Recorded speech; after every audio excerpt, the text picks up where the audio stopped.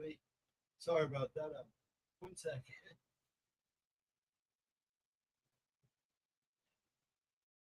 Go. I had my headset on. So I hope everybody's good. How many we got in here? 7 people. Hello, 7 people. I'm glad you came tonight. We're just going to chill. See how long it goes. Probably about midnight, like I say, on Wednesday nights. So other than that, we're just going to hang out. Maybe talk about Gemma's video that was a little bit ago. I'm a little ragged. Been running all day, trying to get stuff done. Hey, Black Dragon. Yes, we'll find that bacon. So, yeah, that's the game plan. I'm glad everybody's popping in. Please hang out for a while. Relax, chill. Try to take your mind off all the crap that's out in the world. Other than that, yeah, hey,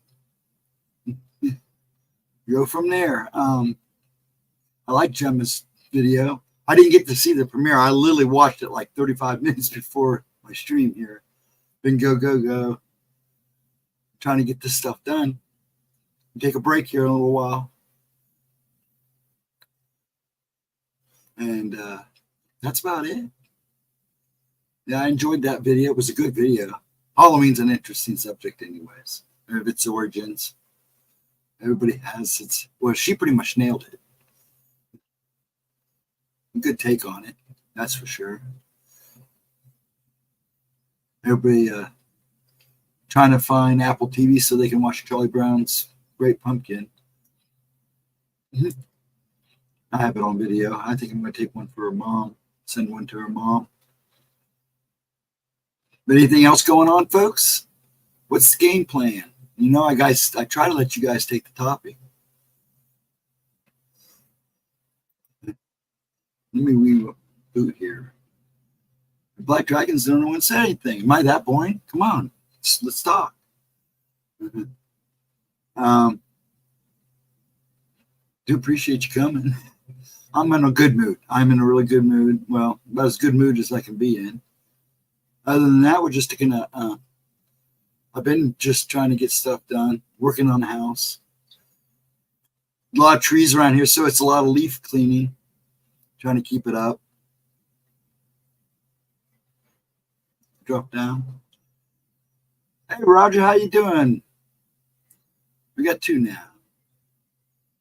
Yeah. Excuse me. But yeah, been working around the house, trying to get it done, get it ready for the winter. After getting it ready after a fire, it's like I got caught up in one thing, then all the other stuff started happening. But that's having a house, or his house. He's 90 years old. I don't expect him to do much, but he tries. I'll tell you, he tries. Other than the other day, it went by fast. We did our stream, and it was like after that, it was crazy. I was go after that. Yeah, I do all the running. My son doesn't get home from work until like 6 o'clock.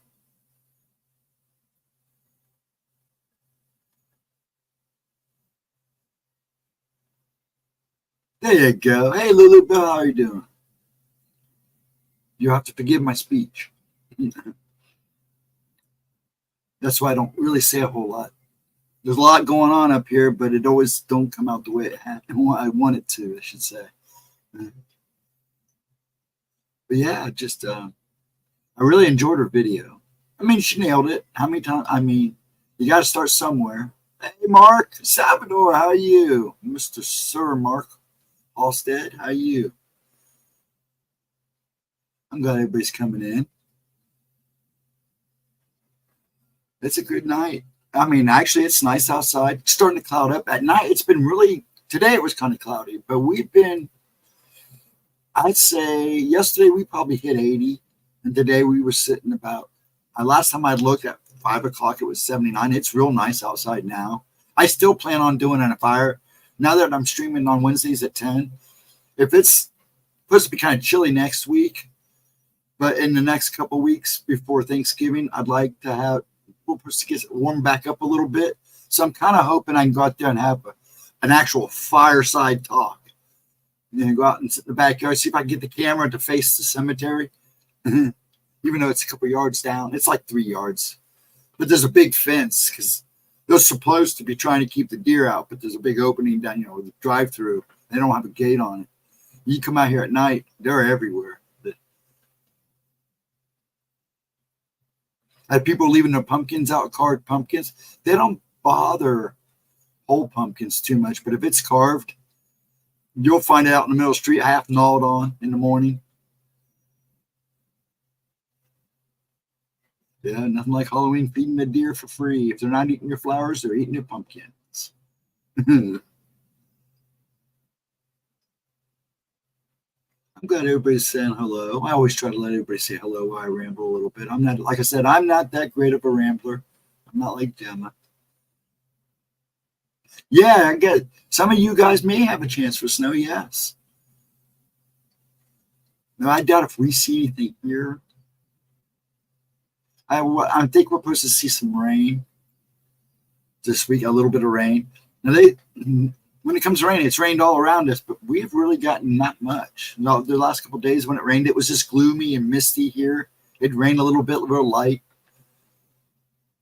It's good to see you, Salvador. I'm glad you came in.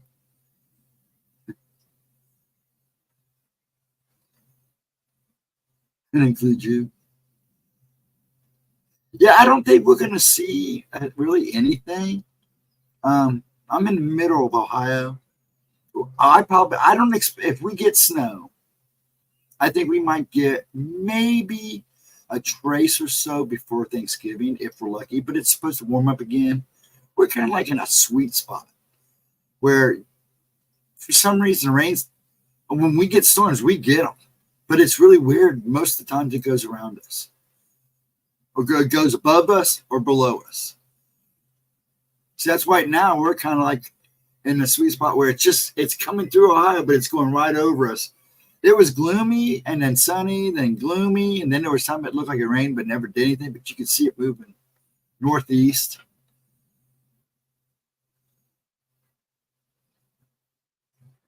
There were 2 deers in your yard earlier. Yeah, I can probably go outside right now. They had pulled it. Just when I woke up this morning, the neighbor had a pumpkin sitting in her front yard half gnawed on. He just left it there, so they probably finishing it off now, unless he went and picked it up.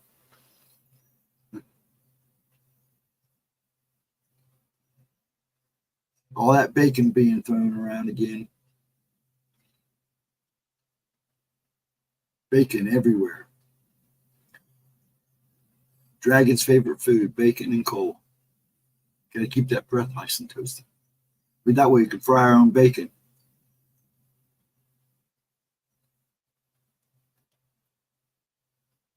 Yeah, I'm not sure about Jersey. They're kind of hit and miss. I think they'll see more rain than they will snow because I really watch the forecast. Plus, I have some of the apps on my computer. Like I said, Ohio's we're kind of weird. And so I always keep an eye on the weather because you really don't know what it's going to do from one day to the next. But I see them getting rain. I have a funny feeling they probably get it around the 1st or 2nd, I think. Yeah, I know New England is supposed to get it. I know the northern states, the northern and eastern states are supposed to get it. In England, did you say England? Like in England, or like New England? You probably mean England. I know England may see snow. I try to keep tabs of the other side of the world as much as possible. Hey, Slow Motion, what's up? Is it late for you? Or is it still at that sweet spot yet? How you doing, Slow Motion? I love bacon. Eating bacon flavored chip crisps. Bacon's big. I've actually drank a couple of bacon milkshakes. They're not bad. Yeah, I figured it was the country. Yeah, 3 a.m. there. You're beyond that sweet spot. You're at the morning sweet spot almost. Couldn't sleep or just wandering around?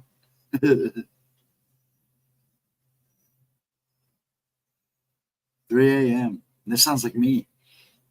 Usually now that we stream a little earlier, except for Gemma's replay, I'll get done here.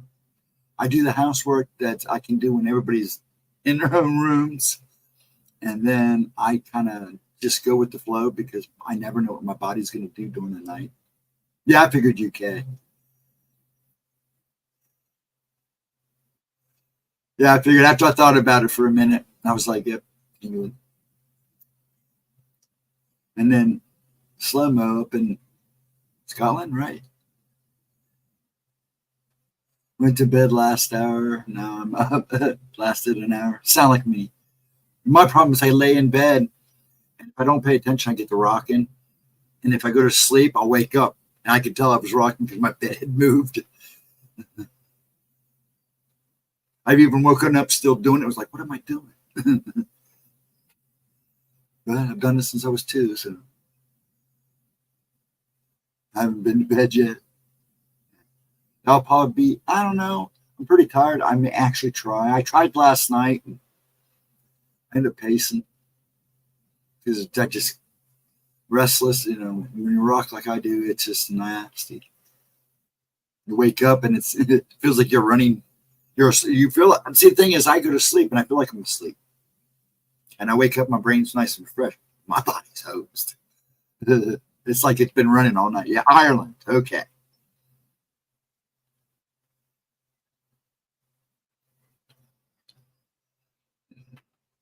Now we got some people out there. Who here watches the Impossible channel?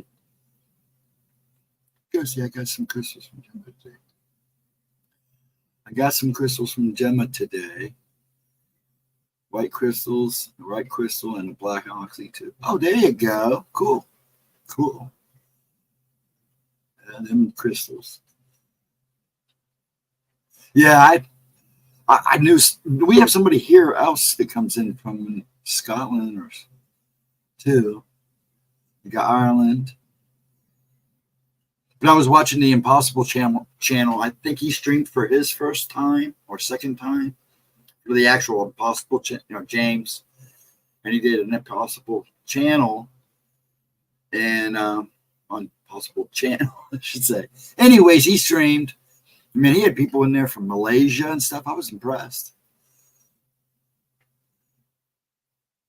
He does, the TikTok and all that spooky, strange stuff that he reviews.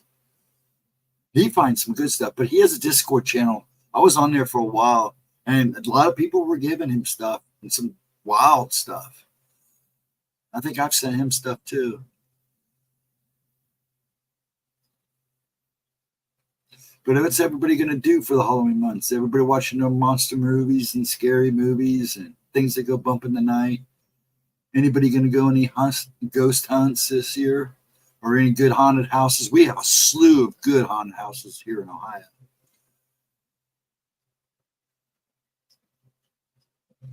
Hey, Blue Crossroads, how you doing?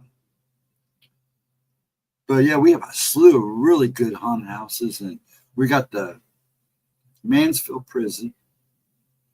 We got Refectionary.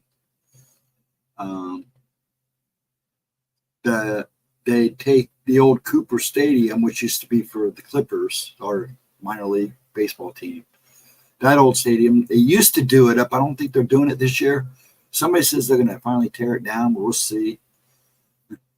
But there's all kinds, all the radio stations. Then we got a haunted forest out east, I believe, and there's one out west. But there's some good ones.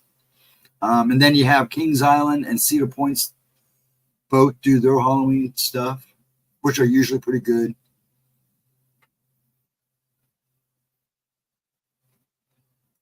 Just reading chat. Ireland.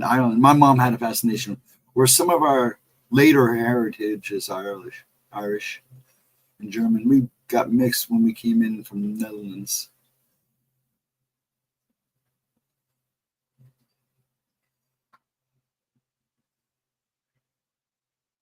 I'm just trying to keep up with that. Hocus Pocus night for me. Hocus Pocus. I don't know about the second one. My kids love the first one. That and Halloween Town. I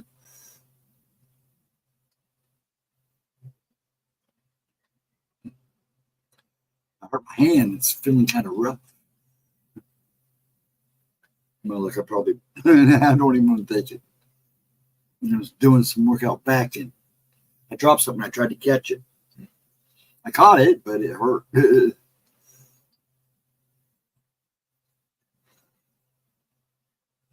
Just green chat going through, making sure I didn't miss anybody. So glad people are coming in. But yeah, usually this is my month. I hooked up an antenna because my dad, we have cable, but on antenna channel, what used to be kind of like TCM where they showed all the old stuff, there's a channel on antenna or digital TV antenna. It's basically antenna TV. Anyways, it's called the Movies Channel. And they show a bunch of old stuff. And all week they've been showing all the good classics and all the. Right now they're showing Christopher. They've been showing Peter Cushing all day today. And then Saturday they're going to show Peter Cushing and Christopher Lee all day. So it'll be good. I love the Hammer stuff.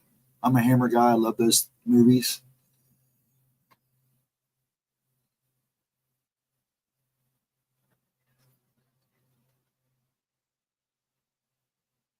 Outside the States and Ireland.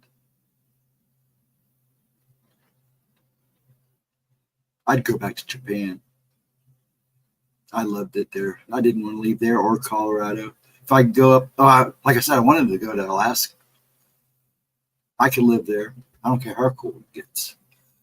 Or the Northern Territories. I have a friend that's living up there now. I haven't heard from him for probably a year and a half now. I hope he's okay. His mom and dad said he was okay, so. And, well, hello, dear. How you feeling any better? I did see you in pop in Gemma's premiere earlier. Are you feeling any better, babe? I caught you, babe. Sorry. I hope you're feeling a little better. Still hurting? Just one day at a time. Get your rest. Then take care of yourself. Get your exercise because that's feeling poorly. But just one day at a time, hon. You'll get it. Just make sure you don't get too lazy and keep yourself moving and active as much as you can. If you get to feeling worse, man, you know what to do. You let us know. We're counting on you now. You've been in my thoughts. So, yeah, I was thinking about you earlier, and then you popped up in Gemma. I just watched it right before this stream. Yeah, the Hammer movies are great. But I watched her premiere before the stream and saw you pop in and said you weren't feeling too hot. Just rest. Make sure you get your exercise. Just don't overdo it. Like I said, one step, one day at a time. We'll keep you in our thoughts. Hang out, listen, relax. I'll talk real slow. Make it real easy for you. You just get some rest and get a little bit of exercise, work the bones. But we're sending you lots of love and healing. That's for sure. See my doc AM. Meds are too strong. That might be the problem. Since the 8th. Going crazy? Yeah, I'm sure. And if the med, see, here's the thing. I'm gotten to the point now where I'm almost down to nothing now. I got a couple more I want to get rid of. Nothing really works for me. It's not that they're too strong. They just don't do anything. I'm wasting my money. Sorry. Outside all day, I'm all dried out from the allergy medicine.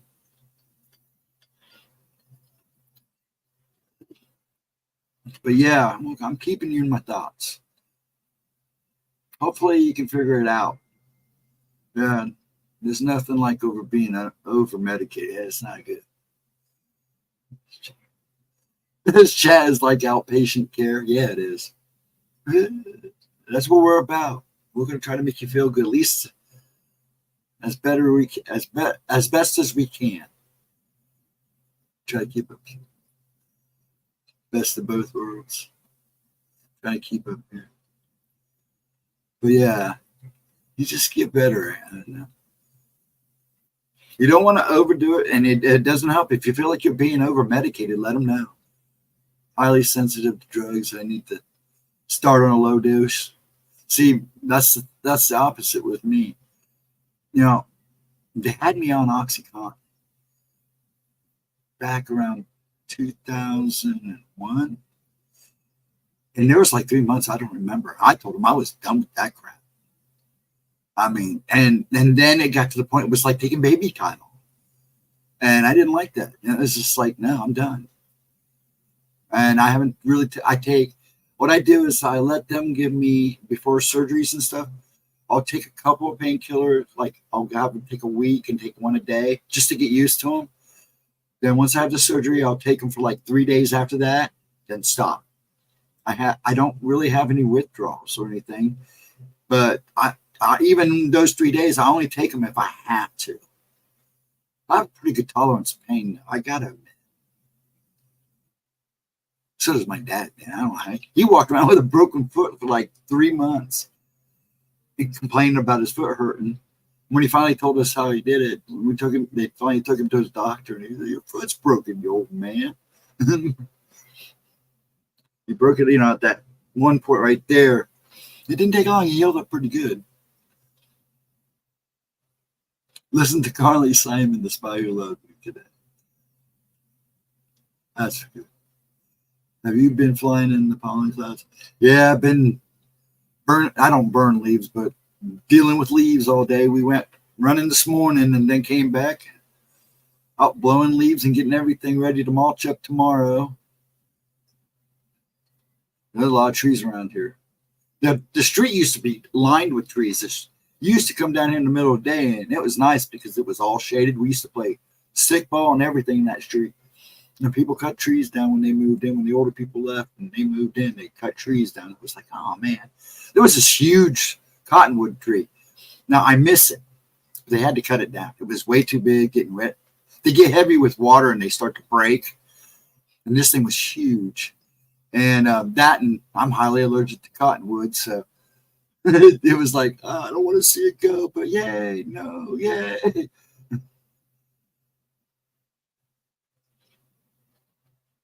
Hey, Vixen, how you doing there? I didn't. You did sneak in on me. I'm sorry. I have high pain tolerance. Freakishly strong. Yeah, you are, hon. I know you are. They were. Yeah, you did good. I'm. It's the meds. Okay. Yeah, I figured when you complained about the meds, I had a feeling that's what it was. Yeah, it's me and the med. If you there's a reason for them, and I get that. But when they overdo it, or if you have a problem with them, and you're trying to tell them you're having a problem with them, it's always a hassle. Just go in there and tell them outright, hey, this is not working for me. These meds are way too strong.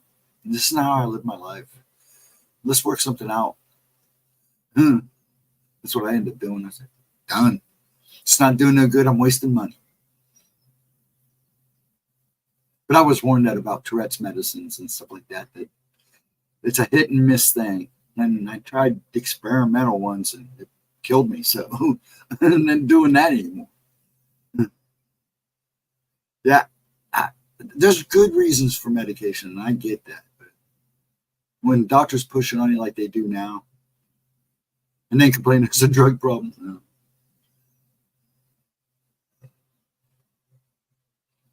But Dixon, you're doing good. You're settled. Winter's coming. I have a feeling we're gonna, like I said, according to our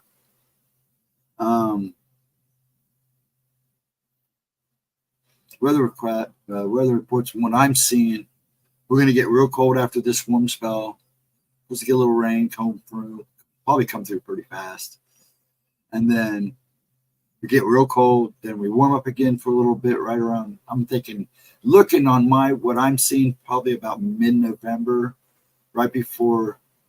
and then probably start cooling back down around Thanksgiving. We're starting to get in the pattern now, so I'm dehydrating and my BP is plummeting. Cold sweats lost. Sounds like medication. Just don't overdo it right now until you get that situated. Becoming agitated. That and you feel trapped too. I bet you're a go-go person, and this puts you kind of down, so you can't go like you want to, and that agitates you too. On top of medicine that probably needs to be adjusted.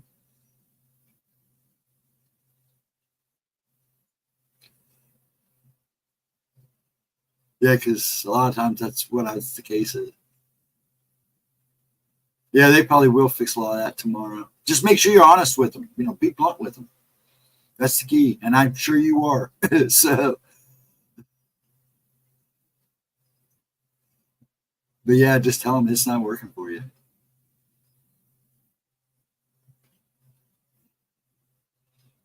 Last night scared you. Took some salt and liquid IV. BP went back to normal. Yeah, that stuff's good stuff. I love this stuff. I use it twice a day. Drink one in the morning and run at night. In fact, I got to order more. I'm still doing good. Getting ready for this.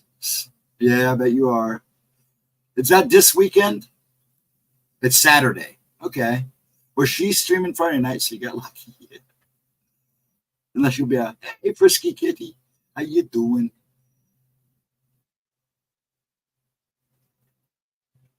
Now, remember, she is, I'm not sure if Laura is streaming tomorrow. She said she was.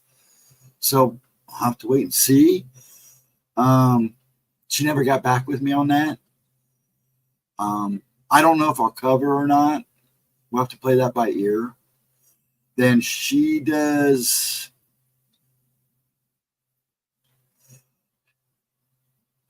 Yeah, I bet you are honest with them. And then her Oracle is Friday night, 7:15. Then I'll be doing Gemma's Replay Sunday. And then she has her premieres. I think she's trying to drop them in the mid-evening. So her Halloween, 7 days of Halloween. She's a little behind, so be patient with her. But now she's got to go, and she'll just have one come after on the 1st, which is actually okay because that's All Saints Day. So it kind of works out. I'm afraid of Halloween. My Halloween is screwed. Well, hopefully you can make the most of it. Do you get trick-or-treaters, or are you too far out? That kind of blows. I don't do much on Halloween. I do the candy now. Mom used to do the candy when she was alive. She used to count the kids. She'd mark down the kids, keep a count of the kids. It gets smaller and smaller every year. Last year, I think they all came in one group. It lasted from about 7 to about 7:20. And I'd say maybe 100 kids, if that. I mean, I still had a lot of candy left, and I would hand it out a handful, so less than 100, actually. Man, this neighborhood used to be flooded with them everywhere. We used to hit the neighborhoods around us.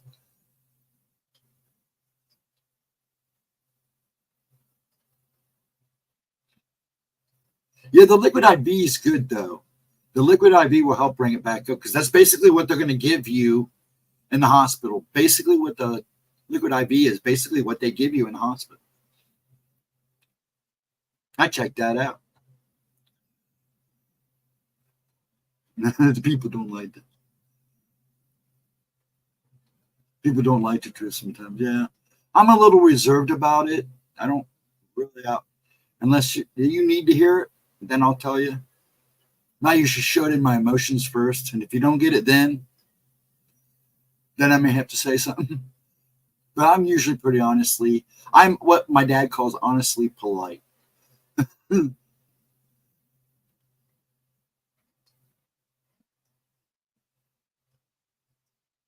That's good. Getting a pumpkin for jack-o'-lantern. Buying candy. Yeah. It's like I said, I can't. It's hard. You got to literally have to wait till Halloween night or Beggars Night to put your pumpkin out. People already started doing it. Now, if you put a whole one uncarved, the deer won't bother it. But as soon as you carve it, it's a quick snack for them. Like I said earlier, there was a guy, next door neighbor, put his out carved a little soon, and it was gnawed in his front yard this morning. It was all about half gnawed. I don't know if he left it out there. I know early I heard him out there going, I'm just going to leave and let it finish it off. But I don't know if his missus picked it up or not.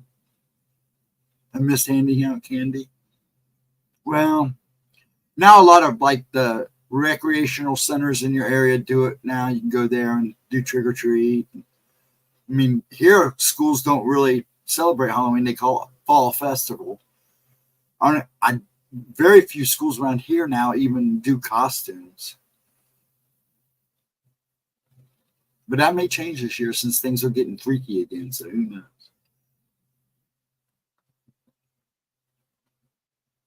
Yeah, turn up like the ancestors did. My dad said they used to do that. Used to do a pumpkin and a turnip. He said the turnip was a pain in the butt because they're pretty solid.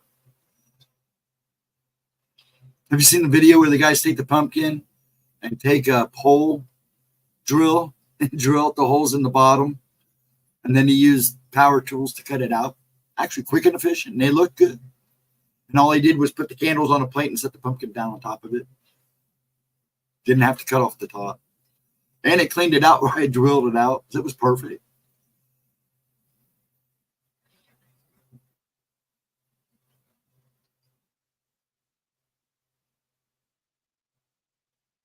I'll let you guys talk on that one. He's a good man. He's respected more than he thinks. That's all I can say. Vixen, I never heard of that. Yeah, turnips used to be, that's what they used to carve, was turnips were done first. I tell Gemma to bring that up. A Halloween block party, there you go. You going to play? Are you going to get your group to play? Do some of those good, some of that good stuff. Good place to practice. No, look up and do a solo show. Just set up and do it. They might get a kick out.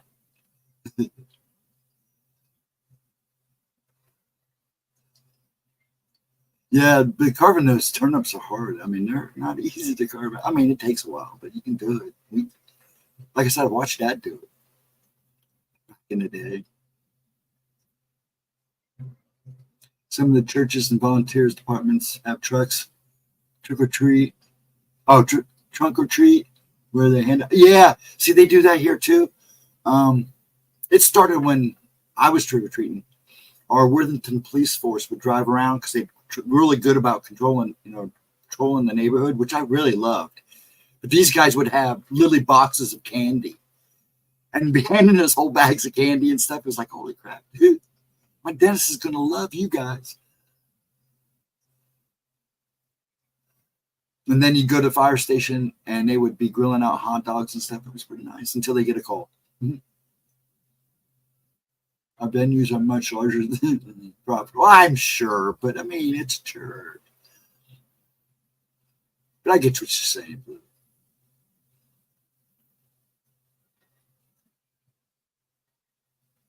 Much more profitable. I get that.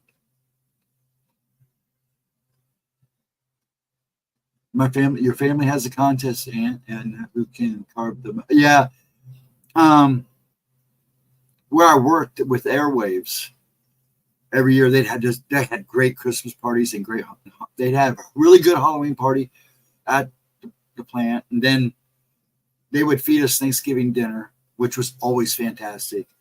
And then they'd have one heck of a Christmas party. They'd give away dishwashers, TVs, and stuff. I mean, it was nice. Anyways, for the Halloween, they would do carving contests. They were always pretty good. People are creative.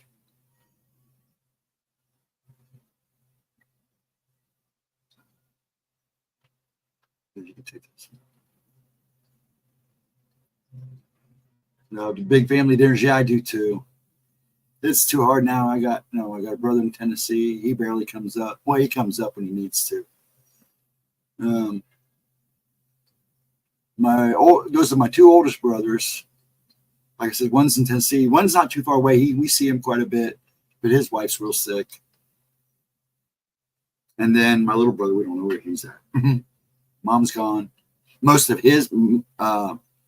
Mom's family is gone, and it's just dad and his sister. So we'll make sure we go down and see her. Told my kids are gathering on Sunday for supper. Aw, make them come. That you don't need that. Oh, that'd be crazy. Just relax. Twice a month, no excuse. There you go.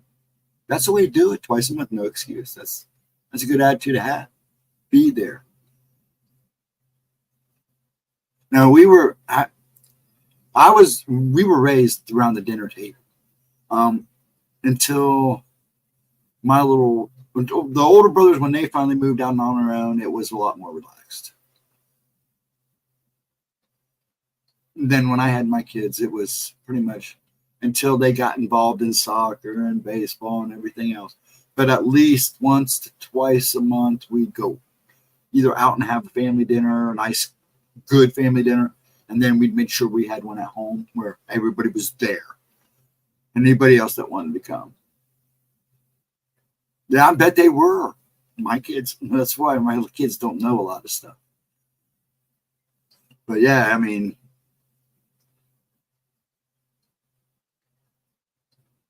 yeah, it sucks when they see you that way. I know. Believe me, they have seen me afterwards. It's rough. And and I have to give it to my son. He's the one that's been taking me back when we all started gathering. And I was in and out of surgeries and stuff.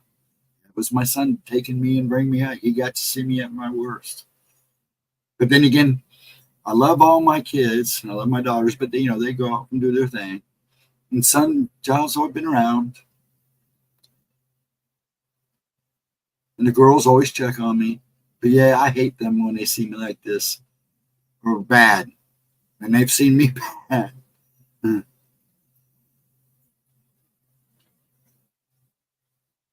A lot more from the Native Americans. What I'm missing there.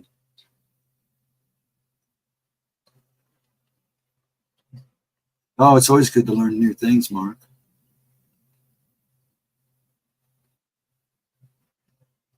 Intubated for 5 days. I didn't too. Yeah, that's good. That's good. It just shows you got strength you don't even know. You can't even imagine you got. Whatever it is. Yeah, I have a hard time saying it, so don't even ask. Like, these guys talk the doctor talk around me, and it's like I can't say half those words, man. Much alone spell them. I'm not bad at English. It could be better. I tell you, my writing's not the greatest, but I write how I speak. I'm not trying to impress anybody.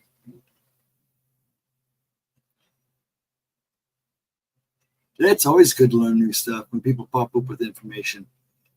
There's a lot of you people that can come in here and give me information and we'll not even know it. Yeah, Chris Jarvis, that guy's, he ain't no slacker either. He's a head full of information too. So Chris, if you listen later, hello, I hope you're doing good, man.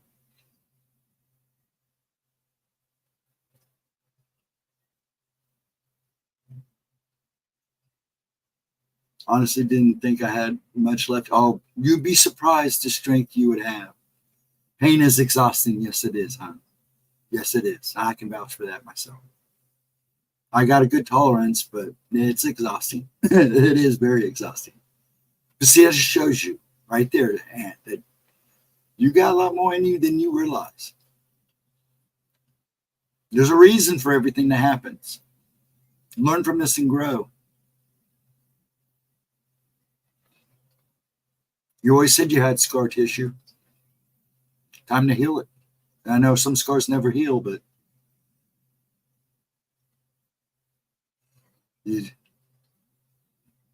I'm glad you made it. I mean,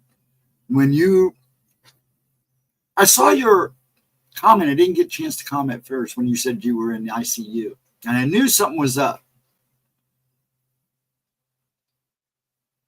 And then when you emailed me, and I bless you for doing that. Yeah, Gemma, she's not the greatest with email. She has good intentions. But during the day, all she's trying to do is get as much written as possible, do as much filming as possible, and deal with a 5-year-old. It's got to be hard. My health, yeah, your heart is held together by scar tissue. I remember you saying that. You're not the only, I got a few scars too, but I know what you're saying, and it just shows you how strong you really are, huh? Plan to put the whole soul play at least twice this year. Oh, cool. Trying to keep up with a couple conversations here. I emailed Gemma and thought she'd never see it. No, I think she did. I asked her to read it. I'm sure she did. Yeah, you emailed me. Yeah, I emailed you back as fast as I could. Wasn't it the same day? I hope it was. Or the next morning. I also talked to you. No, did we talk before that? What a soul plate, Vixen, though. Yeah, I'll let her explain it. I'd like to have Vixen Doe on Chris Jarvis because me and him could talk mounds all night. A couple other people. Would like to have Blue on, but I know he has to be careful what he talks about. But he can still come on and talk. There's a few people, Mark. I think later on, maybe I'll do that after I get a little more comfortable. So, Vixen, what, are you going to explain it to us? I'll let you do it.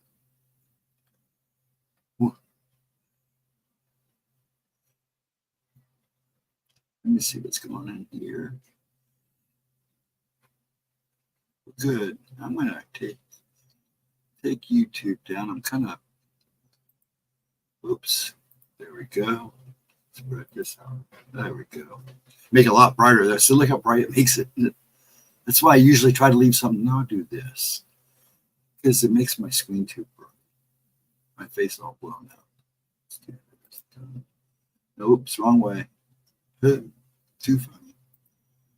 But yeah, Gemma's replay, I believe, is going to be 15 on Saturday. I'm just switching around here.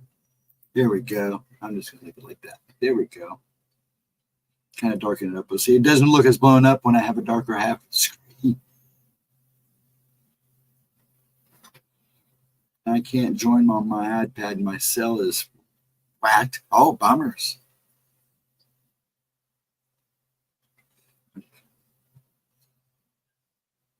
I will have the video capabilities once it's up and running. I'm probably going to make a few appearances. There you go. Did you get a mic and everything? I don't have nothing fancy. Right now, I'm just using a little webcam. It's not a bad little sucker. But I also have, this is probably, I'm going to do some recording and put some stuff on Rumble and see how it does. And then try to get Gemma to put some of her stuff over there, see how they do. But yeah, I got a little, it's got very weak night vision. If you got a flashlight, it stretches it out a little bit, but that kind of defeats the purpose. But it's a nice little camera. I'll probably do some filming down in the cemetery. I was thinking about doing a walkthrough of the night my hair turned white. And then I'll probably just take my laptop and stream out in the backyard. So I definitely want to do it. I have a big stack of wood out there I want to burn, so I might as well make it worth it. Oh, Cherokee and Blackfoot. Both parents? Wow. Never heard of a soul plate. Includes flowers, candle, a glass of good Scotch whiskey. There you go. That is good. The question is, does the whiskey make it to the plate? That's a great idea, though. I've heard of it, but I haven't heard the alcohol, the Scotch whiskey. I've heard um, honey. I've heard, what's the other? Wine. Shoot. Like spring water or something. I've heard a couple different takes on that.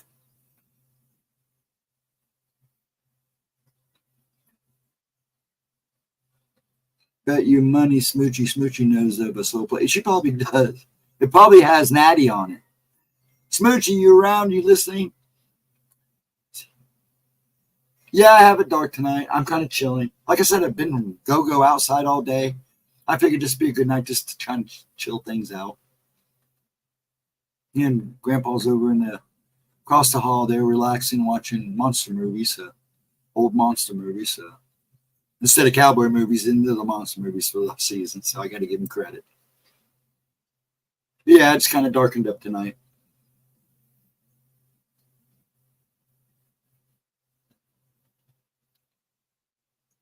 See what's going on. I don't have any First Nation DNA, but my family have had relationships with them in a generation. Oh, there you go.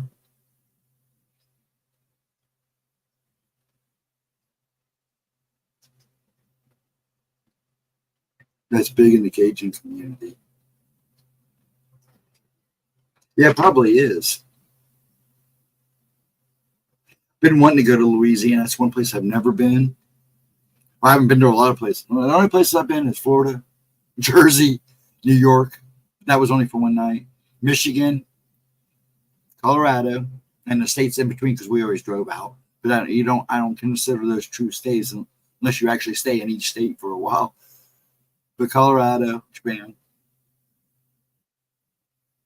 maybe somewhere abroad if things change at the end of toward the end of my life. I still have a monastery out there that I am welcome to go live my final days. So I may do that.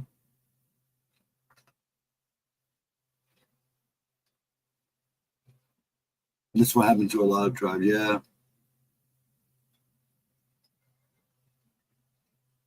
The Scottish side.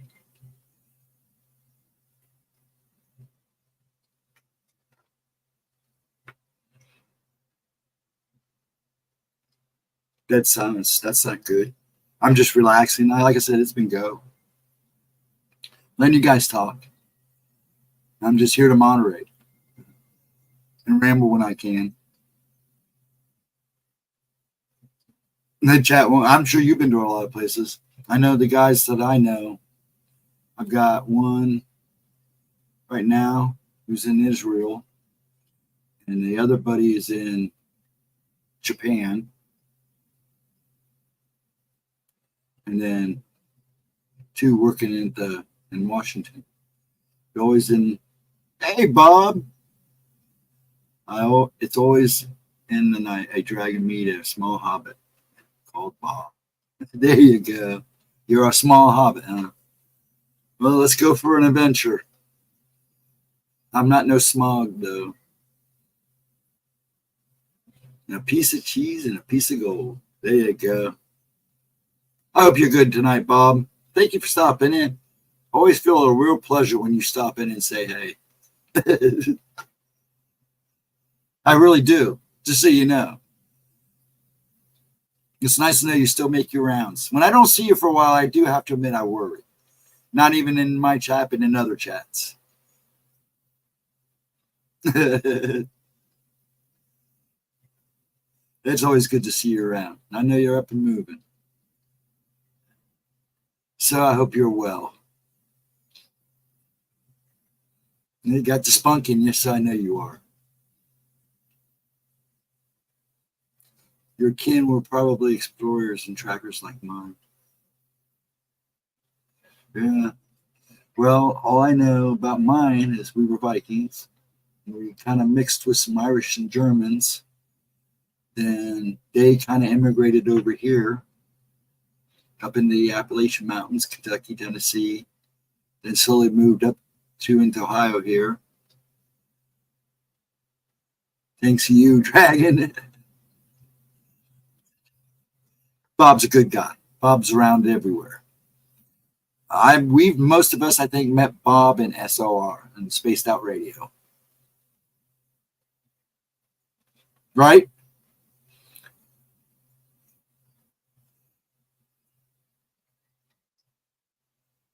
Never been to the Middle East. Don't want to. Yeah, I don't think he wanted to go either. I talked to him about a month ago. I got a call from his wife Saturday afternoon and said she's good. She can't say much, but at least I know he's good and well right now. All over Europe and the Caribbean, Asia, Mexico, and Canada.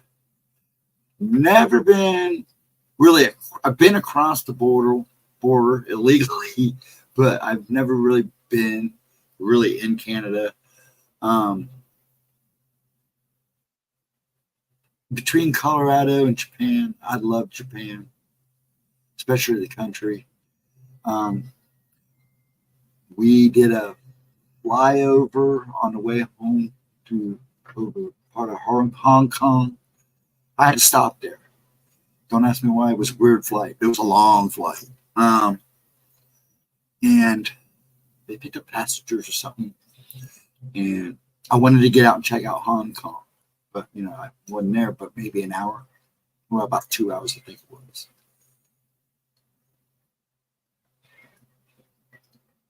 But I always wanted to go to Hong Kong.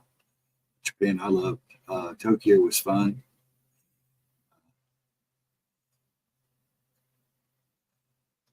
I loved roaming around. Mount Fuji was just too cool. Being a Godzilla fan, all I could see was Godzilla everywhere at the time. I was swell. Echo, echo, echo. Am I echoing? Echoing, echo.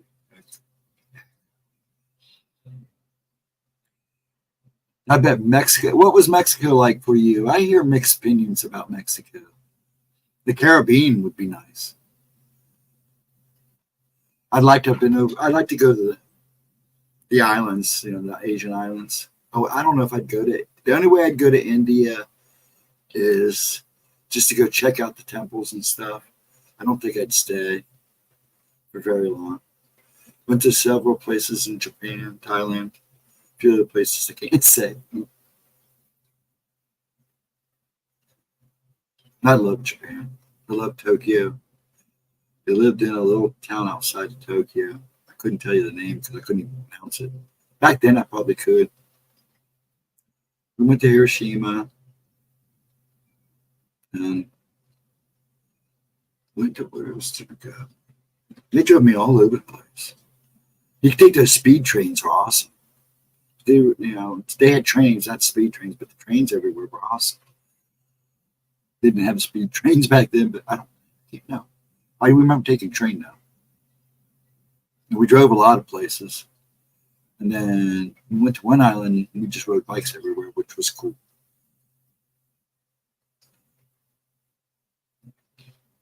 There's Smoochie. Had TV, phone doing that at the same time. Echo created an echo, echo, echo. Yeah, I'd like to check out Thailand. I'd like to check out the Philippines. My dad wanted to go to Australia before he went because he never got to go there when he was in the service. I guess he had a chance to. I haven't used Japanese for so long, I'm sure. I wasn't too bad. I was doing really good with it when I was younger. But as this progressed, it became harder. I want to learn another language so bad, and I would love to relearn Japanese again. Even that, I had a little hard time with it. They tried to teach me Spanish, but I can't control my R's. And it's just awful. Tried to learn German. That was awful. Wanted to learn Italian. Couldn't learn that. It's too hard. Certain things they don't come out right. My dad's people were betrayed by King James, sent to Ireland to try to cool the hostility when it didn't work out. Oh yeah. Okay, yeah, and he shipped the Ulster Scott at yeah, okay, yeah. I know what you're talking about. Oh, good night, sir. Yes. Tomorrow night, I'm not like I said, I'm not sure if Pixie's streaming tomorrow night. Gemma said she was, so she should be there. Um said she should be there, so probably. And then Friday night. And to me Saturday night. So hopefully I'll see you one of those nights, Mark. You take care and have a wonderful night, sir. Then I've been trying, but see, I do have. I mean, you guys, I kind of pay for this afterwards. Some mornings I wake up, I can't even talk. It's the stuttering so bad, or it's like I can't. It's like I can't project. Hopefully, they're almost got it all fixed. I'm a lot better than I was when they did this work and did certain things. So and worked on them. They got to do a couple more things. Shouldn't be too bad as the ones that I was going through a while back ago. And then I should be good. But like I said, they said a lot of it too has to do with some of the damage done from the Tourette's, and the Tourette's affect the nerve. You know, after years of rocking and constant motion, I guess you pay for it. But I've had a good life, so I can't complain. Your father was a POW in the Philippines in World War II. Oh, really? My ex, her grandfather was at Pearl Harbor when it was hit. He actually had shrapnel, and he got hit by shrapnel. But that's wild. I have friends from martial arts. Two of the teachers were Vietnam vets. One was a POW. They actually got to come back. So, and some of the things he talks about.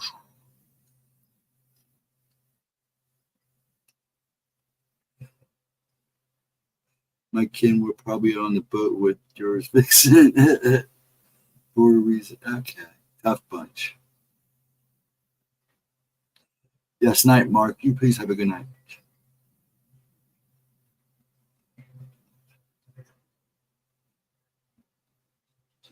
How the have you made it through life? Who are you talking to? I hope you're not talking to B. Blue's the one you should be calling a hero. He's been out there more than I. If that's who you're talking to, I hope you're talking to Blue. Like any man who does service, especially this type of stuff he does. Like I said, I have a couple friends out now. I was hoping they retire, but the one in Israel, I know he'll stay in until he can't, until they tell him to leave. Be ghost. Okay. Well, I appreciate it, but I'm no hero. I'm nobody's hero. I'm just an average dude, just like you. And I've had a good life. Don't get me wrong. Physically, it's been a nightmare, but I had good parents. You know, when nobody's perfect, but I had good family. We all have one that's like my little brother. And if you're the only child, then I guess you really can't say. But I've lived a pretty good life. I've been lucky too. I've got to be in a lot. I don't call it luck though, because I always made sure I was in certain places at certain times, so certain things would happen. And then I've gotten lucky a couple times too, like when in Tom Petty lookalike contest in the day. I didn't expect that to happen. That was a total freak. And heck, I got to meet Tom Petty, even smoke one with him, and hang out at the concert. It was awesome. That'll be a day I'll never forget. Another thing that I'll never forget is Ronnie James Dio remembering my name after years apart of meeting him a couple times before that, and he still remembered my name, which was amazing in itself.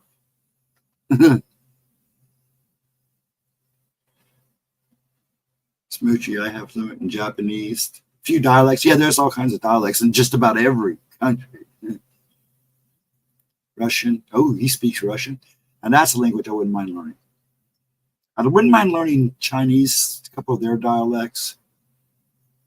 South American redneck. Southern American redneck. I love it. Always wanted to learn Cajun. That's funny. Not too unique and weird. Uh, Black Dragon, weren't you in the service? If I remember right, are you at you were a service member too?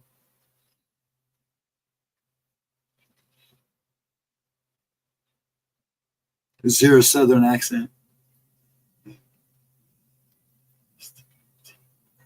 I won't best a wet t-shirt, but I have legs. Best legs. There you go. They used to call me frog legs.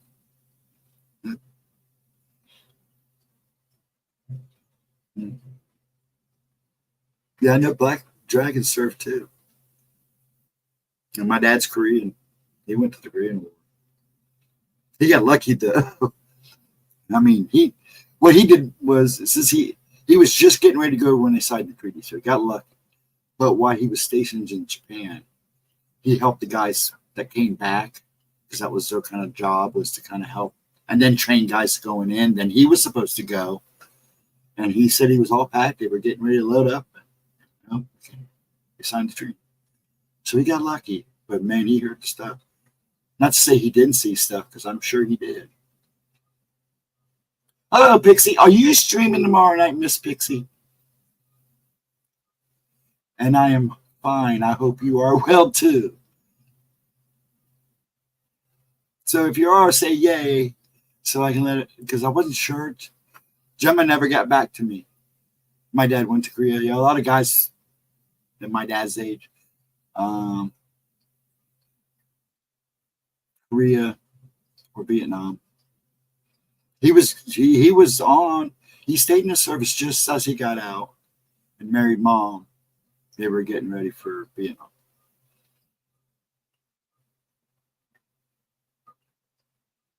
Yeah, now see, I have family that was in World War II. They're all gone now.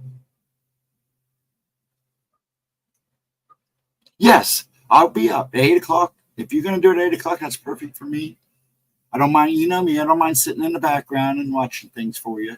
So yeah, I just take that night off because you figure we stream Tuesday, Wednesday. I stream Wednesday, and then I try to take it easy and just kind of hang out in the background with you on Thursday. Then either Thursday or Friday, but either way, it's with Gemma and then by myself again. So, and I'm good with that. Just if you are, just make sure she knows so she can make you a thumbnail, and I'll be there. I'm more than happy to be there for you. They love you. They like coming in and watching you and talking to you. So, yeah, if you're going to be here, I'll be here to watch behind your back. Yeah, you got to make sure you let me know because sometimes things get crazy for me in the afternoon. So make sure you let Gemma know. And would folks here like to read some Poe? Oh, for tomorrow night, read some Poe. There you go. Yeah, leave it up to the crowd. Yeah, just let me know. And then you do whatever you need, whatever you like to do. And I'll make sure you're set up and go. Just make sure you let Gemma know so she can make your thumbnail. She's been super busy. She's trying to get everybody ready for Halloween and all that stuff. So, and we'll go from there. Just let me know about one. Just let somebody know for sure by 1 or 2 o'clock. That's all I ask. And I'll be there. Just let me know. I don't think I have anything special that I know of. I don't go too far. Wow. That would be crazy. Lulu Bill likes that idea. But yeah, so I take it you're going to be there at 8. Just let Gemma know. So one of us should let Gemma know to make you a thumbnail. Okay, I'll let you let her know so she can make you a thumbnail, and we'll go from there. As soon as I see it pop up, I'll know you're going. Ooh, Poe. I love Poe. Go for it. Okay. Well, don't you do me a favor then, Miss Pixie, Laura? Let Gemma know tomorrow that you need a thumbnail, and you've already talked to me. I'll let her. She likes making the thumbnails, and you're good to go. And I'll be there at 8. I get there about 1:45. Make sure you're all set up and go, and then I send your link, so you're good to go. Cool breeze. The Raven, please. There you go. One of my favorites. I like so much Poe. But then again, I like Shakespeare too. Couldn't quote him.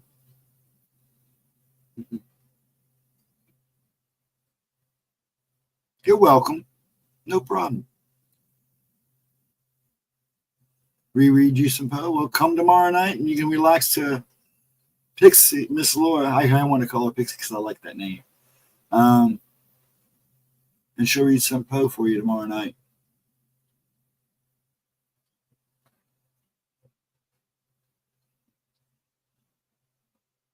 There you go, the Raven. The Telltale Horror here. Telltale here. I think I was loud. I'd just take one night and play some old Hammer movies. I don't know if the copyright are still on those yet. I'd play a Hammer movie one night. Play some of the old Hammer movies. I'll check the copyright on those. But I'm sure they still have them. So, though you can find them about everywhere now.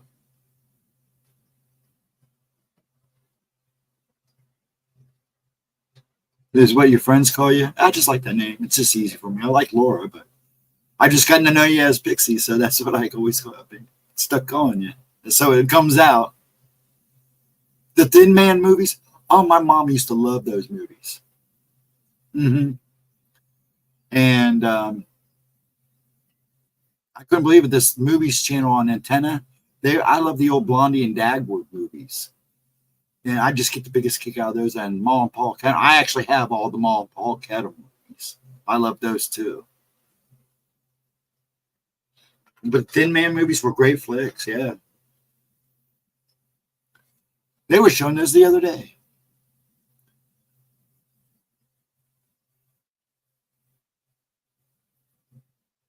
It's shocking to me they changed for the classics, yeah. See, I like the which one was it? Universal or one of the MGM did the ones with Vincent Price and Peter Lorre. They did The Raven. They were not true to the story, but it's fun. They're fun movies. And then the other one they did, Tales of Terror or Tall Tales of Night or something. I'll have to look those up. See, now Nightmare's not around to all of a sudden pop in and throw in the links or Chris.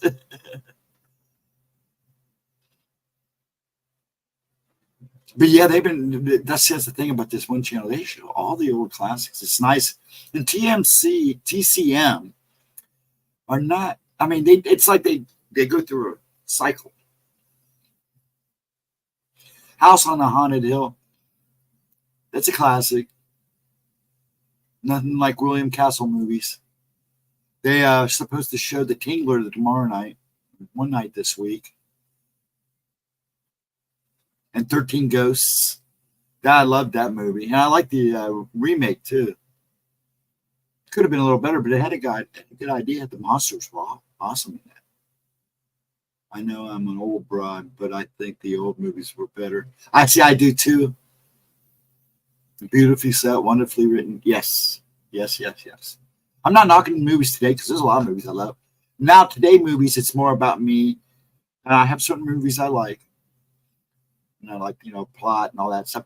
And then some movies, I just don't care. As long as it's a good popcorn movie and I can sit back and enjoy myself and have a little fun, I'm good. But there are certain movie gears, whatever, that, yeah, they've got to be good for me to really sit down and watch them. But some of the older movies, man, you can't touch them. And then they try to remake them. I will give them credit for Ocean's 11. The original's great and fantastic movie. The George Clooney ones, the remakes were not that bad. The 13 Ghosts remake, I enjoyed that. Yeah, I like it lacks some things. They could have delved a little bit more into the lore of the ghosts and what was actually going on. But I loved the movie. It's a fun movie.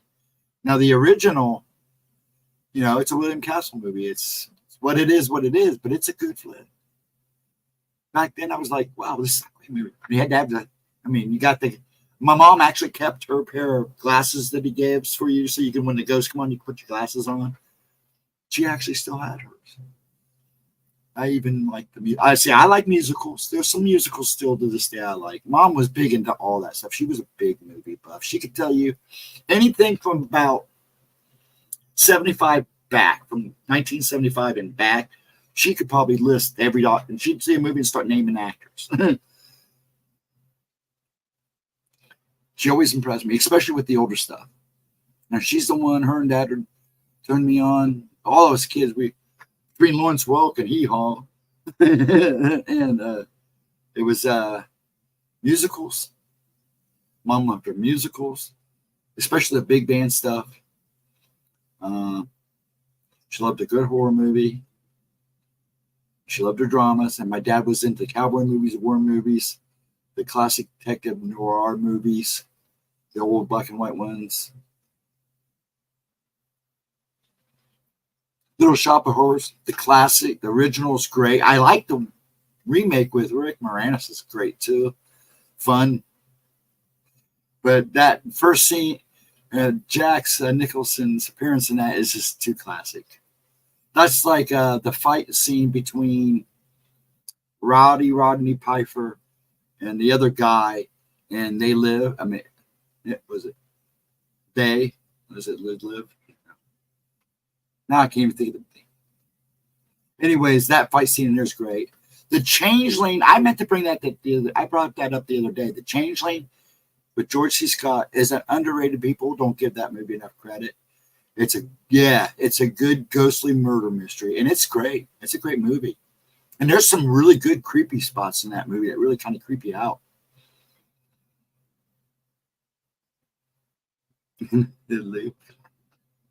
Ulysses. They live. There you go. That was right. That was right. It just sometimes I get excited and I juggle my words. Put on the glasses. In the William Castle version at the theater, they gave you these glasses, basically like 3D glasses. And when they tell you on the screen, put your glasses on, and you could see the ghost supposedly better.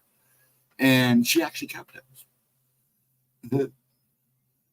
They do live. Yes, they do.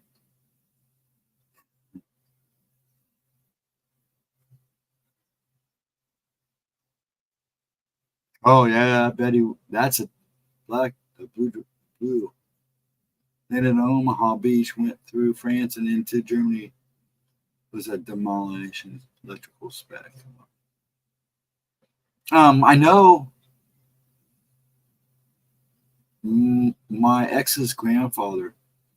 He was in a bunch of wars, even before World War II. He was pretty old when he died. He was telling me a story. He was somewhere and he was hanging lines because he was a single course guy, and he was actually hanging lines, and bombs are going off around him. And he says he's got his lucky strike hanging out of his mouth, and he's just working away. That's crazy.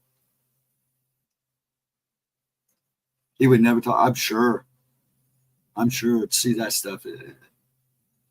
That's the hard thing. Now I live down the street. When I lived in this one neighborhood, me and Giles got this house we were renting, not in the best section of town. The house over from us, the gentleman that lived there was a Vietnam vet. And this man, his wife told me, man, he's seen some stuff. He did like 2 or 3 tours. He got hit with Agent Orange. And you would hear him screaming in the middle of the night. I felt so bad for him.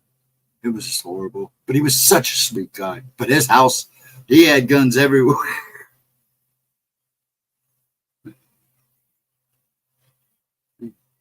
Yeah, boss checking in.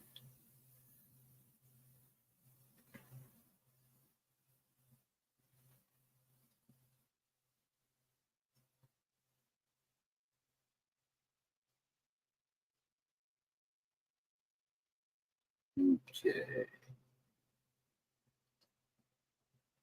I'm just gonna say goodnight to her. And I'll tell you guys send your love. Just get back.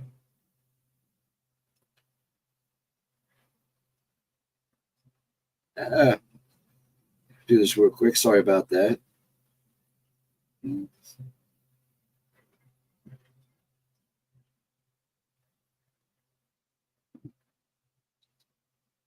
Hands don't want to work.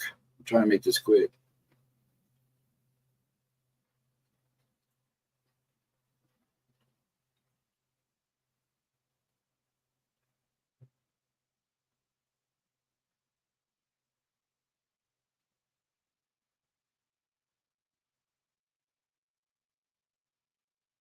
I can't type.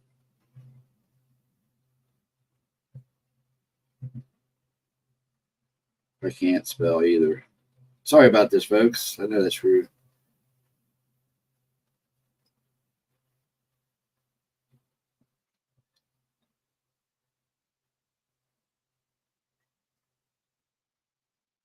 Trying to hurry.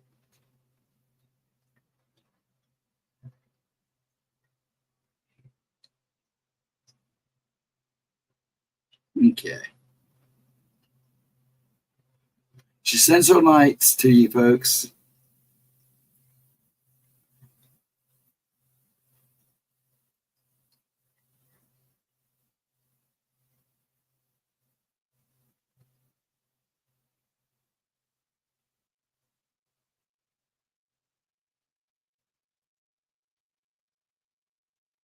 Okay.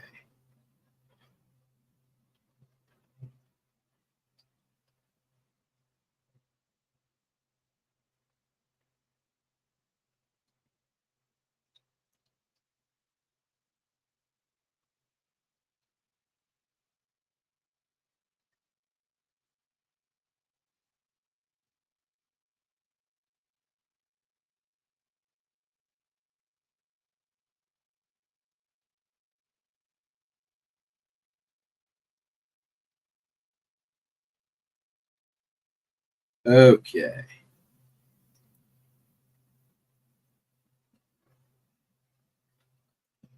See what I mean? Sorry about that, folks. Got to say goodnight to the boss. He was checking in, making sure I was streaming okay and not having any problems.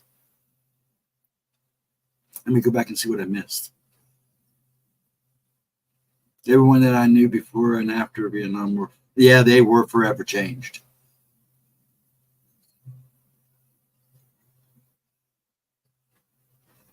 Oh, what are you talking about? About seeing a little boy? Are you talking? Which one is that? Trying to catch up here. Maybe like that. Yeah, he was real bad. If he heard fireworks, thunderstorms, he would. Yeah, it was really even worse that night.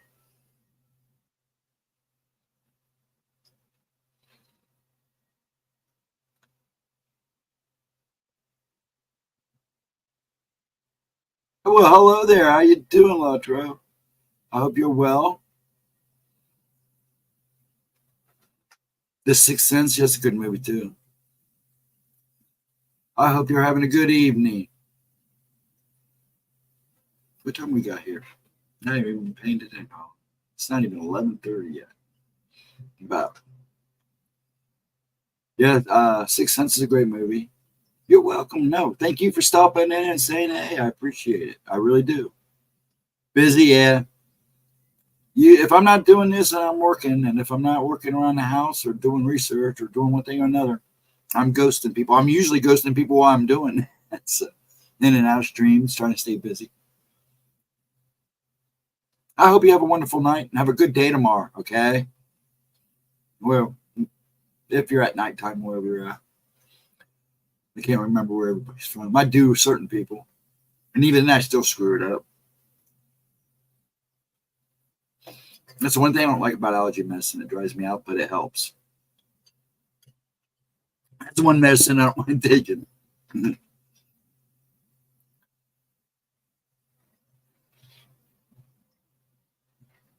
appreciate it. Okay, that's good. Oh, Austin, Texas. Okay. Yeah, she's always happy to see you when you stop in. So, cool breeze. You guys are gonna get cold here pretty soon. You might actually see some snow. Some of the west is supposed to see a little bit of snow all the way down south, at least sprinkling. You get lucky, but you're gonna get cold. You guys deserve it. You guys have been through enough heat.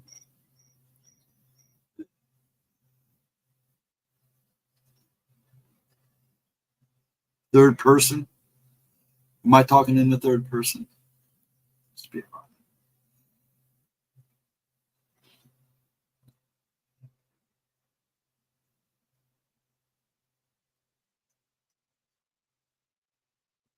Yeah, see, I'm going back and looking at comments. I had a relative, my mom's brother was a Vietnam vet, and he did a few tours. The only way he would talk is if you get him drunk, and then he'd get to drinking, and he didn't want to drink. So we just kept our mouth shut, bless his heart. And I always say, if they don't want to talk about it, they will eventually on their own good time when they're ready. I went on mini ops and training courses with a lot of Marines, spent 30 years. You know, Blue, my two friends, I'm not going to give names, but there's a big chance the two friends, the one I have in Israel and the one I have in Japan, there's a big chance you guys will probably cross paths. And that wouldn't surprise me.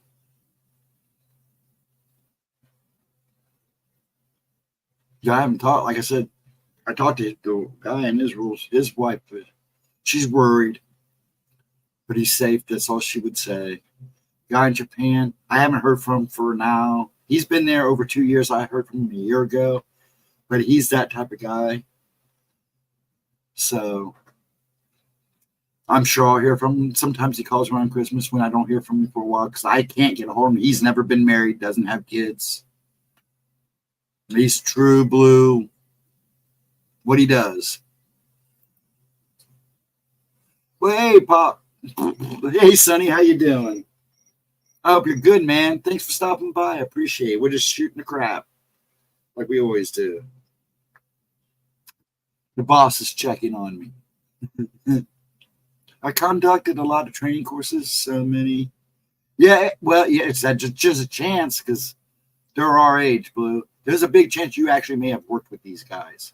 So until I can actually sit down and talk to them, ask a few questions, and see if I get the okay to give them their names, because I don't like giving their names.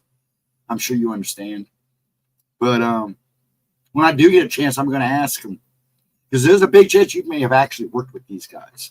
You may have trained with them too. I don't know, but from what I've learned from you and from what you've said and from what I know what they do, there's a big chance you guys will probably cross paths with either or both of them. Watching some SEAL Team. Yeah, that my son loves that show. SEAL Team. He loves that show. Oh, good here. Good, man. This is California treating good. I know it's crazy out there like everywhere else, so I can't say much. I'm glad you stopped in, Sonny. I'll let her know you stopped by if she's not sneaking a watch here and there. I know they just got home, so they went out to the store. They're trying to find little man a Halloween costume. So I was as a jet engineer, mid-tech. Oh, really? I didn't know that's what you did. Now, see, I had a friend that was in Desert Storm. He was a tank. Worked with me at Airwaves. He drove a tank. He said it sucked. He said they were constantly cleaning sand out. That's what most of the time they were doing was cleaning sand. Now, he said he's seen some stuff. I'm a boomer. Oh, okay. Yeah, it says a lot. Sorry. Like I said, this algae messing really dried me out this time. That's what I get for leaving. I mean, trees just, if I don't keep up on it, I literally have like 2 inches of leaves in my yard. So it's like you got to, every couple of days, go out there and keep it in tab. Yeah, I didn't know you were that old. Well, I shouldn't say that old, that young. My dad's 90, so he would say you're a pup.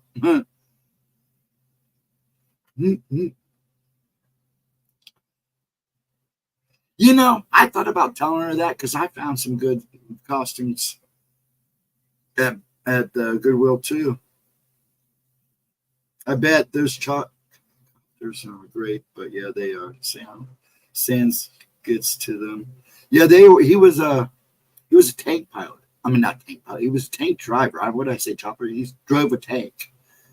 And then I lost a friend over doing Desert Storm in a helicopter. I think it was Friendly Fire that got him. I think he was one of the incidents that happened. But yeah, he drove a tank. He said it sucked. Oh, if you're talking about the copters I heard were a nightmare too. But yeah, he said the worst part is even when they put the sock on the barrel of the tank, he said he never figured out. They took it off and fired a couple rounds. It was like instant sand. He said they had a sandstorm one day where they were there. It was so he said they'd had a couple, but he said it was the worst one he ever seen. It was like awful. He said he could hear it hitting the tank. I don't know. I've never been there, so I couldn't tell you. But yeah, he had some good stories about that over there. And I had a friend on the ship, one of the ships, one of the guys a couple of guys that worked at Airwaves with us in the print shop. They were both over there. He was on a ship. He was in the Navy. He was on one of the ships that was shooting the cruise Tomahawks. I want to say cruise missile, but the Tomahawks when it started. But they're both home now. My two buddies that are gone now. I do worry about the one in Israel.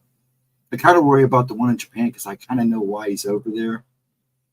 It's because somebody over on the other side of the water.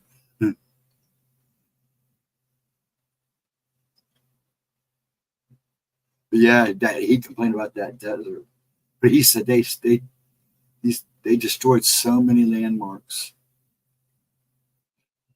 historical places.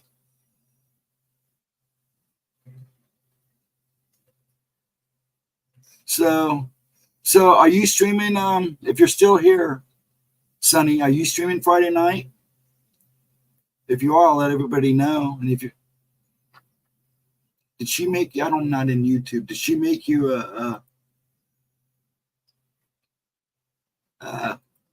shouldn't have done that. As I say, if you can put your link in there, go for it. Yeah, if you guys have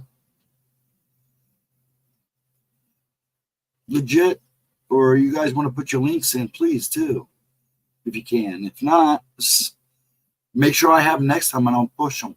I don't mind. There's a lot of people out there that are doing good stuff, so and are chilling like I am, and it's good to get away from the craziness that's going on around us,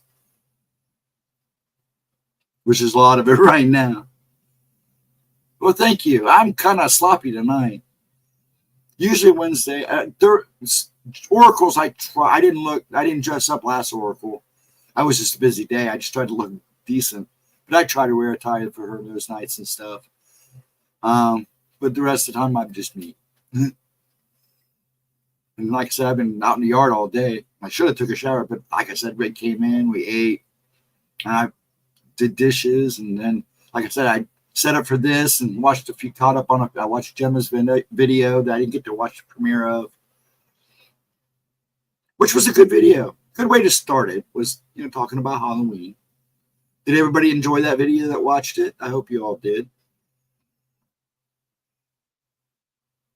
Because we cleaned up the sand out of everything. Yeah, that's what he was saying. Out of underwear, shoes, it was everywhere. He said he'd take a toothpick. He said it was just nothing but sand. I mean, not a toothpick, but a Q-tip.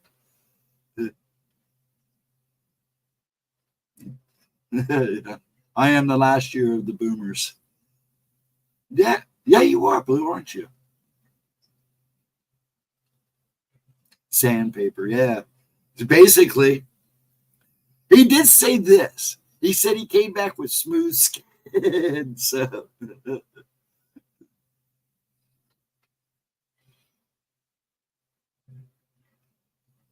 yeah, everyone needs one. Yeah. Boomers. Hey, nothing like us boomers. We make the world go round. We get to laugh at everybody else because we're the ones that are going to survive when everything goes down and everybody's trying to figure out what to do without their phones and stuff. Well, at least we'll know what to do.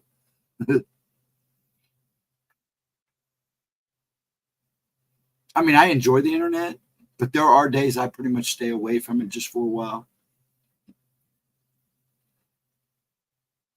And I've never been a fan. I mean, I don't mind Facebook, but I'm having trouble with Facebook again. People missing off my follow lists, and I'm in the middle of one with that now because it's like one time I was trying to post stuff and nothing was going through, nothing. Finally, I started getting stuff to go through again, and but then again, I had problems with them last time I was with them. Now, like I said, the only reason I came back to Facebook was because of Gemma, so we can now do the promotion thing and stuff. Worse than their parents, yeah, that's probably true. That is true. We survived the Carter years, so and now we're surviving this. You can't imagine. And not everybody's got to have their black mirror. That's why I like it. There you go. There you gotta have that black mirror. I can't. I can't get on Facebook for 3 years now. Only thing I miss are my pictures. Oh, yeah. I was on Facebook. Kids talked me into it, but I got to got I started throwing conspiracy theories out because I was starting at the height of my research period. So I was throwing some of that stuff out there, and they didn't like that. And we'd gone around a couple of times. Finally, I just said, screw it, left. A few years later, Gemma said, hey, get on Facebook so we can promote this. Okay. Might as well. Now I just post dragon pictures and anything else that fancies me, Godzilla stuff. And then, of course, her stuff.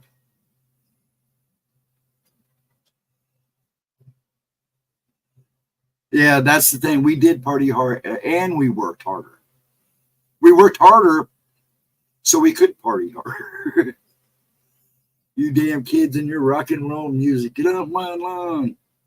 I heard my dad say that the other day. I go, Dad, get off my lawn. Well, the lady was letting her dog poop in our yard, and then she was walking away, not cleaning it up. My dad was like, no, you're not doing that. Pick it up and get off my lawn. So, holy crap, Dad. You don't mess with a 90-year-old man. They'll chase you down, beat you with that cane. The oldest daughter mocks me. Boomer. I like to call it my oldest brother. He's I think he just turned 67, 68. And then I have one that's then my second oldest brother. There's a big gap between me and my little brother and my two oldest brothers. My poor dad goes, he was so happy when he started having granddaughters. It's like, oh, what are the daughter? I don't know, Dad. I raised two girls. They were crazier than my son. He was the quiet one. Of course, until he got older. But man, my daughters. The thing about women, and especially girls, when they fight for months. So you get three women in the house at each other's door. It goes on forever. Forever. Grew up in Cleveland. Hey, there you go. Hey, Blue, did you ever make it back up to the Rock and Roll Hall of Fame? I got to go to see I never brought this up. Yeah, I went and saw the Police there get indoctrinated and did their concert. That was pretty cool. It was nice to see them together. I like the Hall of Fame, the Rock and Roll Hall of Fame. It's cool. But it's one of those things you got to go to every couple of years, let them build back up and get new stuff in. I enjoyed it. And the kids didn't as much, but I had a blast in it.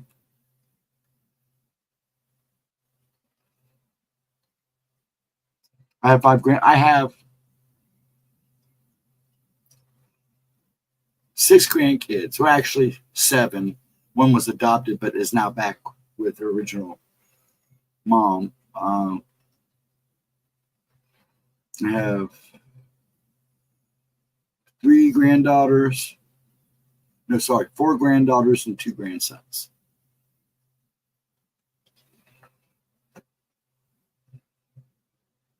Let's see. It's pretty bad. Each of them, yeah, actually, my kids were like me. They each had 2 girls and a boy. Sammy was like us. She had 2 daughters, first and a son. And then Ashley had a daughter, then a son, then another daughter. Oh, you also have a grandson and a granddaughter? I didn't know that, Sonny. I have three no sons.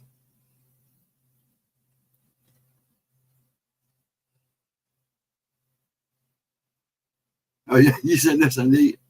Okay, I got you. I would go out dancing every weekend, especially fall and winter. You didn't do drugs? I was a partier. I didn't do a whole lot of drugs.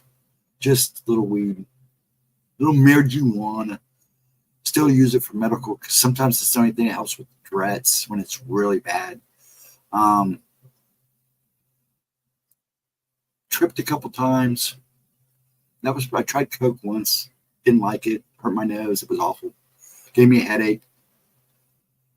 So I never did that again. That was pretty much it. Yes, YouTube, we're just talking about the past. Just so you don't give me any slack or Gemma any slack. Small conversation, it will move along. There was the time when, yeah, see, I worked 3 jobs actually, and I think right after we had Ashley, my oldest, I was working 2 jobs. Then we moved to Cincinnati to open up a new Bonanza. Then we left Bonanza, and then Sammy was born. And we came back up here, and I worked 2 jobs again. Then took on a 3rd job for a while. That got real bad because I wouldn't see my kids, and I was starting to twitch a little more than I usually do. But when I was younger, it wasn't uncommon to have. When I was younger, though, I was at one time working for the cemetery here down the road. I was doing dishes at the Worthington Inn, and then working for Bonanza. Small talk, yes, small talk. Easy slip of wine. I think everybody's had to work a couple jobs one point in their life. Most people, well, I wouldn't say most, but there's probably a good chunk of people that's worked 2 or 3 jobs at once. At one point in their life. Paranormal job shop. My kids are pissed because they say I treat the grandkids better. It's true though. Granddad owned a gas station. Oh, my dad would have been in heaven with you. My dad's a mechanic. He worked for Wonder Bread. So I was raised on and weaned on ho-hos and Twinkies. Those guys off the bread trucks would give them literally racks of bread and ho-hos and CZQs. And it's like, I'm surprised that didn't destroy my teeth. It was the damn chemo. Ugh.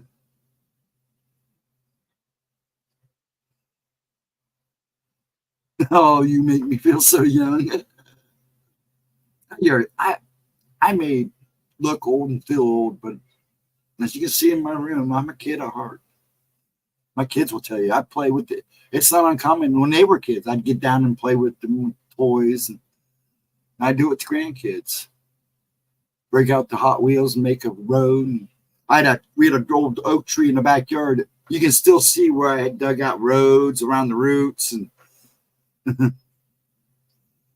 I had my GI Joes, and I wish I still had them. My mom gave them to church. Why? After the last time I moved out, I kind of got bad because I even had one with Kung Fu grip. Man, those are worth money. 2 point, yeah, and then the day when you could buy a pack of cigarettes for $1. Moon pie and Coke. There you go. Now, so I wasn't much of a moon pie guy. Yeah, give me my ho-hos. Stole liquor. I had a GI Joe. Yeah, I had my GI Joe. I always laughed because the kids get, my kids got those little tiny ones, and then they turned out to be collector's items too. The Hot Wheels track. Yeah, I had a huge blue. I had slew of track, and I would set it up outside. And then I'd actually make dirt track around the tree.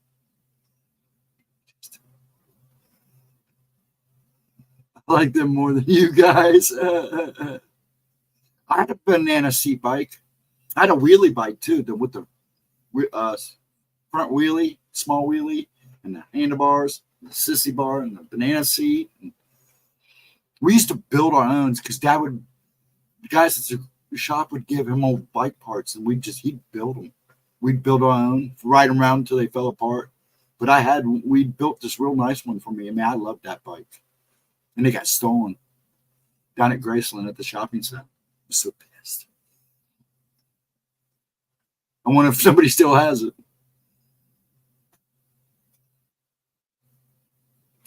Ghosty STY. I loved my bike. That bike was a great bike. We have on our driveway, it's pretty basic, a little slope, but by the driveway there was a rock and it slanted just right. And if you hit it just right, you can jump. And I hit that rock and that was the bike before that one.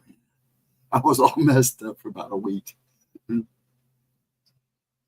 get up and brush it off and do it again. Have you seen the video where the guys take the guy and put him in the middle of the merry-go-round things that we used to play on with a kid? And they take a truck and they wind it and put him in the middle, and the truck pulls away and it gets to spinning real fast. That's hilarious. That is an excellent idea to get killed. But yeah, I love that bike. That was a great bike. My brother had one that had the he made it really weird. It had two small wheels. He could never ride it right. But he would ride it. It's like, oh, look, I'm different. Yeah, just one kid hit my dad. He didn't have the best legs. He had braces on. And so my dad and his dad took a lawnmower motor and put it on his bike.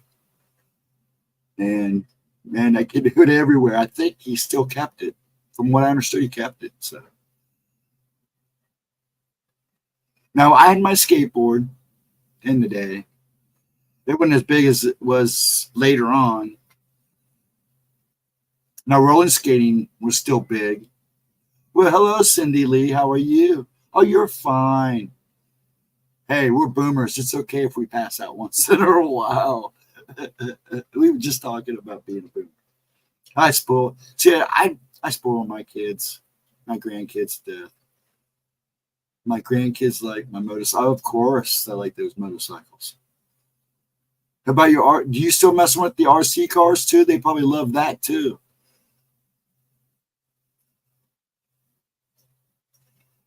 I know you're messing with this RC. See, now my two grandsons would love the RC car things. I bought in each one just the kind of the ones that do all the flips. Nothing really fancy, just your basic commercial one.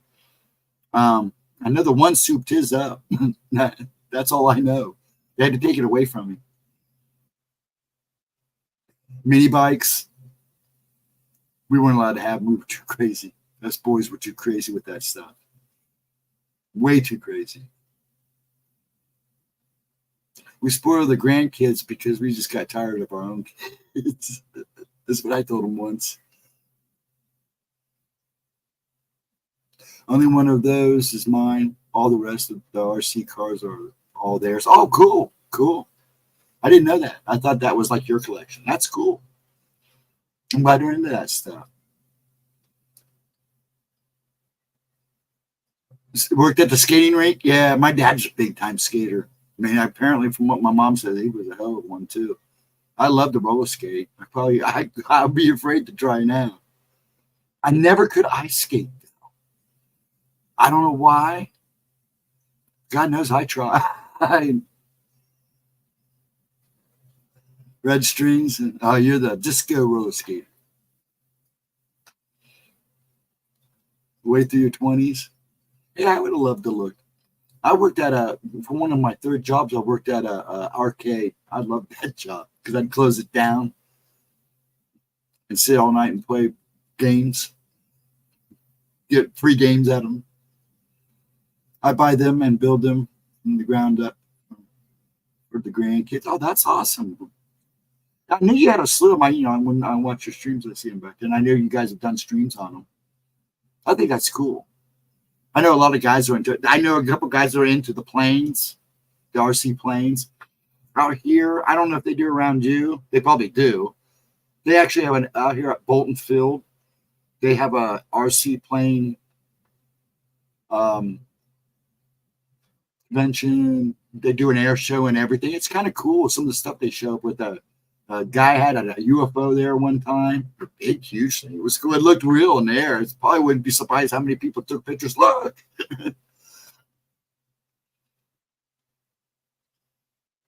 Yeah, and it's nice because on the rolling skate, they still have a rink up here.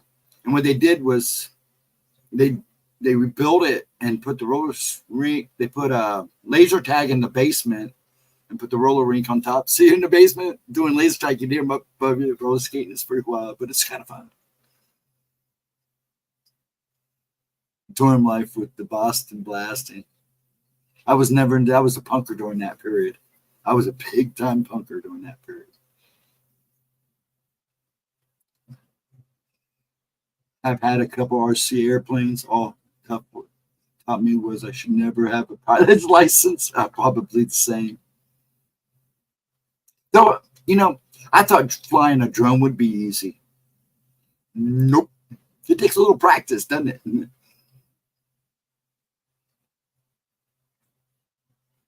Oh, yeah, they do. That's true, Lotro. You talk to Paranormal Chop Shop there, Sonny. Now, I saw, from what I've seen, you have. And I think I watched Ghost, one of your shows where you and Chad had all your car, talking about your cars and stuff. I was impressed.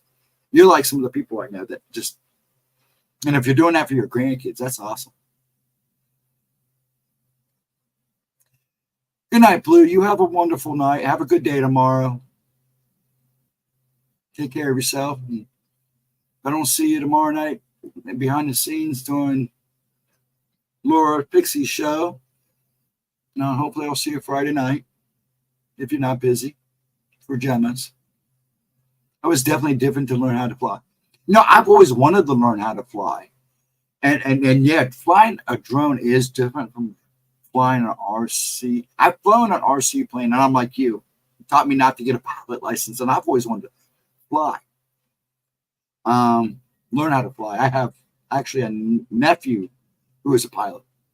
He flies private jets that makes good money too. But anyways, yeah, I always want to learn how to fly, but after flying something like that, yeah. Even in the arcade games, the flying games, not my thing.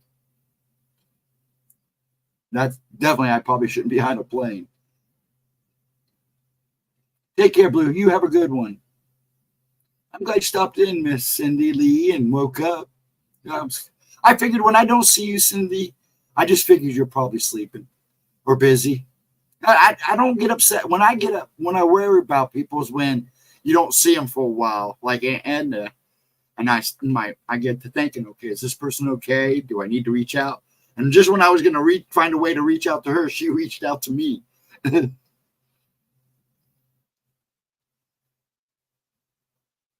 You take care, Latro, and have a good one. Best wishes to you. Have a good day tomorrow. Enjoy your time. And tomorrow's Thursday, so we're almost there at the weekend.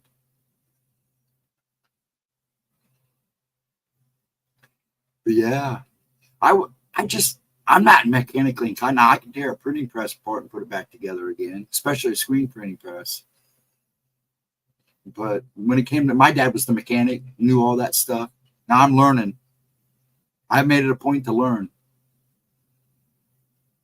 But then again, I fix everything around here anyways. It's funny, there's stuff I don't know how to fix. You'll see me walking around with YouTube trying to figure it out. And then I have my books too. I've still been, are you still fighting it, huh? So sick of. So I sleep. Yeah, it's going around. I hope you start feeling better. I knew you weren't feeling good the other night. And then you have a good night, hon. Please rest. Hopefully, if I don't see you tomorrow night, I'll see you Friday night. Just one day at a time, one step at a time. Make sure you let them know in the morning. Fix my meds. I mean, I know you sleep. I don't sleep. A lot of that's like my dad. When he don't feel good, he sleeps. But I hope you feel better tomorrow, and hopefully they get you figured out. I was actually going to email you today, so give me a shout anytime. And you know I'm around. You know our answer. You got Blue, so at least let us know if we don't see you tonight. Take care of yourself. Your immune system is low, and if they're over medicating or you're not getting along with the medicine, that doesn't help.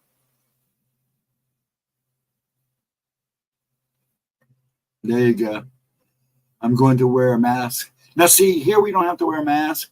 You probably should for right now. Yeah, I would suggest it. You're going to have to wear one. Our doctor's office still make you wear one, but yeah. I'll see doctor at 11. Okay. We'll just, keep us informed. I'm sure we'll talk to you in the next 24, 48 hours. You just make sure you let them know. That's the key with these doctors. And believe me, I see enough of them. You got to be honest with them. Tell them. And if you don't like it, you tell them. Say, hey, this is not good. Either fix it or I go talk to somebody else. Because I can't live like this. And after what you've been through, it's important that you make sure that everything is going as you need it to be. It took me a while to get back on my feet, but I'm like you, and I can't lay around and sit still. I got to move. I will go nuts.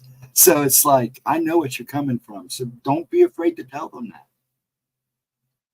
I love YouTube for fixing stuff. Yeah, I do. I go to YouTube quite a bit, but it's amazing how fast you can just pull up almost anything now. How to do it. I love to watch them. Yeah. I mean, there's been some guys that really helped me out on YouTube. Now, see, when it comes to working on a thing, all I need is my dad to stand over me. He's the mechanic. I'll do this and do this and do that. But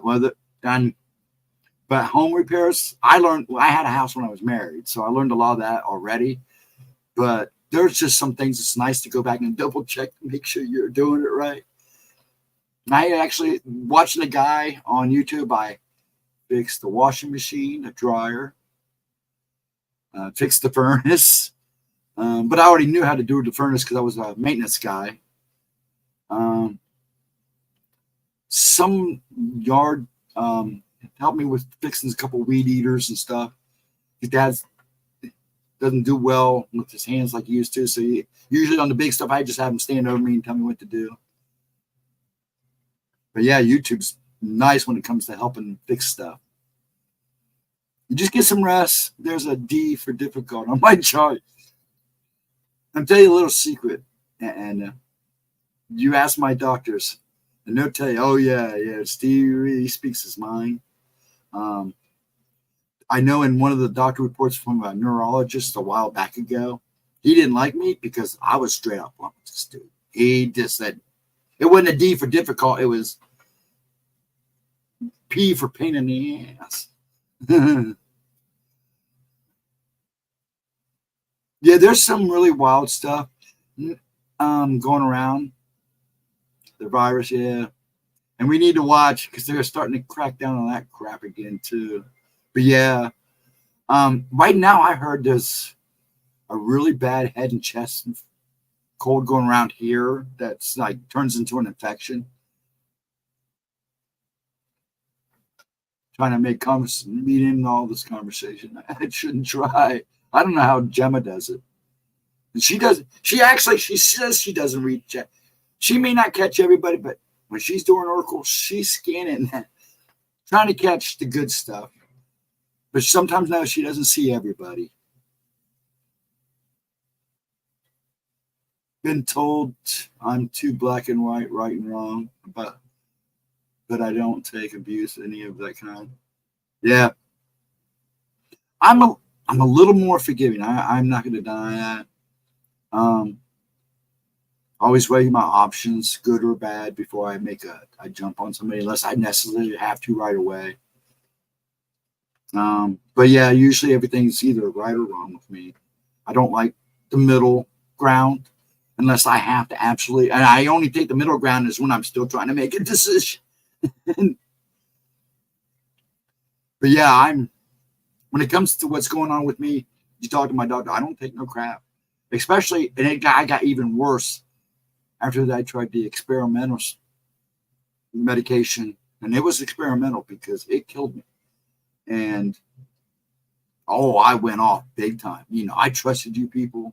You didn't say nothing like this that I would have this or this side effects, and I let loose that when I got good enough to go in there and raise some heck. Oh, it wasn't pretty. Yeah, your mom is still having bouncing back. Oh, bless her heart. Yeah, see, I know a couple. My mom was in the same situation, but she had other things going on. But I'll pray. I keep your mom in my thoughts, Laura, all the time. Aunt Edna, the Tennessee twins, always in my thoughts. Actually, most of you are. I try to keep you all in my prayers, in my thoughts. We should talk. We should all know better. Treat each other the way we want to. Yeah, I agree. It's hard to these days. But you know what? I have to admit, I am who I am. And because when I'm out in public, I see the things that I see following people. I'm probably the most tame person, probably more tame than I should be. Oh, honey, I do. And I thank you. And I appreciate you too, Laura. So, I always keep as many people as I can. I keep a running list going, actually. So I keep everybody thought. I do. I literally keep a running list. I pay attention to chat when I'm not talking and who's hurting, who's not hurting, who's going through a hard time. I write. You see me writing. I'm not always writing names down. I'm writing names down to people I put in my thoughts.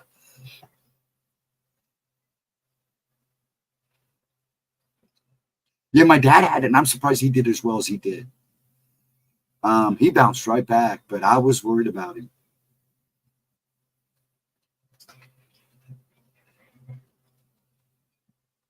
I don't know. He's 90-year-old man. I was surprised. He he he's amazed me lately. I will say that. I mean, even his doctor said, you get him a hearing aid because he won't get a hearing aid because he's a little hard of hearing. But I also know that he likes to play that or act like he's not listening when he really does. But I've stood right in front of him and talked to him, and I know he didn't hear a word I said, and it wasn't him just going ignoring me. But yeah, the doctors are impressed. I mean, despite you know the type of life he lived, being a heart. I mean, the guy literally had an engine block fall on him, and he survived that. And his old doctors used to say anybody that has an engine block that falls on their chest and they get up and then they pull it off and he gets right up and walks away, that guy's going to survive a lot. He says, my luck's going to run out one day. And I go, and then he'll say, oh, my luck's not going to run out. If I disappear, the aliens just took me away. Because he always still says that. He used to tell us that as a kid. When I disappear, it's, when you think I'm gone, I'm not gone. They just took me away.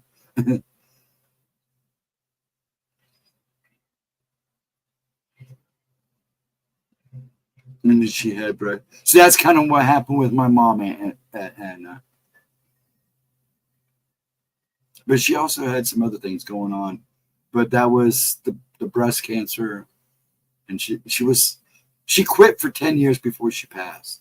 But my mom was a 2 carton a week smoker. I mean, 2 carts of cigarettes, and on top of that, they were benching in hedges. But she quit, and when she quit, I was surprised as long as she quit, and she stayed quit. Well, but it hit her hard.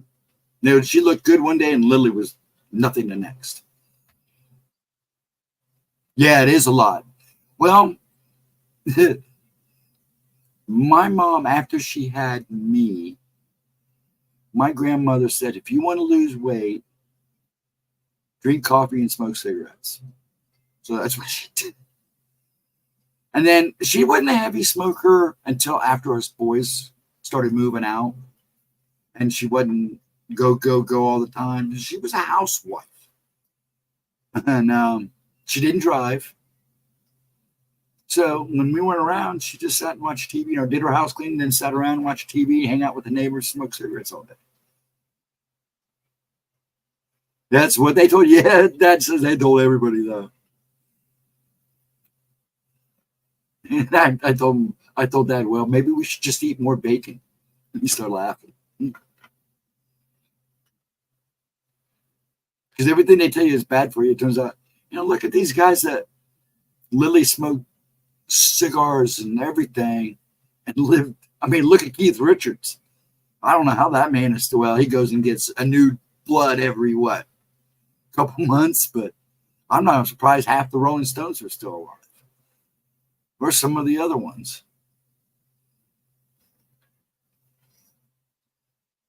But yeah, that's what they told him then. It cracked me up, some of the stuff my grandma had told my mom. It's like when in the 70s, the diet pills were the real big thing. And basically taking legal speed. And my dad didn't like that because she was trying to lose weight, so she started taking those things. And they ended that real fast.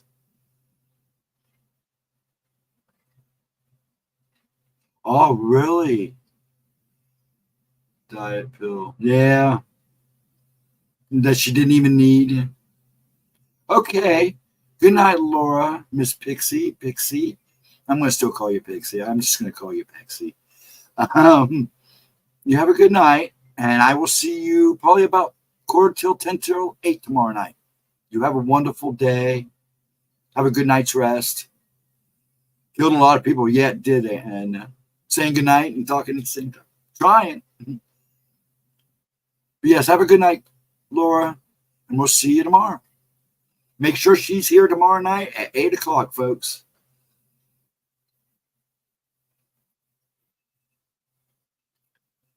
Yet even while they took them off the market, people were pissed. Yeah.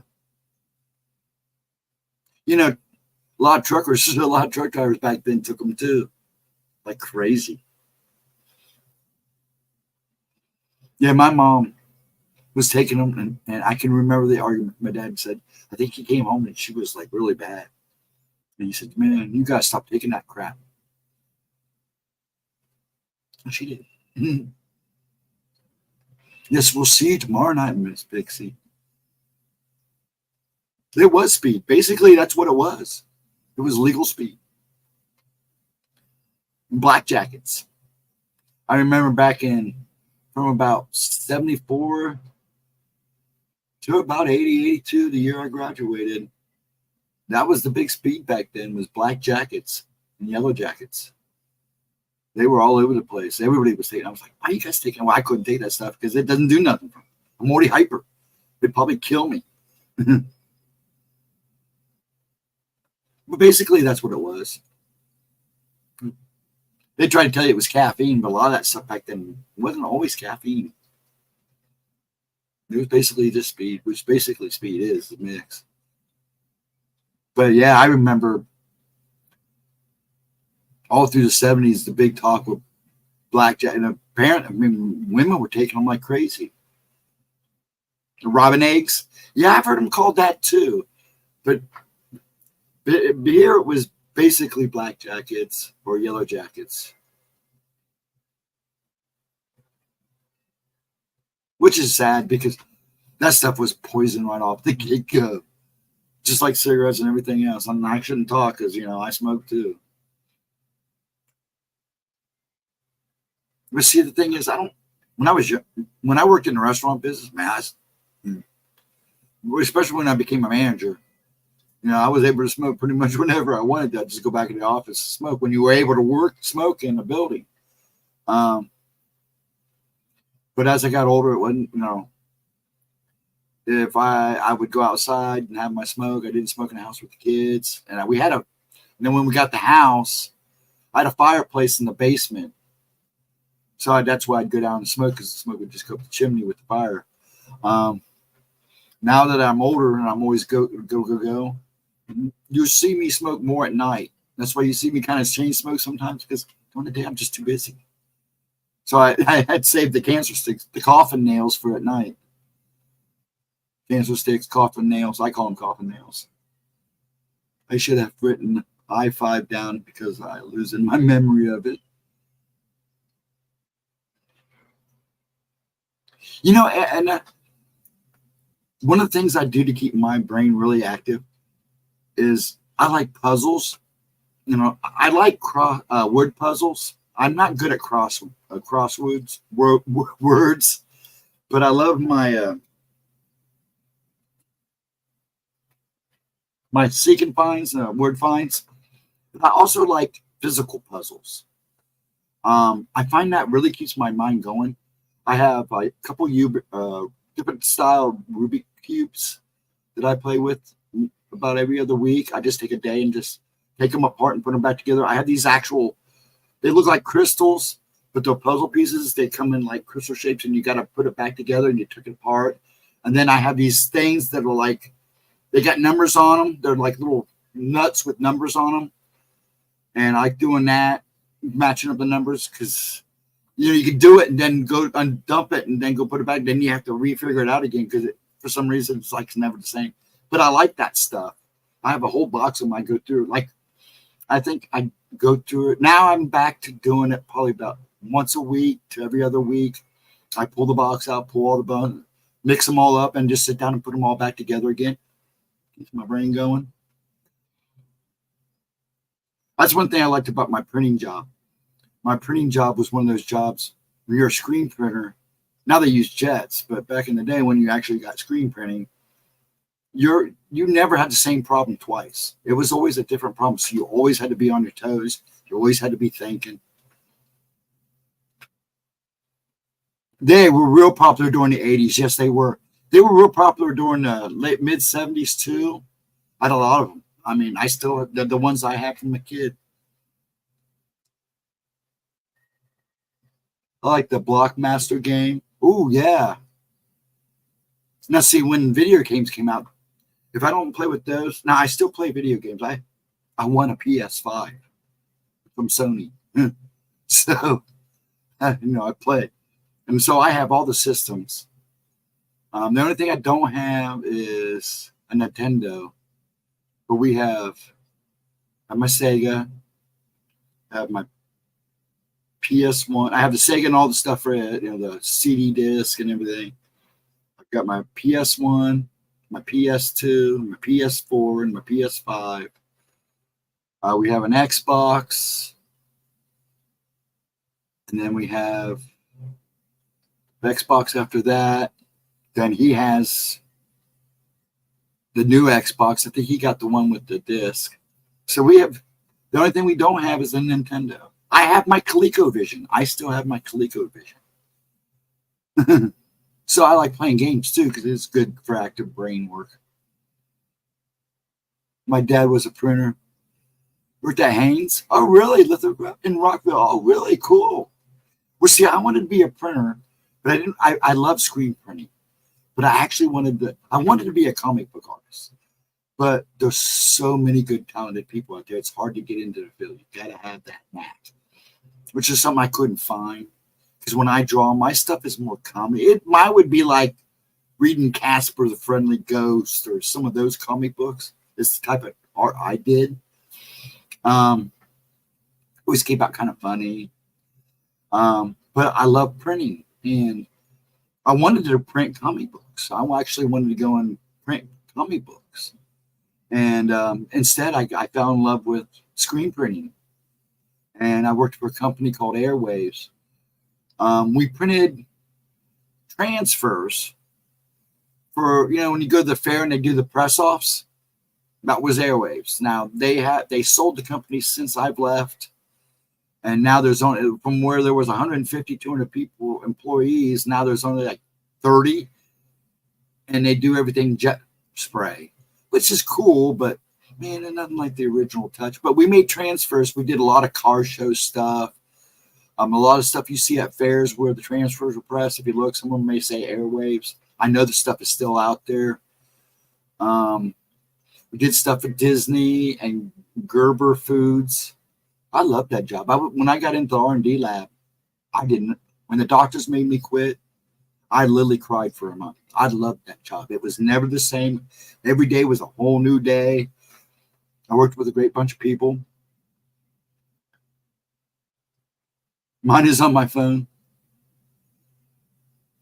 Yes, I don't have problem with me on phones on the game phones. Too small for me. My hands don't work for me.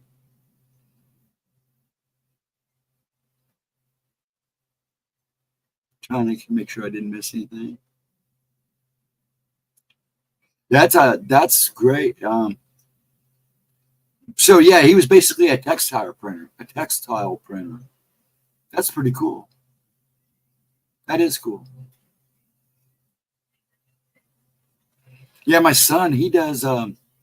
He got a job, basic kind of more technical of what I did. He works for a company that makes, those graduation signs and signs you see on billboards. There's a company he works for, small company. So it's nice he can grow. They do all that stuff. They do billboards. They do your graduation sign. They even wrap cars. And he's having a blast. He says it's hard sometimes. He gets on his nerves. But he loves that job. And then he gets to do, and then he prints stuff like that Godzilla I showed you. He did, I don't know if you can see the Dragon Ball back here. He printed that, and it's on this really like carbon stuff. Same thing with the Godzilla that I showed you that he got me for my birthday. But yeah. Now, see, that's what I'd like to gotten into now. Now, I've been offered a job, but they won't let me work. I'd love to go back to work. I'd kill to go back to work. They won't let me. Doctor, and there are days I understand why. But yeah, I love that job. That was that. I liked the restaurant business. I spent 15 years working for Bonanza and Ponderosa.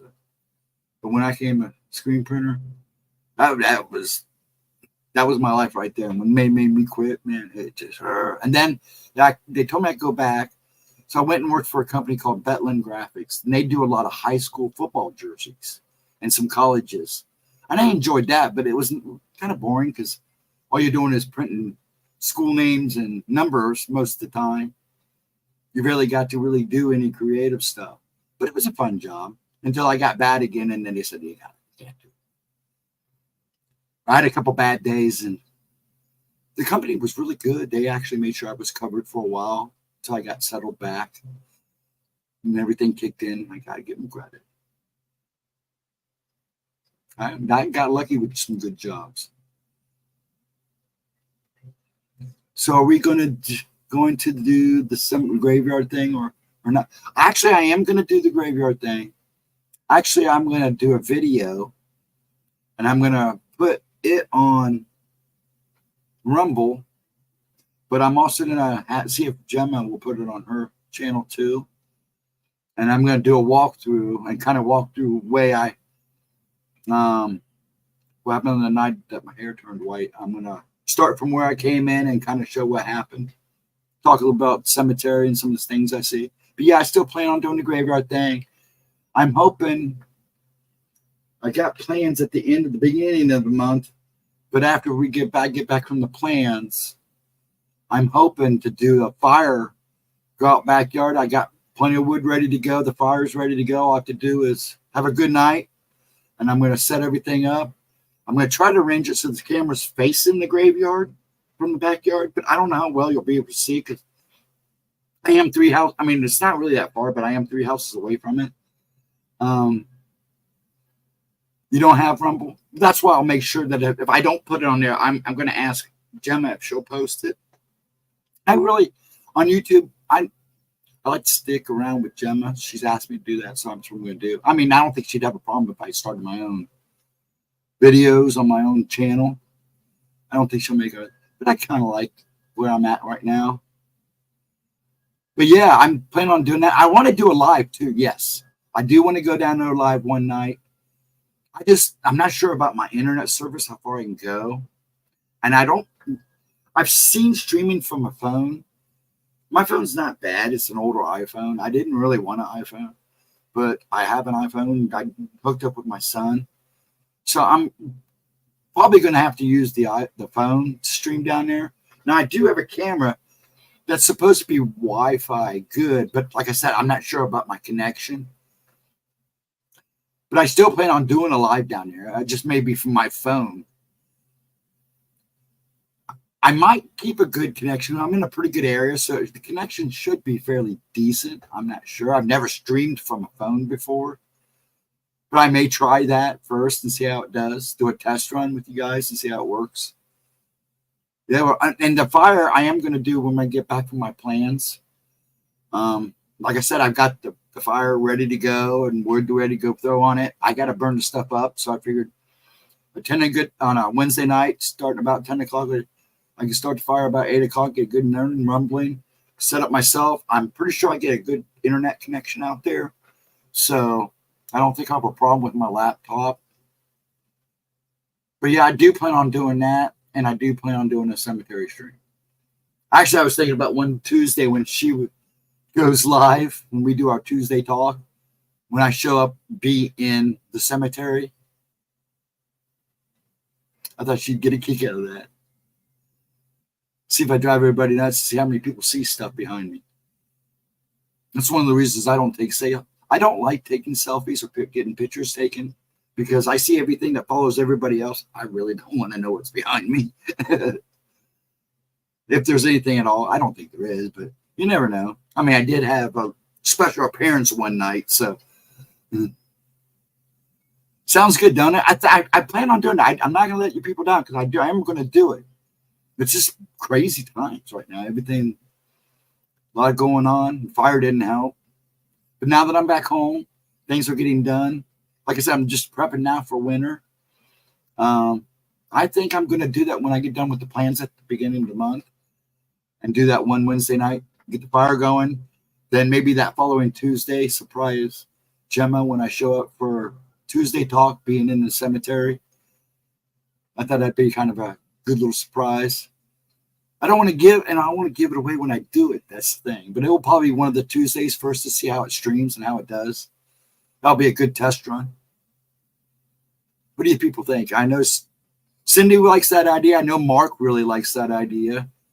I know Cindy does. Anna does. You guys are up for that. I would love. I may do that. Yeah, there's the cemetery is not as old as the one that's in downtown Worthington. The cemetery here does have in the back has some Civil War graves. A lot of servicemen are buried down here. A lot of old families from the area. So, and I've seen, everybody goes, I don't see nothing. I've seen a few things down here, but it's funny because I'm always with people who see stuff. And I've had more friends see stuff in the cemetery I live beside. My major experience down there was been the only real big experience I've ever had down that cemetery. Now, in the woods is a different story behind the cemetery. Now, I figured you'd be in. I know Mark's in. He's asked a couple times. And I still plan on doing it. Just getting all set up to do it. But, I think that'd be a good way to do the cemetery thing. I think that's what I'll do is one Tuesday when we do Tuesday talk, show up in the cemetery and see how streaming from my phone does. Like I do have, I showed earlier, but I do have a cam right here. And it's supposed to have internet possibilities, but I've never tried it. And the one time I did try it once and I wasn't getting very good internet. So I'll probably just try to do it from my phone. I know a lot of people stream from their phones, so I'll give it a shot. I'll have to get a stand because I'm too shaky. You guys would be like, stop, Steve. You're making me seasick, motion sickness. So I'll probably have to get a stand. I got 3 or 4 of them, so that shouldn't be a problem. They have a picnic bench down there that runs along the side there. There's a creek that runs off to the side of the cemetery. And it kind of wraps around, and they have like a little picnic area there, just one bench. I figured I'd sit there with the camera facing the cemetery. And then, like I said, when I do the fire, because I'm probably do the cemetery will be from the phone, and I'll probably just surprise one of these Tuesdays. But definitely the fire, after I take care of some things at the beginning of the month. I have some plans. And then when I get back, that's probably what I'll do. Yeah, I go on my son's live through my phone with stream. Oh, do you? Does it work pretty good for you? Now, I know Mike Long Island does a lot of his streaming from his phone. I know a lot of people do, but I've always used my computer and my laptop. I have my the laptop I use for the deep web finally bit the dust. I knew it would, man. It was just old, and I was basically just using it to get on the dark web. I had Linux on it and everything, but the hard drive just finally bit the dust. So I scrapped it, but I have a nice little notebook that I use. That's the one I used when I was over at Gemma's. Those 2 times I went and restreamed. So it should do a pretty good job. It gets good connection, so I'm hoping that shouldn't be a problem to use out in the backyard. But I've never tried from the phone yet. Like I figured, well, I'll do it on a Tuesday. Now that we're talking about it, I'm thinking, yeah, that'd be a good time to test it to see how it does. Then if it works pretty good down there on one of the Tuesday streams, then I'll do a Wednesday night stream because they all know me down there and the cops all know me. So I don't think anybody bothered me if I walked around one night. I think a lot of people use it as a dog park anymore, which kind of upsets me, but they clean up after themselves. I'm cool with it. Yeah, it works great. I just can't see the chat well on it. See, that's my concern. But I'm sure it'd be all right. I mean, I might be surprised. Last time I tried to see how far my internet would go from the house. See, because my son has the router and everything upstairs. So I'm on a PC on Wi-Fi down here. And I do have problems, but not half as bad as I thought I would. But one day I walked and see just with internet on my phone from the house. It made it to about the 3rd house. Then it kind of got wonky, but I mean, you got 5G. I shouldn't have problems. I should be okay down there if just using regular internet off the phone. We get good cell service around here, so. And there's towers everywhere, but then again, they are everywhere. But yeah, that's what I've been doing. A lot of reason I've been watching streams when I get a chance is to watch the people who stream, how much trouble they have when they're streaming from their phone. There's unless you're out in the wilderness like Mike is, I can understand, and on the road, and I mean, you're going to have connection problems at times. But staying local, I should be okay, I think. But like I said, I've never done it from the phone, so it'll be interesting. So feel bad I screw it up.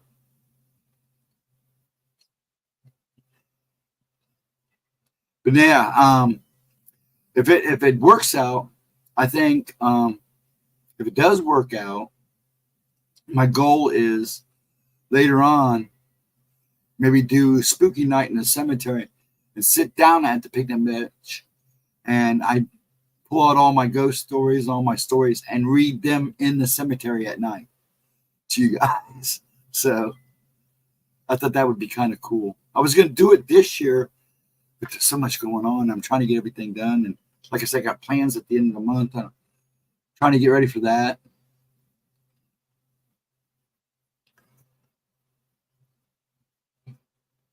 The only way to know is to try. That's right. And I guess I'm going to try. I plan on it. I mean, I'm not going to let you guys down. I said I was going to do it. I'm going to do it. Just was right now. It's just trying to find the right time to do things. You know, things got kind of changed around. But I think now doing the 10 to midnight stream, the fire will probably come after I get back. And then one of those Tuesdays, I'll just see how it does down there on one of the Tuesday talk streams. I think it'd be fun anyways. But yeah, I was thinking about doing some of my, and it's kind of, I try to tell my stories and I'm not very organized at it. And I'm not a very good storyteller at the best. I don't like reading because I suck at reading aloud. So I know my stories. It's just nice to have notes because I've had so much that's gone on with a lot of this stuff that I've actually I've noticed I've confused stories and stuff. Plus, I've been told when we traveled the state, I mean, we'd literally go into truck stops, diners, and get stories from people, from truckers, the neighbors, out in the boons. You go to the little diners out in the boons. That stories you get are just amazing of the things that go on that you don't realize.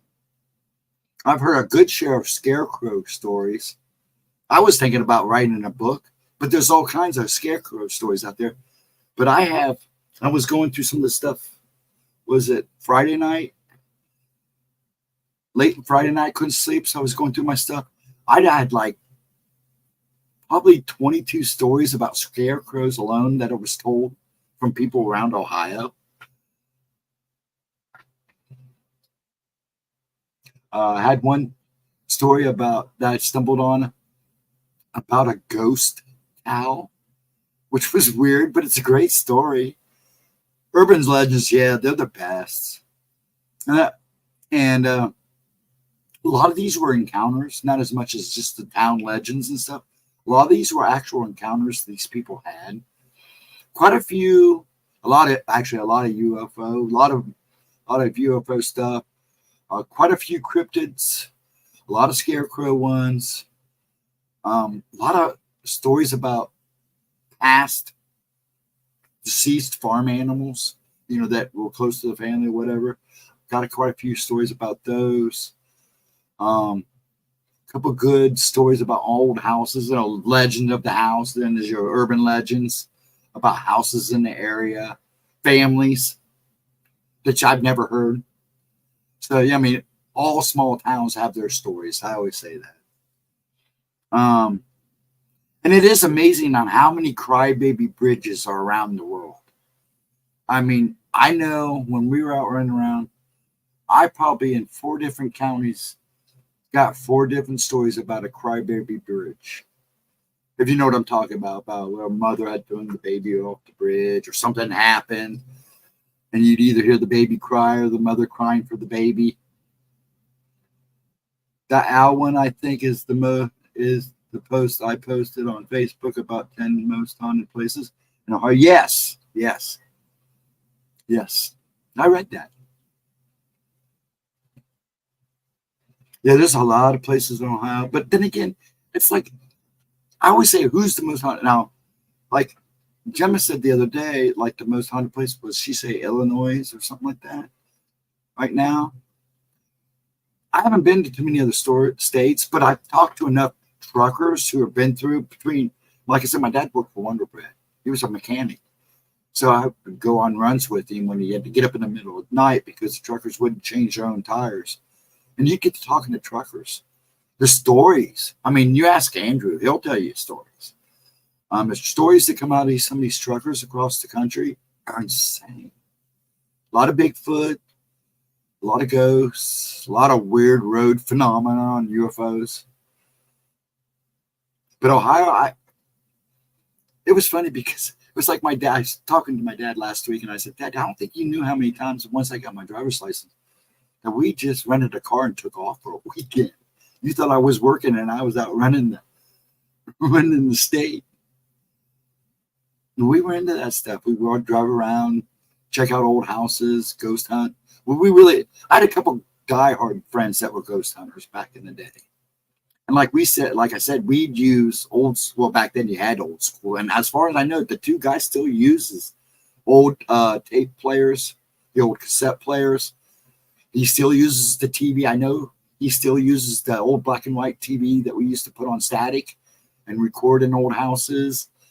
He used to use a radio that he would just turn it on an AM, one of those old box tube radios, set it down. Instead of making him a ghost box, he would just bring one of those and put it on static. You wouldn't believe the stuff you would hear. Maryland and the surrounding area, DCBA. Oh, yeah. With I would say East and West Coast are probably crazy. I figure the East Coast is where, most of us come through and at. There's all kinds of hauntings and great, great stories all the way up that coast. So many haunted areas of water too. Oh yeah. There's spots around Lake Erie and Lake Michigan.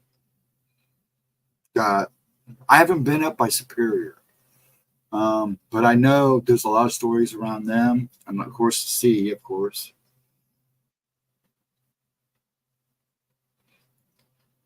in the bays. Um, my brother Mike was in the Navy. He was stationed at Norfolk, and he had told me some stories of some crazy stuff that he saw there. I don't think he ever believed him. He told him, but when he tells you a story about something he's seen or him and the guys have seen or some of the strange stuff, he talks as a non-believer, but he tells the story well. I'm sure the Native Americans cursed many of the places. Yeah. Oh, yeah. That wouldn't surprise me. No, we kind of screwed them. I'm not going to deny that. It's like my brother Mike was trying to tell me that we may have had ancestors when the Vikings were making their way over here. That there's highly a big chance that our ancestors from that time probably came with them. From Mac. Oh, you telling me where you're from? Used to live in Gettysburg, MD. Gathersburg. Is it Gathersburg? Is that how you say it? Is that Potomac? Is that how you say that? Potomac? You're in Fayette County, Pennsylvania? Wow. On it, yeah. I mean, well, some of the stories my great grandparents told me about the Appalachian Mountains. But then again, you always get crazy stories. It's like when we went to Colorado for our honeymoon, and we up around the stayed at the Stanley Hotel. We were talking to a couple of people that worked there. They weren't telling us stories about the Stanley. They were telling us stories about the valley itself and about Bear Lake. It's not far from there. And if you look at it from the sky, it literally looks like a bear print. And the great bear put his paw down in the middle of mountains, created this big puddle. But they were telling us stories about native ghosts and all that along there. I'm pretty sure that one time when we went there at Bear Lake, I'm pretty sure that's what I was seeing one day, following one of the guides. He came off, the entity that was following him came off as a Native American. I think the ranger was part Native American too. Hey, Chili Charlie, how you doing? Yes, Pennsylvania is very pretty. I hope you're having a good night there, chilling. I like Pennsylvania. We have friends in Pennsylvania. I like West Virginia. I like Kentucky and Tennessee. Georgia was okay. I have the only reason I've been to Georgia only because she had relatives down there. And we went down to visit. We didn't stay very long. We went to Six Flags and then came home. I think we were there like 3 or 4 days. We stayed with her uncle. That was an interesting. I was ready to go when we left there because his wife was an interesting woman. We may have passed each other on the street, Cindy. Oh wow, that's funny. You know, I'd be surprised. You think this world is really big, and it is a big place, but it's amazing how we have made cross paths with each other, never even known it. Out of the blue. I told Chris, there's a big chance when I was living down there, we probably stood beside each other and didn't even know it. Because he lives right in the area I used to live.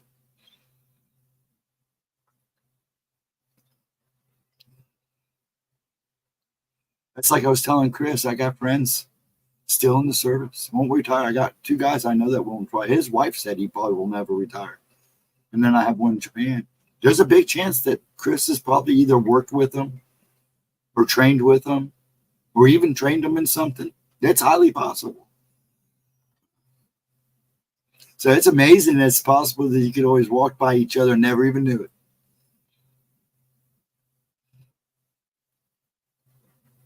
Heck, I got recognized the other day and it freaked me out. It freaks me out when somebody goes, "Aren't you Ghost Dragon?" And it does freak me out because every so often I hear it out of the blue and it's like, I'm not famous, dude. I'm just a I'm just a guy that streams with a Jersey girl, nothing fancy. And keep her the list. I rumble my mouth once in a while.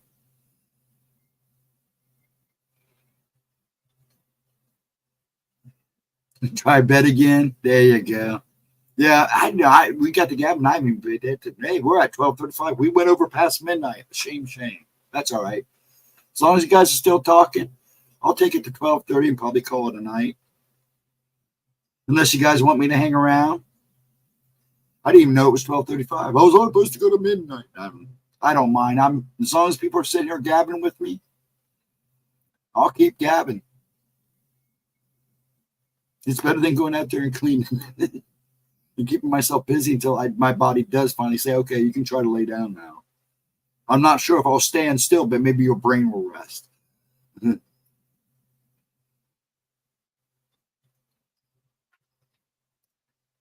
Yeah, it's highly possible. It's always nice to think that. I'm wide awake. What time do you have to be there? 11, don't you?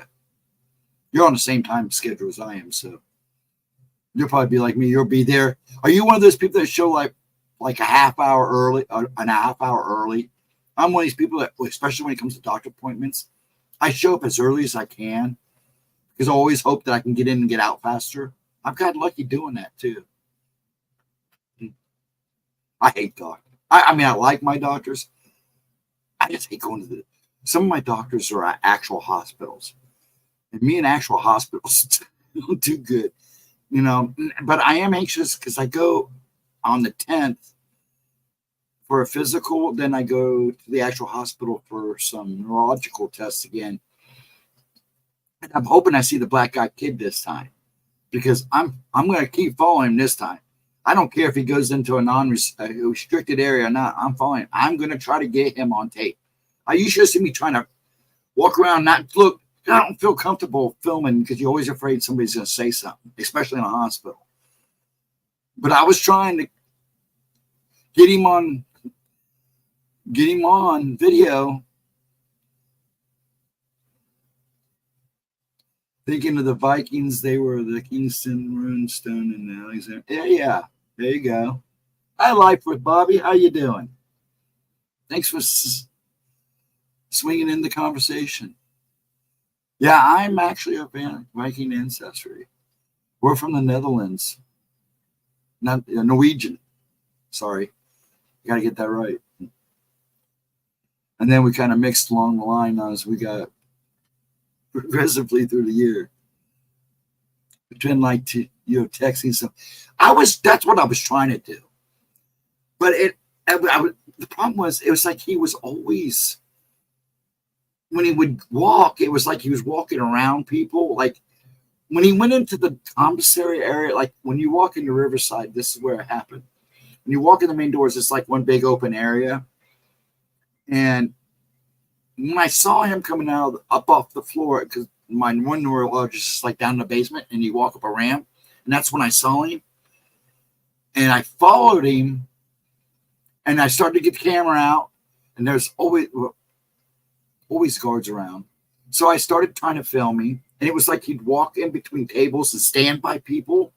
And it was creepy because he would just stand by, like he stood by this guy in a wheelchair for a good couple minutes. And I'm trying to figure out why he's here.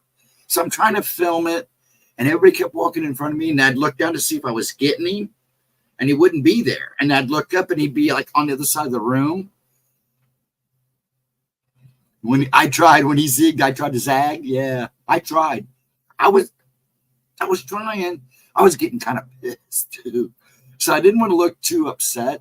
But I followed him up 3 levels. He disappeared on the 3rd floor in a restricted area. Literally, I was trying to get him, and he followed people pushing somebody on a gunny into a restricted area. And he went through the doors with them. And when I went up to doors to try to film him through the doors, he was gone. And that was the last place I saw him. And I chased him for probably a good 20, 25 minutes. And it felt longer for some reason, and I don't know why it did, because it should have taken me longer than it did. But when I got back downstairs, I looked at my watch, and I'm like, what? Only 25 minutes have passed? But I will nail him, and I will try to find a way to get him on tape because I hear all these black-eyed kid stories, and they're always the same.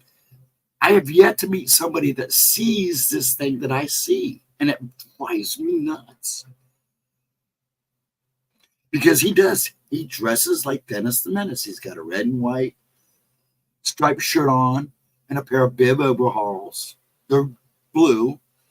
And then he's pale and black hair and solid black eyes. And he's probably, I would say, he looks like he's in the range of probably anywhere between 12 and 14. He's probably about maybe 4 or 5 feet tall. He's kind of thin. Sometimes he's with either he's with a boy or a girl, or he's with a boy or the girl. There's only been a couple of times when I've seen all three of them together, and that was at St. Anne's when I seen them all three together, and they were following this elderly guy around. That's the 50s type of kid outfit. Yeah, that's what I'm saying. He looks, if he was a little younger, he would look like Dennis. Well, he's not going to look like Dennis Menace because he's white as a ghost and got black eyes and black hair. Now, the white-eyed girl, I don't think I'll ever get to see her again.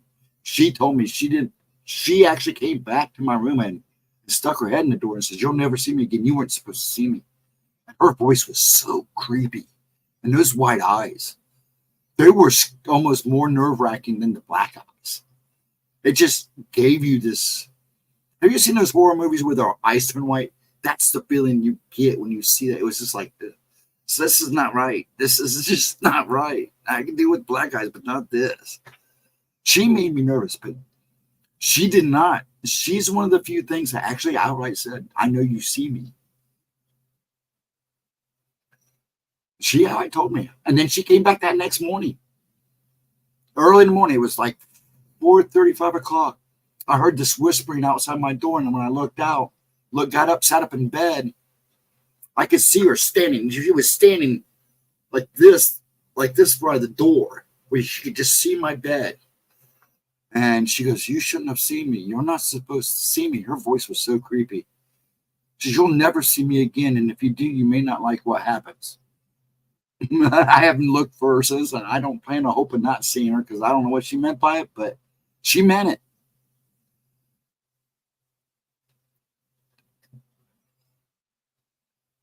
Yeah, I think she is ancient. I think the white-eyed girl. It was really weird because you're in the hospital. She's wearing this pink party dress, like something from the 60s, with the frills, and she had bobby socks on, and nice little black, buttons over shoes, and blonde hair, and these white eyes that kind of gave off this really weird sheen. And when I first saw her, I literally thought it was a blind girl. Did you tell her you were going to? I don't know if I'd say that to this thing because she didn't speak to me the first time, but she definitely let me know when I saw her, she saw me. See, the black-eyed kid has never done that but once, and I still don't think he may have been looking at me, but I don't think he was looking at me. But her, when she looked at me, and I thought she was a blind girl, and she looked at me, I knew she was seeing me. I could feel it in my bones. The black-eyed kids, I don't get any bad vibes or good vibes. It's kind of like this eeriness about the black-eyed boy. I call him the black-eyed boy. And I often refer to him as Dennis the Menace. Now, her vibe was just not good. I don't know if she was, I couldn't tell you if she was bad or good, but she definitely let me know that this was something I wasn't supposed to see. So I even after that happened for weeks, I kept asking, why did I see her? If I wasn't supposed to see her, why did I see her? And that's the only time I've seen her. I've never seen her since. But that black-eyed kid, it's like almost every time now I go to the hospital, I see him. And if it's either in a flicker or like it was that day, I literally chased him for 20, 25 minutes. I mean, it felt longer than that. It really felt like I was there for an hour or so. But when I finally got downstairs and looked at my watch, I'd be like, I don't need to spend 25 minutes doing that. That doesn't seem right. Just playing. You're good. I would have if I could have, but she was scary. I mean, like I said, the black eyes I could deal with. But her, when I first saw her and she turned around, it was like she all of a sudden knew I was looking at her. And she turned around and looked at me, and I'm like, is she blind? And when I asked the nurse goes, there's no little girl standing there. And I go, you don't see a little blind girl standing down there? No. I think it's time for you to go back to bed. But she goes, after she said that, goes, dude, it wouldn't surprise me. There are all kinds of weird shit in the hospital. Pardon my language, but that's what she said to me. But when she looked back and when the nurse walked away and I went back and looked at her and she looked back at me again, I knew right then and there she was seeing me. The vibe was just, the vibe was, you're not supposed to be seeing me. Look away. And I couldn't look away. But when she came back that early morning and let me know I wasn't supposed to see her, that it wasn't a good thing that I saw her, it still kind of, she didn't scare me. She just creeped me out. Now, what scares me is, like I said, the Hat Man and the demon. I've faced other demons after that, but not like that demon and not like that Hat Man. Are you still having dreams, by the way? And I saw that you said something about you weren't sure that you had a dream. Now, I know you had kind of like the Matrix dream while you were out. A lot of people have had that kind of. You're going to have to tell me what you were seeing because I really want to know. So if you even get in a mood one day and you feel like typing it out, send me an email of everything you saw. I want to know. When I passed, all the times I passed, that always for me was all 5 times. Well, not from except for one time when I really, even though I couldn't see hell, I was definitely hearing hell. And then I heard, it's time to go back. You heard what you needed to hear. But all the other times, I would pass. I'd be in my, I'd stand above my body. The next thing I know, I was standing in my field that I go to when I'm astral projecting. And then I'd be in a room of bright light. And then I'd be having a conversation. Then another flash of light, and they'd be bringing me back. They would usually tell me right before I go back, it's time for you to go back. You need to go back. You have unfinished business to do. There's things that you need to take care of. The last time this was a mistake. This wasn't supposed to happen. Flash. And they told them that time. And 2 of those times, I know they had to hit me. Somebody said they hit me like 4 times with the paddles.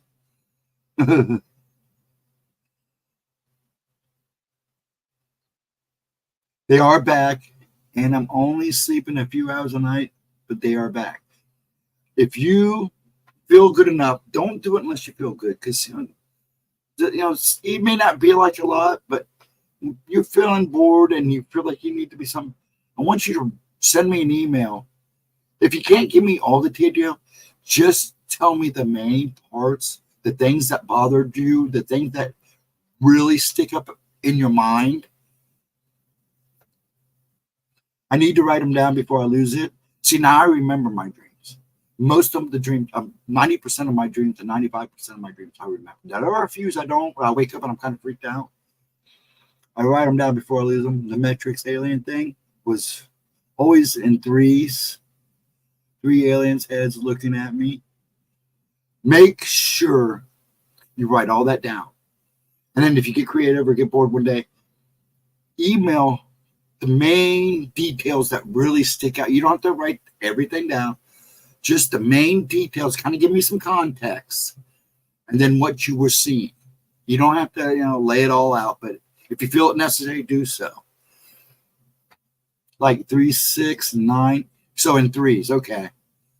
Yeah, please. If you get, and you don't have to make it super long. If you want to break it up into little parts, that's fine. I just want the things that stick out in your head. Okay, those are the main things I want to focus on first. So that's what helped me about my dreams about these ancient wars, was I started focusing on the things that really stuck out. And then as the years went by, was able to place certain things, understand things.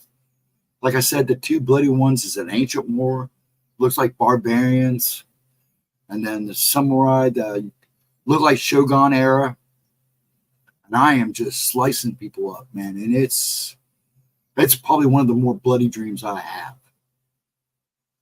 All the prophecy dreams I've had ever over the years is the reason why everyone calls me a witch. Now, see, I've had prophecy dreams too, and I have them in the day.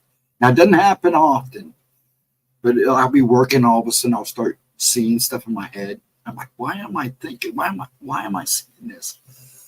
The big one over the last few years has literally been a vision of the United States being split in half.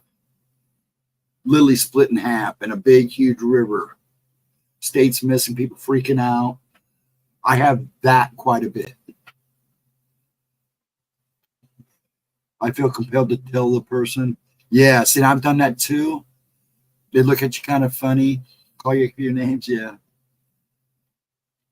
Now, when I have those types of dreams, I immediately tell the person if they want to hear it or not. Hey, I had a dream about you the other night. This, and this happened.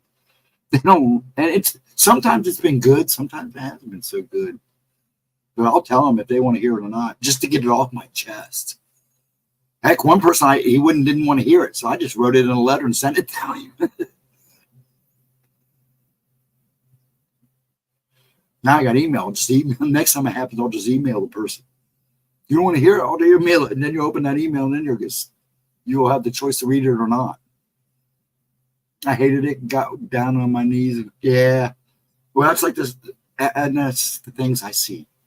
And then my brothers, I have one brother I think kind of believes me. My mom kind of believed me. Dad is kind of off and on about it. And my other brothers not so much. But there was a long period of time, even after my hair turning white, and I was told I was going to be on a different path. In my 20s, when I was around a lot of people and seeing a lot of it, and like right now, I am still seeing. I mean, there is not a day that I don't go out and see at least 2 or 3 people with something falling. It's still real tense, and it's still where some of these people have them. These things are actually attached to these people now. I'm still seeing that stuff, and it does make me worry very much about the people of this world. You know, people need to start finding their way back. There's been nights lately. I have begged the good Lord, why do I see this? Why do I have to see this? What is it that I have to? I mean, I kind of know now, but I still ask why. Why can it stop? At least for a while. I've never been able to shut it off. Now, it's funny. I can't block that, but I can block people from getting in my head. I don't know why. I can even block people from, you know as well as I do, Etna. I know you've tried to kind of get a feel of me. Do you think this is creepy? I will tell you this. It has definitely increased since about mid-2021. Now, I've always seen it. And it's usually not too bad. Some days I'd go days without seeing anything. But since about midway through 2021 is when I noticed it's starting to pick up. But this year so far and the end of last year, it's been insane. Now I'm at the point now, and my buddy, the preacher Thomas, I go once a week and dump on this guy of the things I see. More of them. It's yes, more of them. But the creepier part is like I said, now there's times that I've seen them attached to people where they're actually touching the people. But now it's a lot more of that. Now I've seen angels holding people around, have their rings around people. I've seen demons literally follow a group of kids and guys in a store one night. But this is more insane. Because every so often I'd see maybe it's something attached to another person, but now it's a lot more. I will say that. It's not that maybe I'm just seeing more people now, because now that I'm with Dad, I am out a lot. I go out a lot. It was bad when I was working in the restaurant business. When you work, I got to see that stuff at work too. You know how many employees I worked with that I was afraid to tell them, hey, man, you got something, you know? But lately it's been, it definitely got worse at midway through 2021. But I would say this year so far and the end of last year has been the worst, where it's almost, it is every day now. There are days I've literally stayed home just so I didn't have to go out and see it. And I'd see neighbors or somebody from not the neighborhood walk down the street, because a lot of people use the neighborhood. The cemetery is kind of walking. They don't go to the park. They just go to the cemetery and do their walks. Because it's nice down there. It's pretty. And I'd see, and it's like, I can't even get away. I'd literally have to come in. And I can't sit in the house. I'm not one of those people.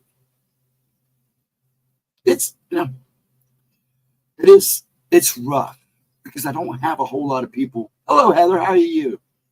I don't have a lot of people. Thomas and Patricia are basically, Gemma is help too. But those two, Gemma's got a lot going on, so I don't really get into too much. She knows, let's put it that way. But I have two people. If it weren't these two people, especially lately, Thomas and Patricia, I'd probably have gone mad by now. I'd probably be in a mental hospital. I mean, some of the stuff that I've seen, it is definitely at a point where now I've seen at least once a day, I'll see a couple people with something falling, but there always seems to be one person where the thing is like all wrapped around them, and they don't look happy. They don't look. I'm seeing more of that. I want to open myself up more, but I'm afraid what I might see. Don't be afraid. But if you are afraid, but you want to do it, go slow. It's like I say to Aunt Edna about healing right now, one step at a time, one day at a time.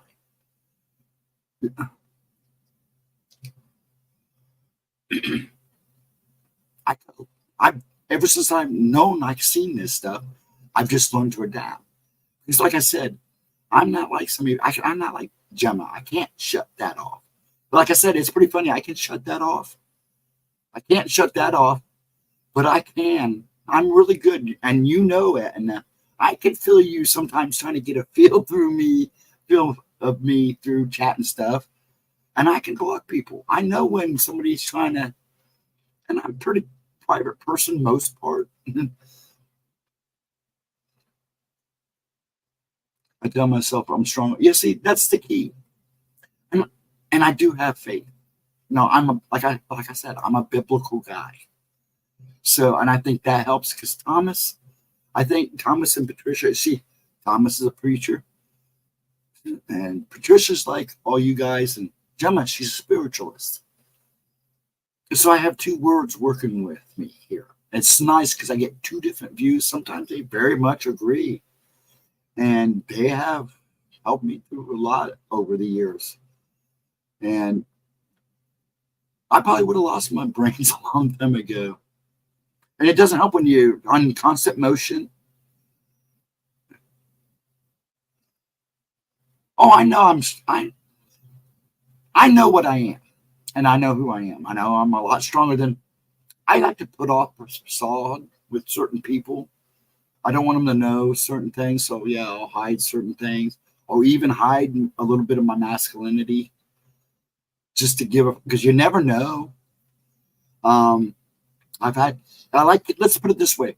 If I have to catch somebody off guard, I'd rather catch them off guard and surprise them. Wow, I didn't know he was able to do that. You know how many people that I roundhoused who didn't think I could roundhouse them still to this day.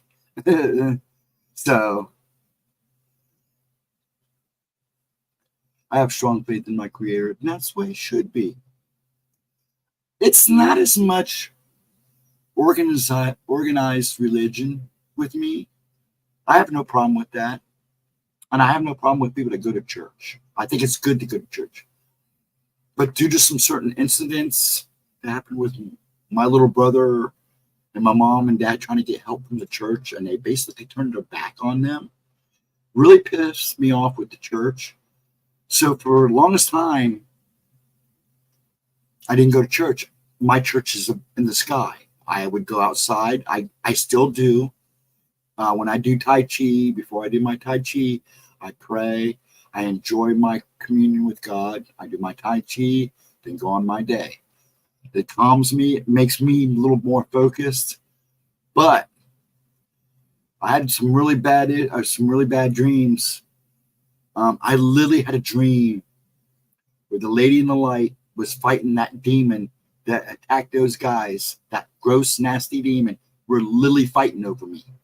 And he kept telling her that I wasn't going to be around to see my father's passing. And it got tense. And they were using a language I never heard before. And she literally pulls out of nowhere this sword that was a flaming white flame coming off of it. Just bright. It was already bright on her side as it is. It was literally weird. One side was so bright and all I could do was barely see her. And then he was in total darkness and this nasty thing. And they were just going at it. This dream was so intense and so crazy that I woke up in cold sweats. But in the dream, while they're fighting with each other, a voice goes, a big crack of thunder. And I mean, I shook. My inside shook. This thunder shook me so hard. No lightning, just thunder. Then a voice said, stop. And then another big clap of thunder.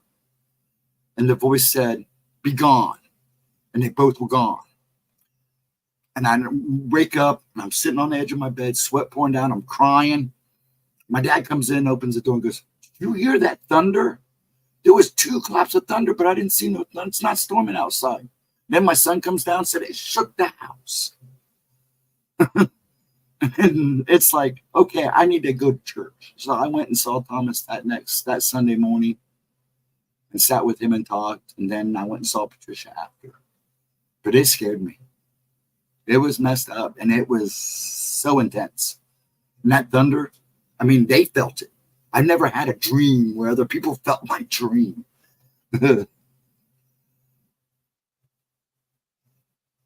Sounds like St. Michael. I don't know. It was a deep voice. At first, I thought maybe it was the Almighty, but it was weird. And it might have been Michael, because when it said it'd be gone, they both were gone. And then, like I said, I woke up. But when they came in and both said that thunder shook the house, 2 claps of thunder shook the house, I'm like, that's it. I didn't say to him, that was in my dream. How did you feel? I just kind of sat there, still kind of crying. They were asking me, I'm okay. And I said, I had a nightmare. I'm okay. Let's see what you guys said while I was telling you that. Yeah, I think church is good for people. Like I said, they start going back. My problem is there's a lot of things going on in churches that are not really good, and I hate seeing people following the wrong path. That's my own personal opinion. I'll leave it at that. You find a church that fits you. That's all I say. If you're going to go to church, find one that fits you. And it may take 1 or 2. You might walk in and find one right off the bat. Yeah, it was a flaming white sword. And it was, I mean, she just like pulled it out of nowhere. It was just in her hands. And next I know they're talking this language that I've never heard before. I mean, it sounded like Greek, kind of, or Latin, like a mix of Greek and Latin. It was weird. But they started, they would be certain things they would say to each other in English, especially the demon would say things like, he's not going to see his father's passing.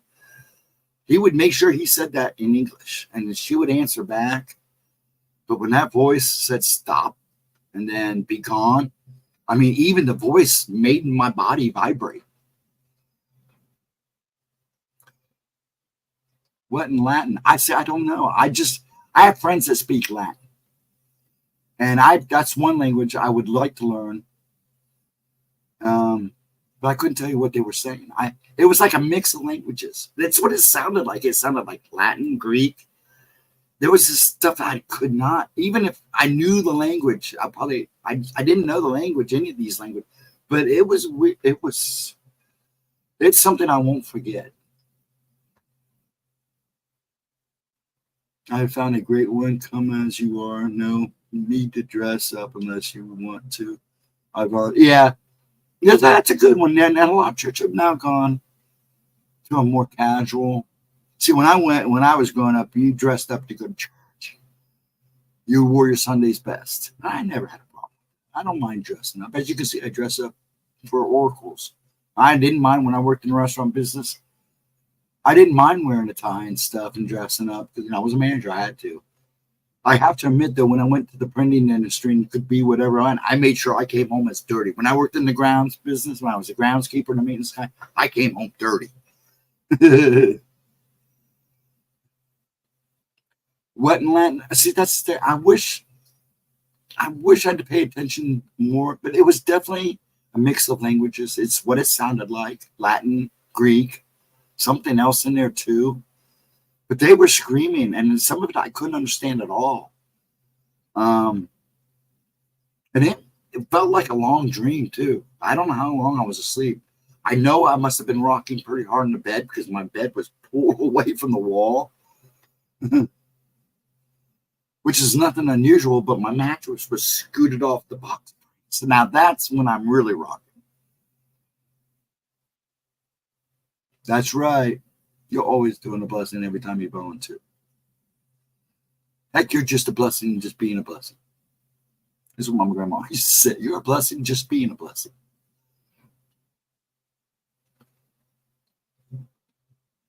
Yeah, me and Thomas had an interesting conversation about that dream. It might have been trying to tell me something, but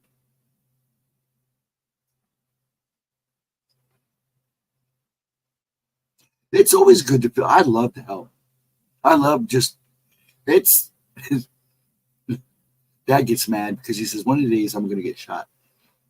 I'll come out of the grocery store and sometimes there's a couple nursing homes and then there's a real big nursing home living center right next to the shopping center that I go to. A lot of times the bus will take them over. Well, sometimes they don't get out to the bus fast enough and the bus will leave them.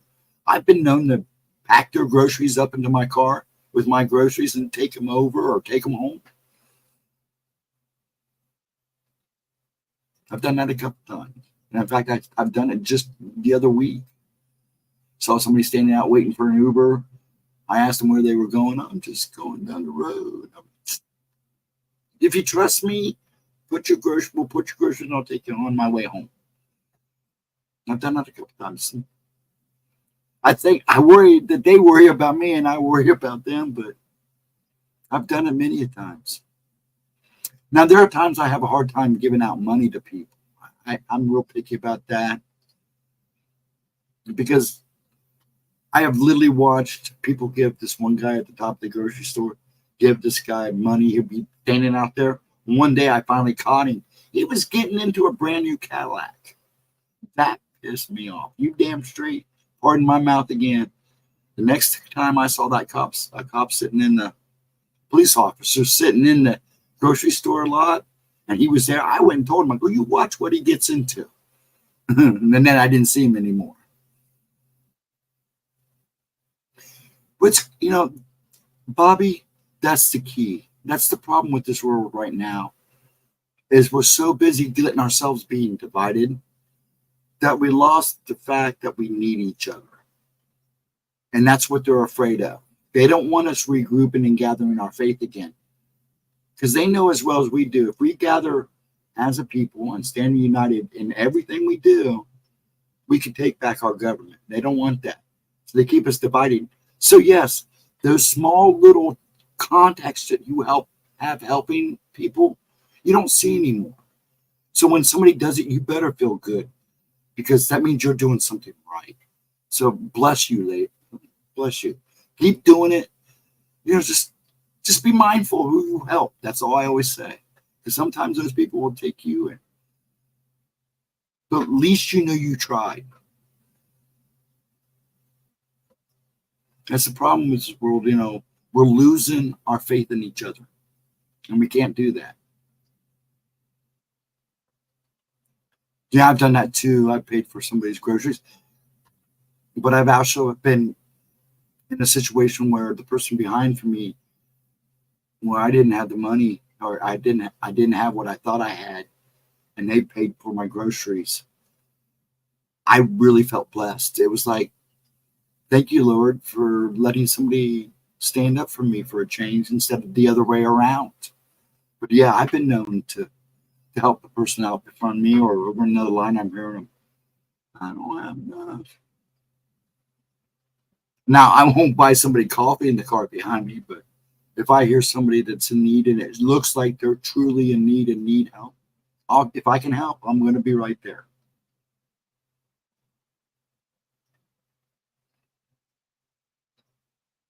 Yeah. And it's sad because we need to get our faith back in each other. Now, I don't, like I said, out of me and Gemma, I'm the biblical guy. I'm not going to lie, there's some things that you guys talk about that I'm a little uncomfortable about. But I'm always open-minded. I always look at both sides. That's the way I am. So I always try to keep my mind open. But when it comes to like UFOs and aliens, I have, because of all the research I've done over the year and all the way I've looked at things, I have certain opinions that I stick to. Now, I'm still open to changes and stuff. But when it comes to us as a human race, especially now, we need to find each other again. We really do. And we need to, the people don't understand. It just takes that positive little contact. Hey, you could be standing next to somebody just smiling, and that person could be having the worst day ever. And them seeing you smile and feeling that coming off of you could turn their day completely around. And a little gesture, like helping somebody, makes that person even better that day. That's what we need to see more often of. Maybe I wouldn't see things following people that are actually stuck to people. You know what I'm saying? Because I kind of blame a lot of that. What I'm seeing between us as human is why I'm seeing more and more of what I'm seeing.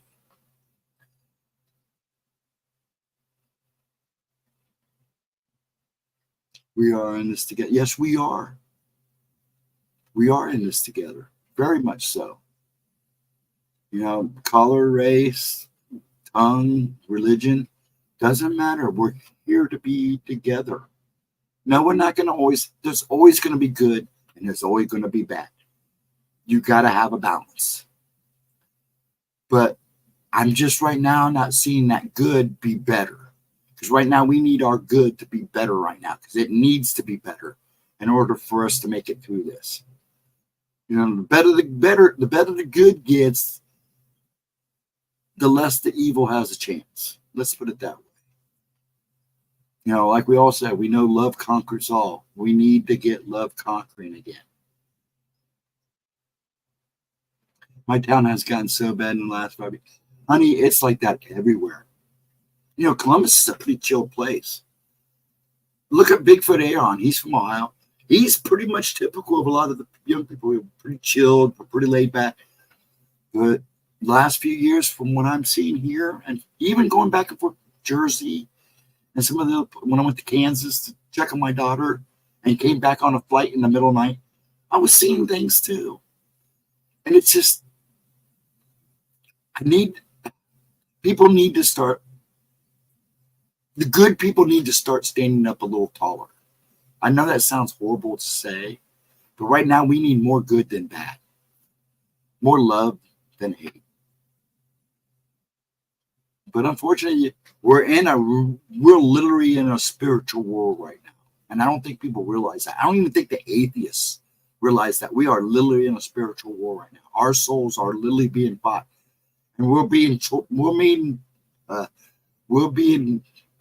going to see, because it's happening now, not only in what's going on overseas and everything else, We're being forced now to take sides. We don't want to take sides, but you can't stand in the middle either. Mm-hmm.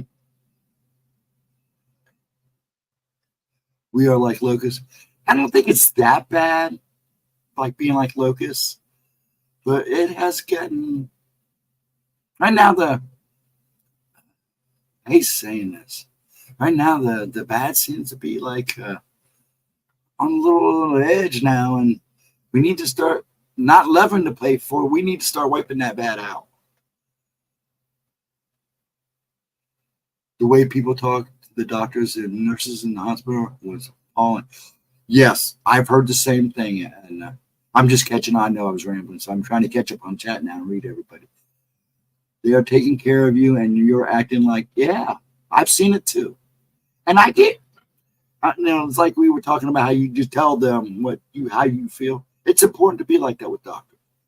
But yeah, I have seen patients just literally have their lives saved and talk dirt right after. It just, it's like this guy just saved your life and you're talking to him like that. Come on. If you didn't want to, nah, I'm not gonna say. I don't want to get anybody in trouble.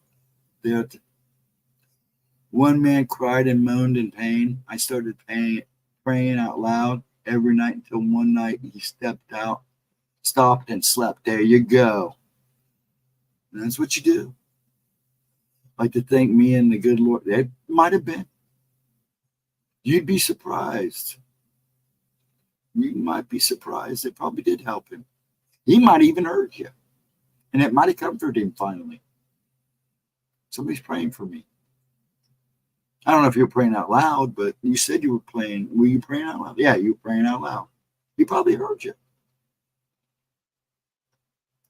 I think the weirdest, when it came to other patients, I was a while back ago. Oh, it was right before I got married. I ended up in the hospital. And I got stuck with a roommate. Usually they give me my own room because of me rocking and stuff. It freaks patients out. So I usually get my own room. But they didn't have no room, so I had to share a room. This person that was with me, I don't know where they came from. I don't know what they've been through. I try not to listen when the doctors are in. This person was in a bad way. And I remember this real clearly. I got up one night, he was crying. And I got up and put my hand, I literally took my IV and drug everything on, and I said, dude, are you okay?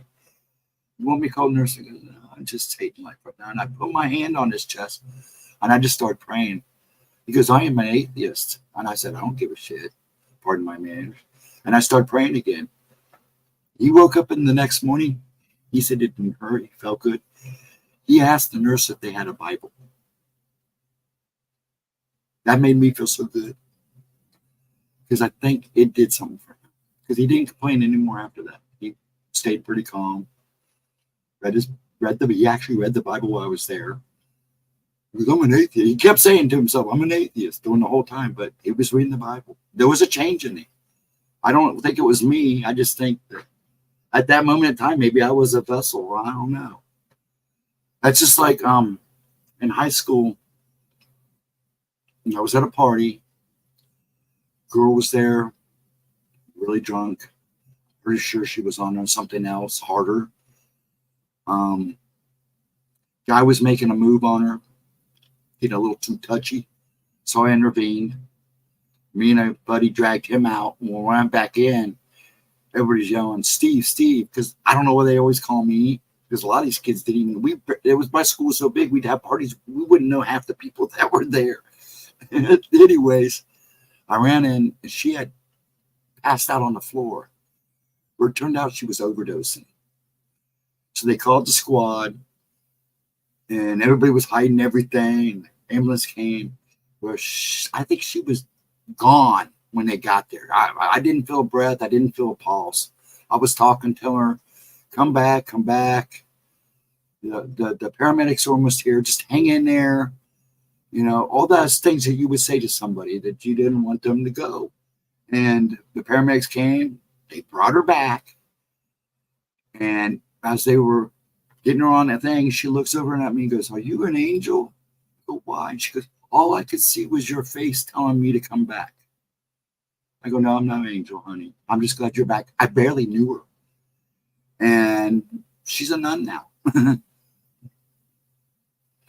So she got her life together. She even got married. Marriage went kind of bad.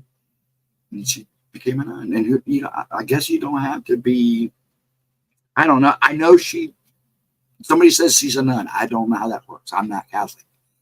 So, but yeah. But she sends me a Christmas card every year. And she always seems to find my address. And she always, in the Christmas card, she goes, thank you, my angel. You brought a new light to me. That's what it says in every card every time I got them. They're all stacked in a box in there. I get them every year. And every other birthday, she sends me something. Sweetest woman I ever met.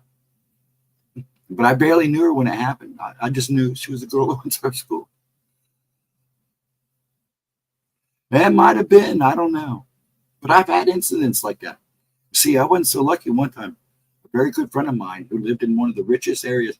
You guys have all heard of the Murfield Golf Course, where they play golf at the Memorial Tournament. I'm only 20 minutes away from that golf course at Tops. And I have a friend that lived in those. Their homes there are like big money. This friend of mine actually had a 2-lane bowling alley in his basement. This kid had everything he wanted. Knowing since we grew up together. Always troubled though. And as he got older, I noticed his parents were booking and leaving him home all the time. I mean, they'd been gone for weeks. Typical movie type story. The parents were rich. They were always coming and going, left the kid behind. Sometimes they'd take him. Sometimes they'd. Well, as he got older, he didn't want to go. So he was constantly left at home. He called me one night. I'll never forget that night. I went over, said, I need to see you. And when I got over there, he'd already took in quite a bit. He was popping pills. I think he shot up too. He died in my arms.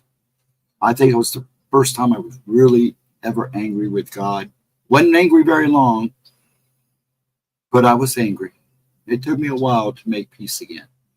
But I didn't understand how a kid could have everything and didn't have nothing. But I knew that's how he felt. And I had a fun feeling when he called that something was up. And I hurried over. I was still too late. By the time they came back, they couldn't save me. But yeah, it's just like the kids in the car accident I was in. A lot of people still don't know to this day that I was in that car. None of them survived. I literally watched the kid get his face ripped off through the windshield. And that's another bloody mess that I still dream about to this day. And I'm pretty sure I died that night too, but I can't confirm that one. Because that was a whole messed up situation. So I've lost people. I've seen death. I've seen somebody not work type of death. I can't even imagine what a soldier goes through. But I think all those incidents in my life has helped me cope a little bit more with what I see too. You weren't meant to save him. I don't think so either. Like I said, I took a lot to come to peace to that because we were really good buddies. But yeah, that was a hard time. And maybe I wasn't meant to. Maybe I was just there to comfort him until he's gone. I don't know. But I made peace with it. I still question sometimes. I'm not mad at God. We make those decisions, not him. I was angry with God when my BF died. She was an angel on earth. Aww. Yeah, it's hard. But it's also important to learn that you don't lose them. They're always here. And I remember him. I always remember him. Always hold him close to my heart. I wish he'd have gone on better terms. It sucks when people go like that. It's because their life was just not fulfilling enough. They weren't receiving what they needed. They weren't looking in the right places. Maybe they didn't talk to enough people. Maybe he didn't talk to me enough. Maybe I didn't talk to him and question him enough. But I made my peace. It still bothers me once in a while. I was angry with God when I let my baby girl die. Oh, yeah, and you have a right. It's okay to be mad. Just remember that everything's good. That's a lot of with him. As I made peace with it, I learned that, things are done for a reason. If we may accept them or not. Kitty didn't smoke, was a vegan, never said a bad. My father said something to me the other night that broke my heart. And this is kind of like what you're saying. Sometimes the good life kills you. And it's basically what you're saying. Sometimes being good doesn't make a difference. My father said the other night, we're late. I couldn't sleep and I was pacing. He asked if I was okay and came out. He hobbled out of his bed and could come out and check on me. His son, you're a good man. And my dad doesn't say I love you easily.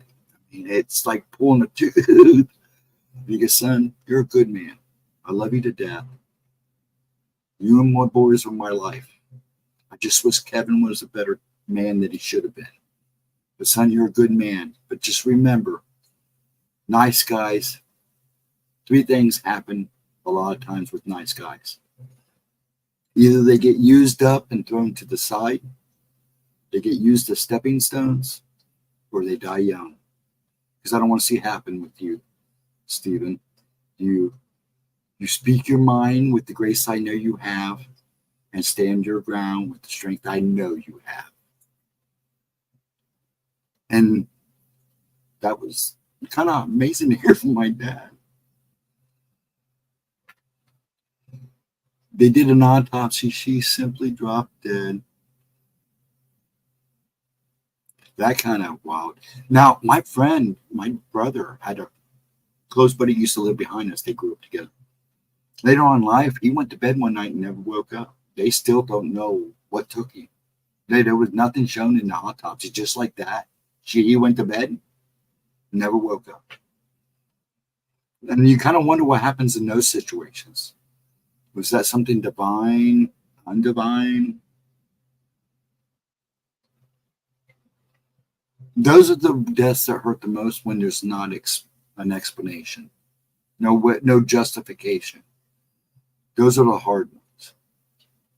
I had the same dream every night of a tombstone that said 1981 to died in 19. Ooh, I've had dreams with my names on tombstones before too. That was my name on the tombstone. That's a great thing to hear from your dad. Yeah, it was, because my dad is typical Marine. He's a boomer. He's a 90-year-old. To get "I love you" out of him is, if he says it, he means. Let's put it that way. And for him to say something like that, I did. I came in here and cried. I didn't expect him to say anything.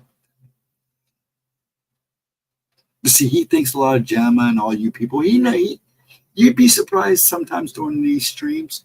He'll come in here and sit and just watch. Giles did the other night during Oracles. I didn't even know he was there for a while. And then I heard him talking in the hallway. That's why he kept saw me turning on and off the camera, because they were out there talking. Next thing I know, he's in here watching. And then he went upstairs and watched, and he came back down, and then he came back up. And he never watches this stuff.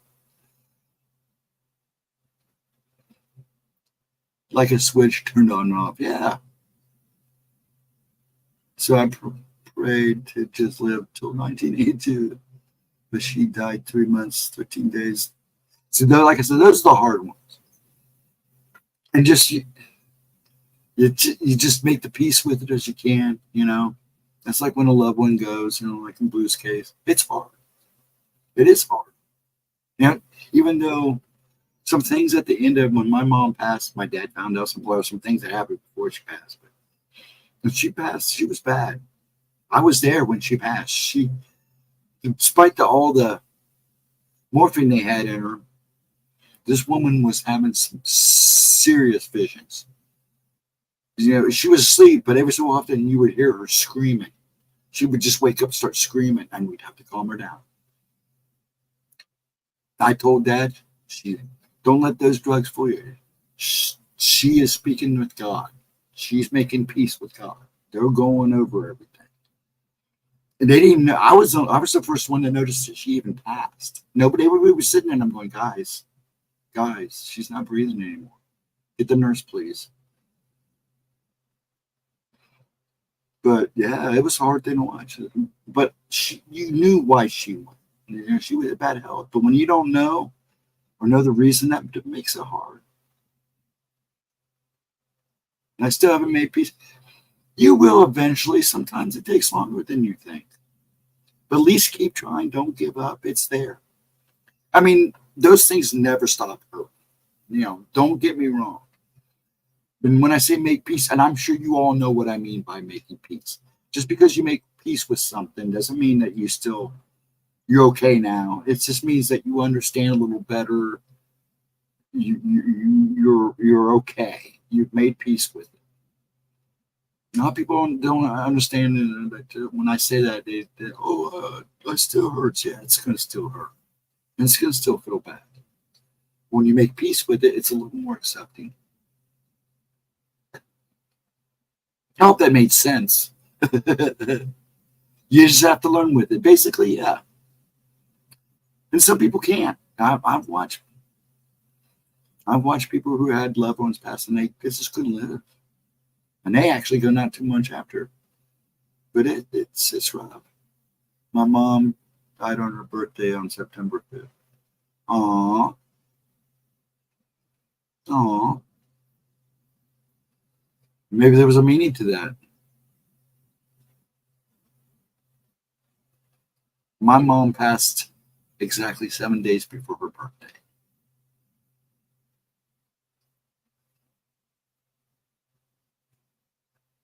But yeah, that's a good thing. Things that you got. I always tell people when I pass, you know, you're not going to mourn me. I don't want to hear anybody whining and crying. Not that there's going to be very many people there in the first place, but have fun. I know, celebrate life. I lived a good. I have no regrets. I've made my share of horrible mistakes, done my share of sins. I've seen the dark side just as much as I've seen the brightest of the light. And I'm content. I wouldn't go back and change a thing. I don't regret anything. I've learned from everything I've been through. That when I go, you have the best damn week you can have. I told my brother that she was going to die. See, that's the thing when you know. That's just like my mom, Cindy. My brothers, all my brothers thought my dad would pass first. And I kept telling them, no, mom is going to pass, and it's not going to be pleasant. It's going to be a very painful death for her. And it was. I mean, she didn't just go to sleep and pass. I mean, it was not pleasant to watch her pass. And everything that happened that day when she passed, I foresaw. I just didn't know a date. I just knew that she was going to go first, and it probably wasn't going to be pretty. And I tried to tell them. They don't listen. Just like Anna, they think you're a nut. And I've tried to tell them. And see, that's the thing. I don't have visions about other people as much as I do about, probably like you with family. I'll see things about certain family members than I would a stranger or somebody off the street. Now, that's a whole different story. What I see with them is what's following. But we all know that. I want to die with the faith you had as a child. Then you stay that. You keep that child within you. That's my key. I may come off serious, a little goofy. I'm a little off the wall. You know, I don't talk the greatest. I'm a little on the bouncy side. But I have an inner child in me that I let flourish. You know, to see things in the eyes of a child is the most amazing thing. You know, everything's, I try, when I experience something, I always try to experience like it's the first time. That's the way I am. Like a child, I try to be anti-bias. I always try to look at everything on both sides, you know, and try to be more faithful to my own beliefs, I guess. The child's mind is so open. But yeah, you lose that as you get older. But you can keep that faith as a child. You just got to nurture it. And that's the key, is to nurture it, just like you would your real child. Every day. Actually, my mom died the same time that. Oh, wow. How that's going to. There's something there. We've talked about this before, haven't we? I told you there's something there somewhere. I think I was that 20. Was you the one with the 2020 every 20 years?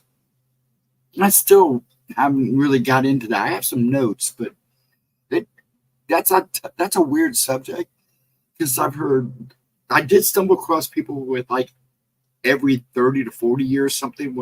Like this one story I read, it seemed like something happened on this date every 40 years for this one family, and they couldn't figure out why it was always on this day, the same day. Everybody in the family always seemed to pass on the same date every 40 years. It was really weird. It was a weird story. I don't even know. I couldn't really confirm anything in it, but it was weird.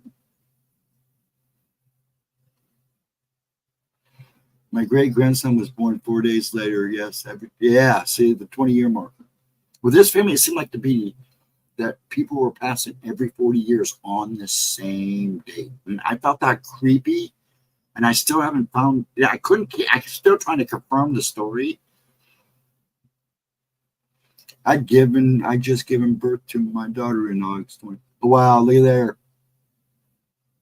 You guys have some kind of connection. You two guys have. Cindy and you guys have got a connection. I want to let you know that now. I'm not no psychic. I'm not like Gemma, but there's some kind of. You two probably should talk at one time by yourselves. I bet you two would have a very good conversation. I'm pointing. I'm getting tired. I didn't expect to go this long. I was going to stop it at midnight, but it's the same three people that we stood up till 3 o'clock in the morning talking. Remember us three were all. We were all still doing this at 3 o'clock in the morning not too long ago, after one of Gemma's replays. Because it's almost 1:30 now. I'm going to have to call it. I got to get up in the morning. Not that I'll sleep, but I got to try. Yes, at 5:23 a.m. Oh my gosh. You guys see, there's a connection between you two. I'm telling you. And I'm kind of being silly about it, but you two should really talk. Something tells me you two need to talk. Oh, and now one more thing before I call it night. Is your owl back? Or the owl's back? Since you've been home? Yeah, we're always here together. Yeah, you guys really should talk. But before I call it night, Anna, are you hearing the owls at night? I know you're not really probably moving around the best, but do you know if they're back? Or have you noticed anything? You get so tired you can't believe you're still awake. You just said a little bit ago you were wide awake. But did you hear what I asked? Are you? Do you know if your owls are back, or have you been able to notice things since you've been back home? I needed to ask you that. And I meant to ask you that when you first came in. I heard him last night. Blue, my window was open. Okay, he's back. I don't think he's as much of a messenger. He is. I think you have a couple of them that come in to see you. It's not just one. You might find that it's more than one. Maybe the same type of bird, owl, but it's not just one. I think they're kind of guardians over you. They're, like I said, and this owl thing and the animal thing with you, there's something at play there. Just keep paying attention to it while you can. You can inform me if anything weird goes on. I had a feeling he'd be back, and you would hear him once you got home and settled. And I say him, but there may be more than one. I'm telling you, that's all right. I'm not blue, believe me. But I'll take it as respect.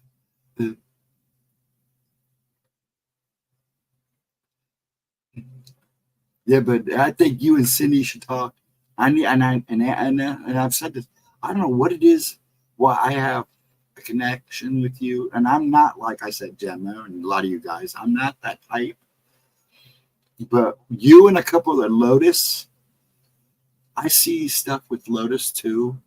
I just have never really told her, and I I don't worry about her. She's another one that's a really strong woman, and she does not give herself enough credit. She has her and her sister both. If you combine their two strengths together, they might be really surprised at how much they can accomplish. But you and now Cindy, I think you guys should talk. There's a connection there. I don't think you guys realize it. And like I said, I'm not this type of person. When I say something, it's probably because I'm feeling it. But yeah, I think too, and I think they're messengers for you. But for some reason, I think they're kind of guardians. There's just more going on there than I can say. I don't know how to put it. Just pay attention to them. That's all I'm saying. Okay, just keep your eyes peeled. This event that happened in your life, I really honestly think it was done for a reason. You may not like it, like some of the situations I've seen and been through. I didn't like them, but I found out later there was a reason for it. A couple of those reasons of me going through that death story and coming back was to put me back on my path. Spirit gives. I don't know how to explain it because I don't want to say until I know for sure. But you're a lot more connected to nature than you realize. And nature is kind of paying you back for that. Does that make sense? I don't know if that makes sense. That's the best way I can put it. And not paying you back in a bad way, but in a good way. Just, like I said, do me a favor. When you have connections with the owl or with any creature around your house, make a note of it. Okay? Hey, this weird happened today. A dragonfly flew and landed on my shoulder. A butterfly landed on my neck. Small stuff like that, write it down. I'm shaking my head, yes. Okay. That hurt. But yeah. But I think you're very connected to nature. Not just to Mother Earth, but to nature. If that makes sense. I'm an odd person, so bear with me. You and Lotus, like I said, with you, Lotus, I pick it up on Cindy too. I pick it up on Mark. I pick it up on Blue. I pick a lot of things up on Blue. That's why I don't bother him too much because he's seen his stuff. And you don't even have to tell him. Arisha and Tennille, like I said about them, these women are very strong. She shows it. But if those two would combine that strength, oh my gosh. I think they'd be even surprised. That's my own personal feelings. And like I said, I'm not like Gemma. I'm not like other people. If I'm saying it and then it's coming out of me for a reason. It's like when I spew information that I had no idea that I had, comes out of my head. Same thing.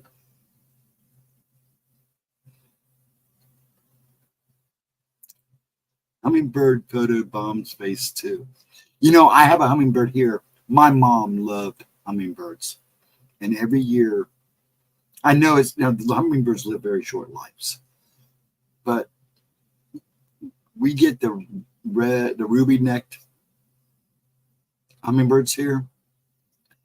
And it feels like the same one, but I know it's not because I just feel that it's my mom. It's like when I know she's here at the house checking on Dad.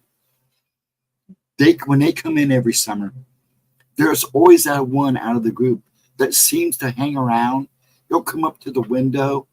It's a female. She'll come up to the window, and if it's like low on fluid, it will come up to the window. Sometimes it just comes up to the window and hover in front of me and Dad, like it's watching us and saying hi. It's wild.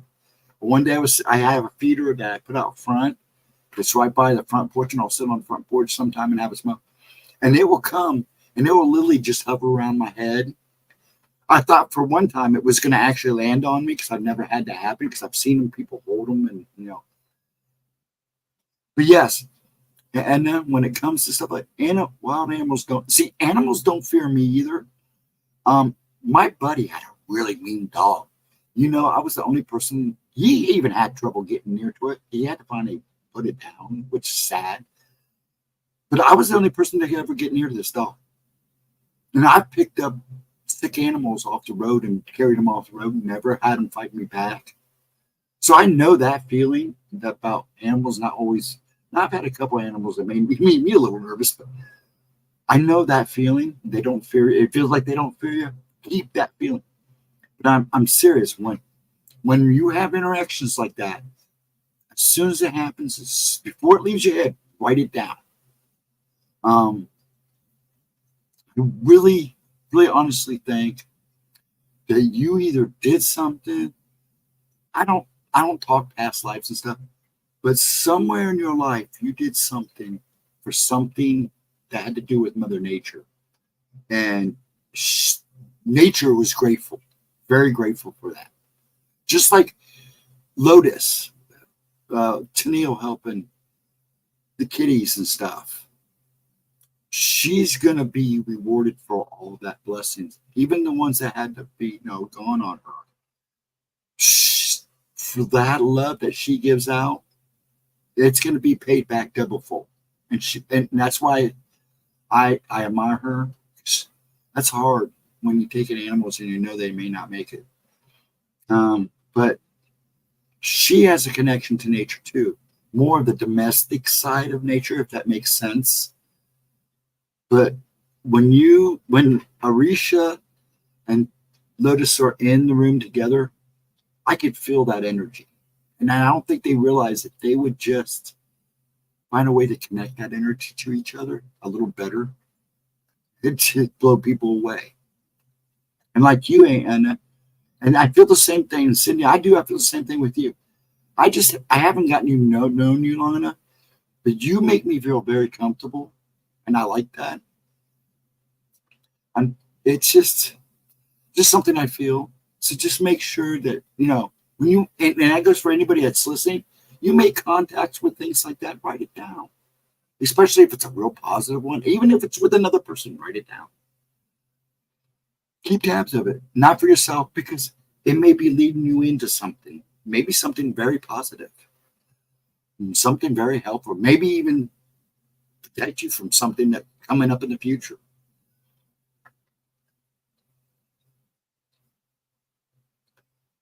We'll catch them on a gab, and I can't read.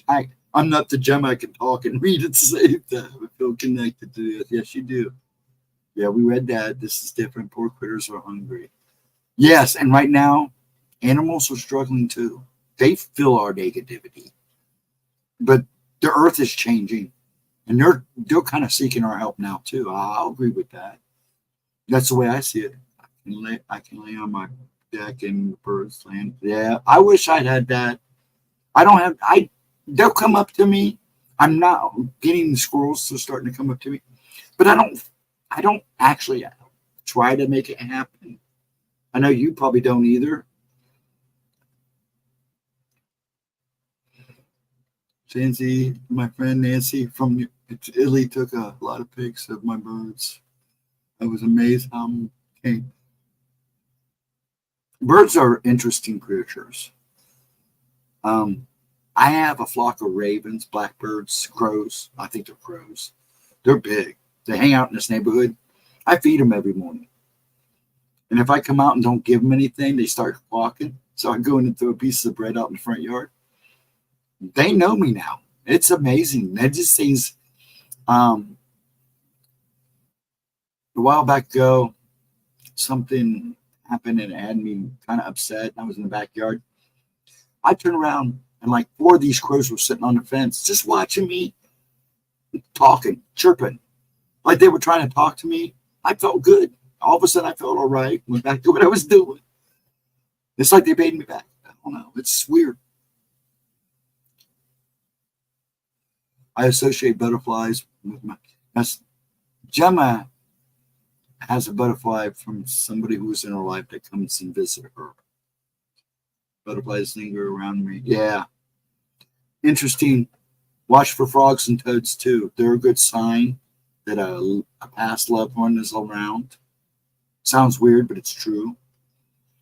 If somebody, and my grandma used to say, if a toad is on your porch and is chirping happy songs, it means somebody who has passed is not far along. That's what she used to say. I don't know. It's the way she put it. It's stuck in my head. If it makes sense, I should do that. Yeah, and when good things happen and you do good things and you feel that good, write it down. Believe me, it's getting the book. It's going to be put in your book of life anyways.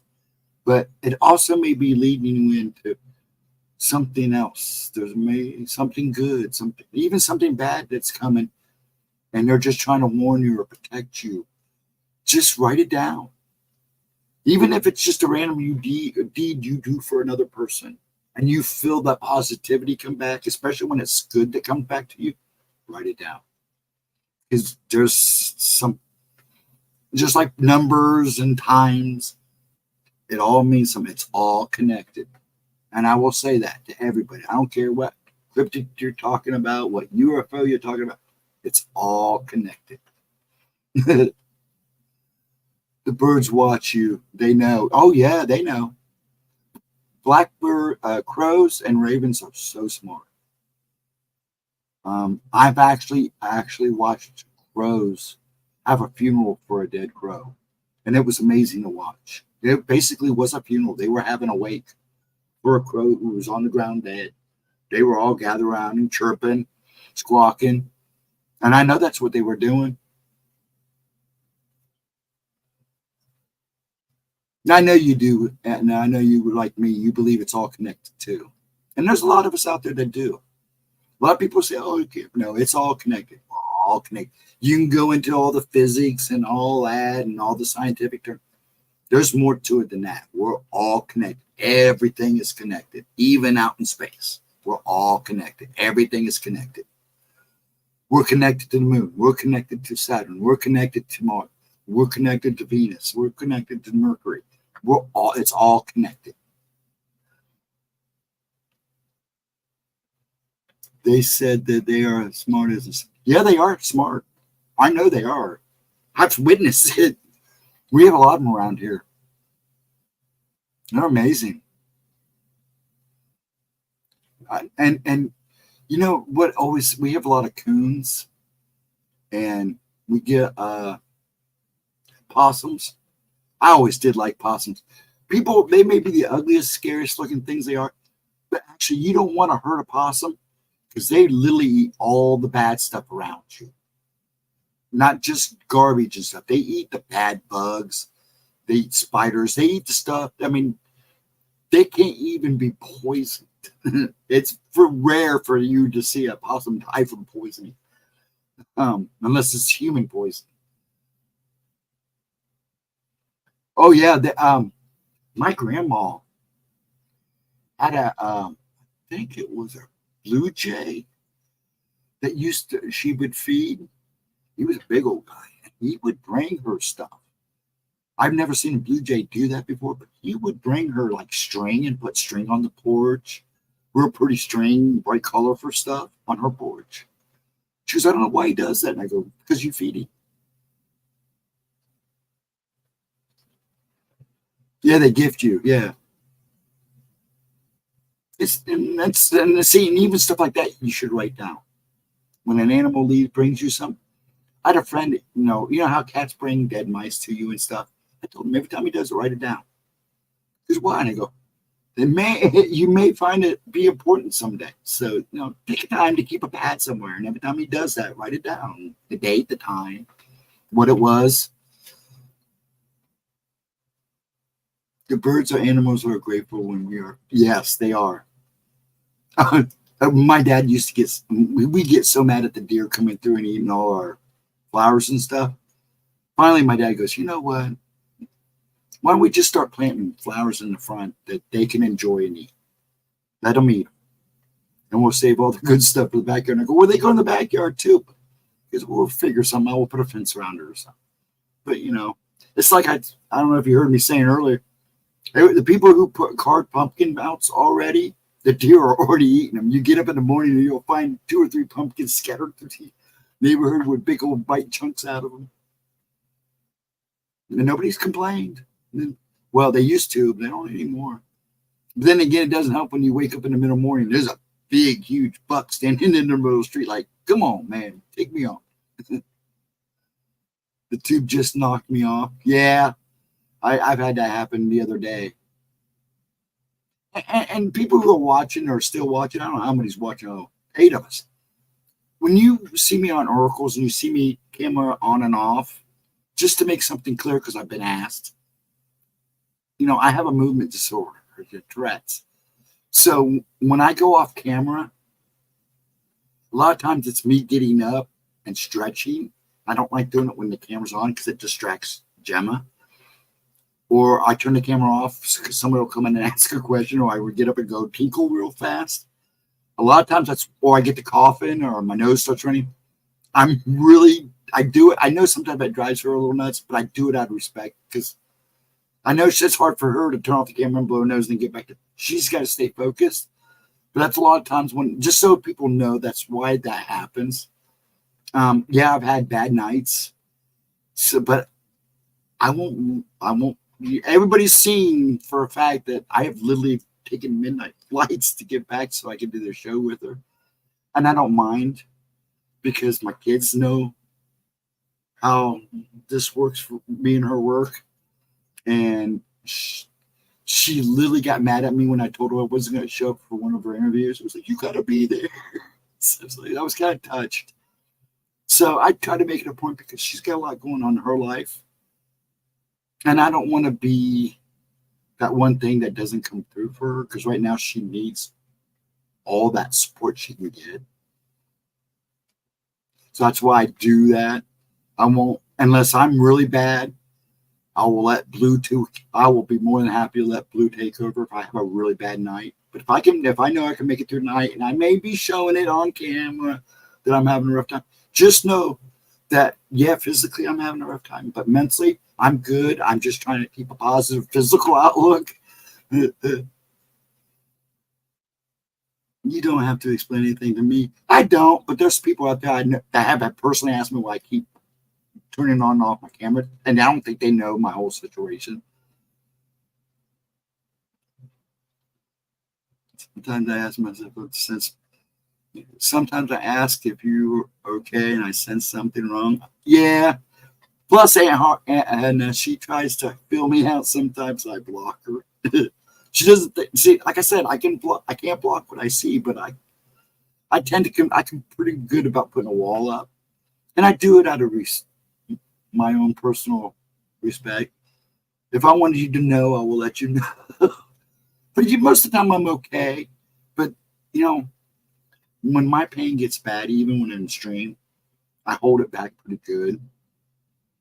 And I allowed one person I used to know feel my pain. I mean, literally try to physically, mentally feel what I felt. And I think they did because they were in tears for 2 days. And I said, I'm never letting that happen again. Never, ever, ever. He's a good bubble. Good. He's good with his bubble. Yeah, I am very good with my bubble. I put up a wall. And I do it because I'm afraid something like her. And she wanted to know. She wanted to get in my head and feel it. And I was like, you sure? So I opened up to her and but this is put this way, I felt bad because she literally broke down in tears. And she goes, I had no idea. It's just not sleeping and in motion all the time. It gets to you after a while. I don't want nobody to feel it. We all have our own pain. I should have been an actress. Yes, you do. But see, and as much as I'm good with my bubble, you need to work on yours a little bit. Because there's quite a few of you in this chat. like I always say, I'm not like Gemma and those guys, but I pick up on people in chat. Sometimes when you see me get edgy, it's because somebody's coming to chat and I can literally pick up their vibe. Like last Saturday, there was somebody in chat before all that craziness happened. This was before that person came in and started acting up. There was somebody in that chat who's a regular who was definitely having a really bad week. And I could feel it. And they were having a hard time. And it was one of three people, and I didn't want to say anything, but they actually popped in tonight. I don't think they said anything, but I knew they were here because I could feel they were here, and they were a lot better than they were Saturday. So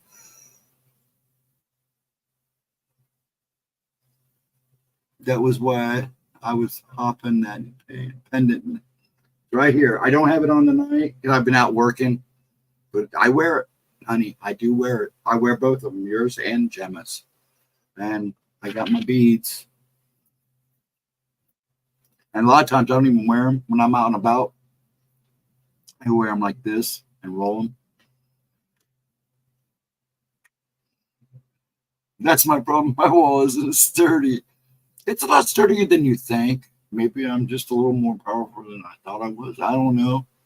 But I'm starting to wheeze. Hey, Monster Radio, how you doing? But I definitely can pick up on people in here. Sometimes it makes me nervous because I'm not used to it. But I do it in crowds too. That's why I don't like crowds. It's like me touching people. I'm really picky. I gotta kind of get a vibe before I start touching people. Hey, Chad, how you doing, Monster Radio? Oh, that's all right. We're getting ready. We've been going since 10. I'm probably about ready to end it. I got to do a little work before I could try to lay down and celebrate. Oh, you're 43 today? And happy birthday. Happy birthday to you. Joy, happy. And I hope you're having a good day. Thanks for stopping in on your birthday. Happy birthday, and I hope you have many more. I'm sure you will. Oh, God, I officially feel old now. You don't start feeling that age really until you start hitting about 50, 55. Then you start feeling it.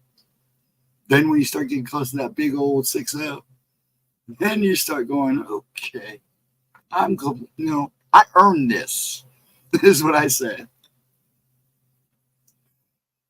But happy birthday. I'm glad you stopped in. Yeah, we've been going since 10. I usually go to midnight on Wednesday night, but we just got to talking.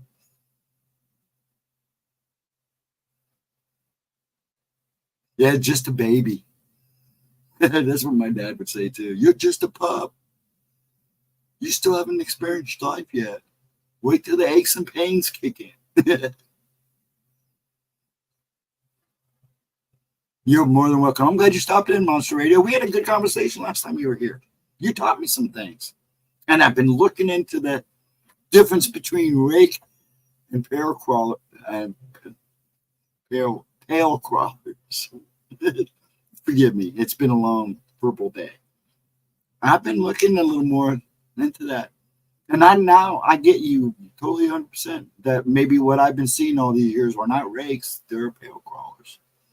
Because it's always been around wells and caves, sewers, because I would think that would be qualifying from what I've been reading.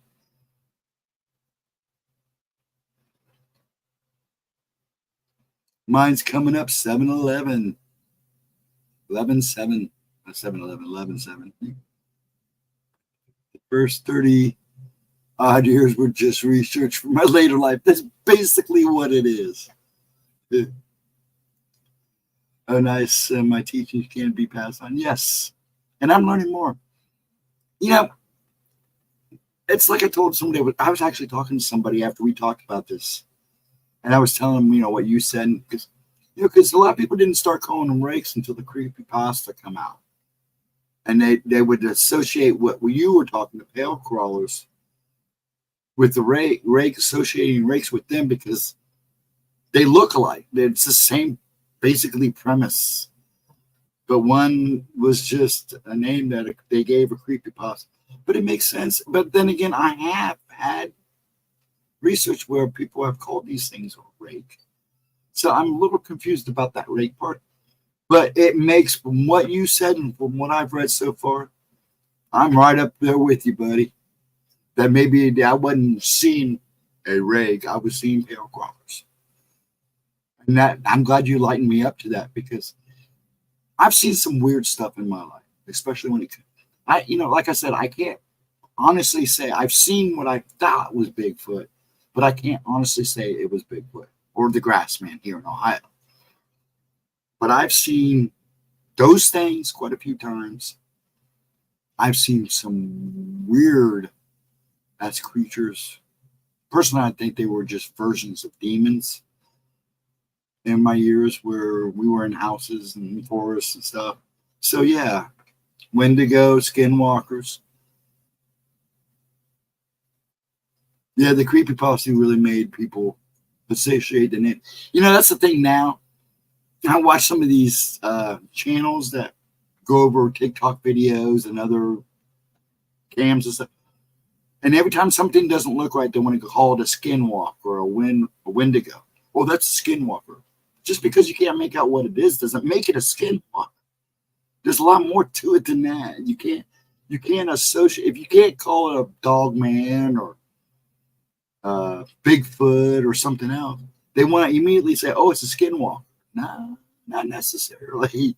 There's a lot of other creatures. There's a lot of other little critters out there that are a lot worse, just as crazy as skinwalkers and wendigos. Rakes and grays. Somebody else brought that up to me, that rakes could actually be grays, which made sense too, because I got in a conversation with some people about this a while ago after our conversation on Monster Radio, that maybe that's what they're seeing as an alien species, which kind of makes sense too. A lot of folks skip over the details of the rake, and it had long fingers in the creepypasta. Yeah, they gave it really long.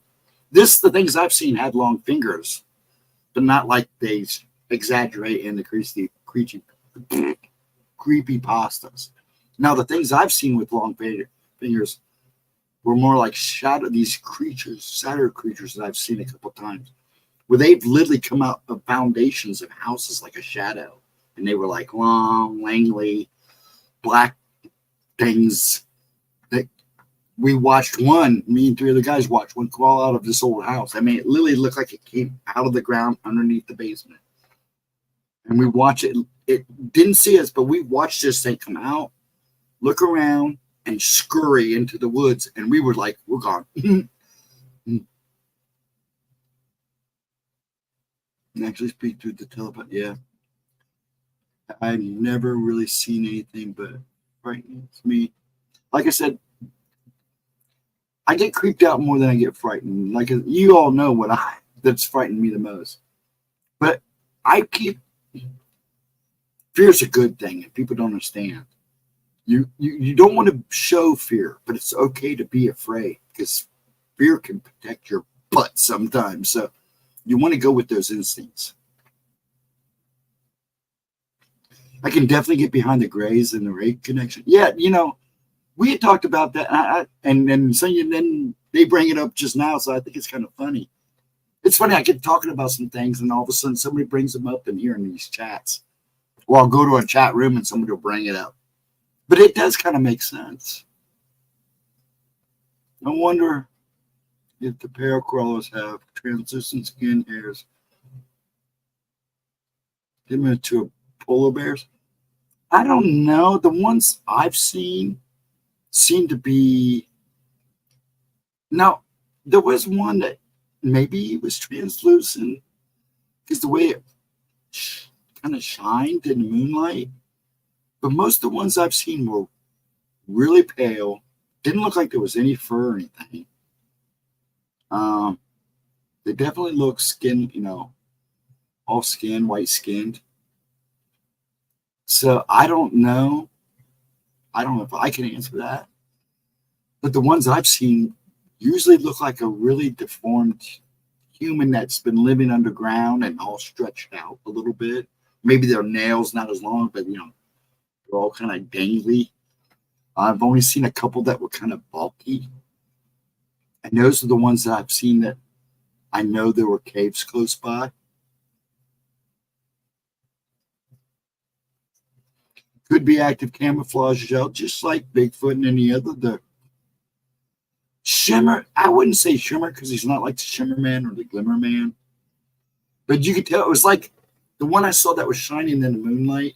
It looked like he had a slime on him. It came off as kind of a slimy kind of look to it, like something that it's like he was coated in something. Does that make sense? I think there's more than possible monster. Yeah. Weird things do happen in this world. You think it's weird now?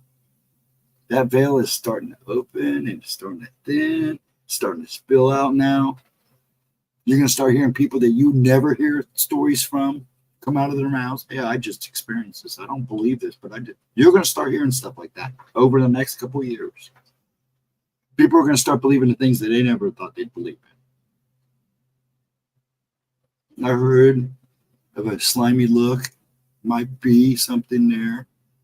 Yeah, this one, it definitely looked like it looked like it did. It looked like a clear slime. It's kind of the way it glistened. That's what it looked like. I mean, I couldn't tell. Now I seen a demon that literally looked like he was melting. I mean, he was consistently melting. His guts would come out, and it was just the nastiest thing I've ever seen. Well, the slime that was coming, you couldn't see it like dripping off him, but it definitely looked like he was coated in the way it shimmered, like he was coated in something. And then the way he moved, it kind of, you could hear like a kind of slimy sound to it. I don't know. I can't explain it. But it definitely, the more I think about it, that's more what it looked like.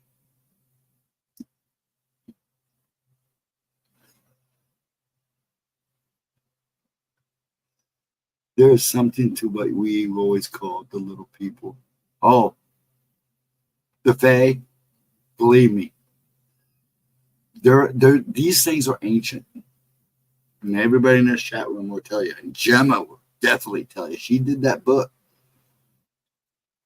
Gemma made me realize that the little shadow creatures that I was seeing following kids around on the playground when I started realizing I could see stuff were probably Fae. And I've seen little people. I don't talk about them much because I'm still trying to understand a little bit more about the Fae thing. But I've had relatives that live in the Appalachians and areas like this tell me stories about little men and little women, basically kind of like gnomes and elves. I have a great grandpa, before he passed, swears that he was too sick to shoe his horses. And when he woke up in the morning, he swears that he watched little things come on out of his barn. And when he went into the barn, the horses all had brand new shoes on. They'd been groomed and cleaned. He said the little people did it.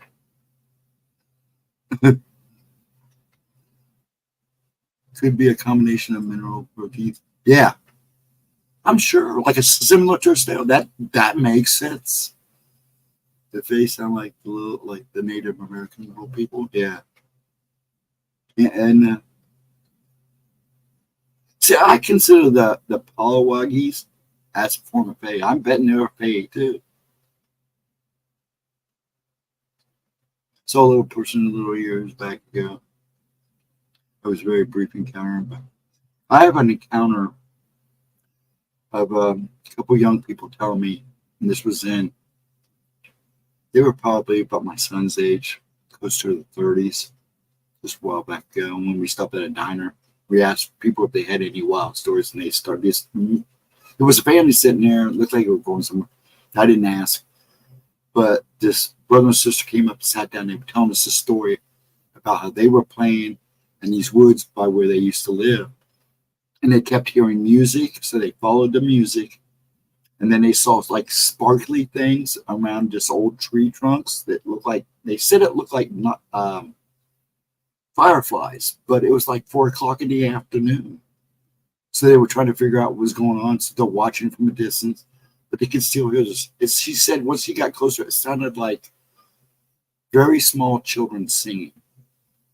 And they huddled up behind a log and was watching. And then they realized they could see like these little people in long hats, and some of them had green jackets on, some of them had red jackets on, and they were walking around this log, putting stuff, taking stuff. There was like a hole, and they were like carrying stuff down into underneath this old tree stump. And they said they watched it for like 20, 30 minutes, and one of them sneezed or something, and they were gone. And he said it freaked them both out, but they never thought of it anything bad. They would just. But it was a great story because he went into detail. I mean, he was just, they were definitely saw detail. He was talking about how they dressed, how some had pointed hats, some didn't, had like real fluffy hair, looked like fur. They were singing. It sounded like little tiny kids singing. Like, he said, if you remember in Wizard of Oz, the little people singing Lollipop Kids, he said that those voices sounded like that. And they were singing. And they were like, he said it was like they come around a log, take something down, come around a log, take another one, come down. They couldn't tell if there was a difference between males or females.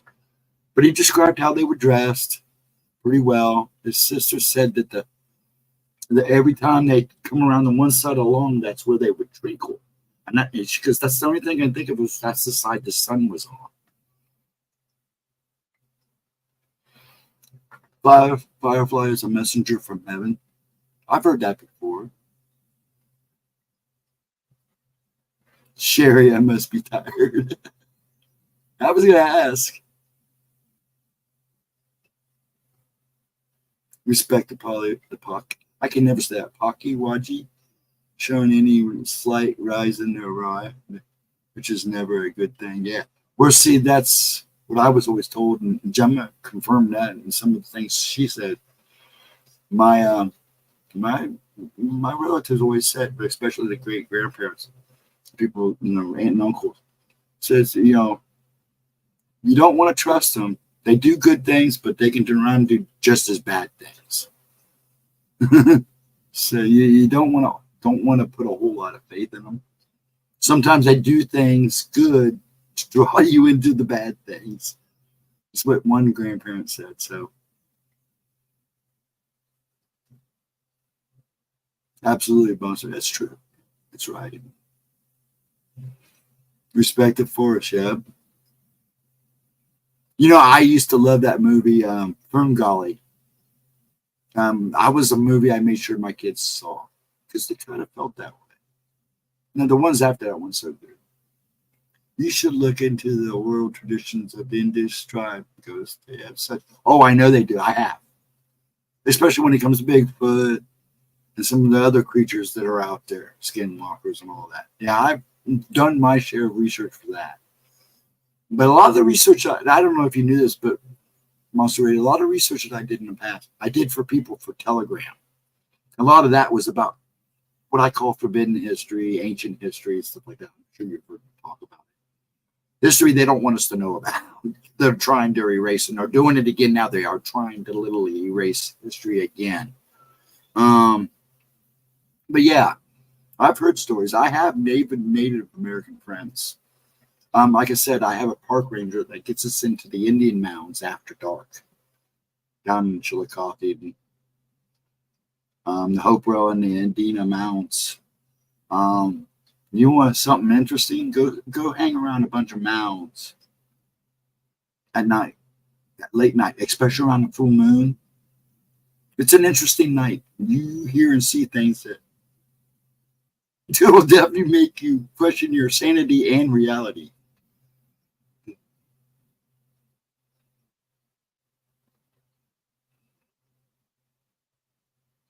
Yeah, and you did it old school, the scholar way. Yeah, I've I've read the ancient text, different names, same story. Yeah, different names, same story. You would be surprised that people. I think people are now realizing that if you gather all these stories around the world, the different names, they may be a little different, they may look a little different, but it's once again, here we go again. It's all connected.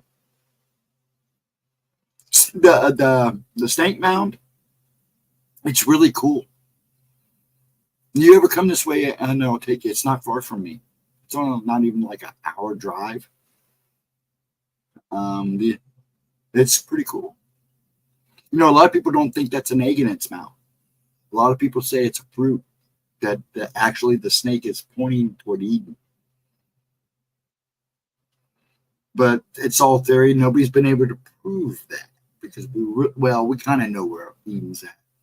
But a lot of people think that the egg that's in the serpent mound, is not an egg. They believe it's a fruit.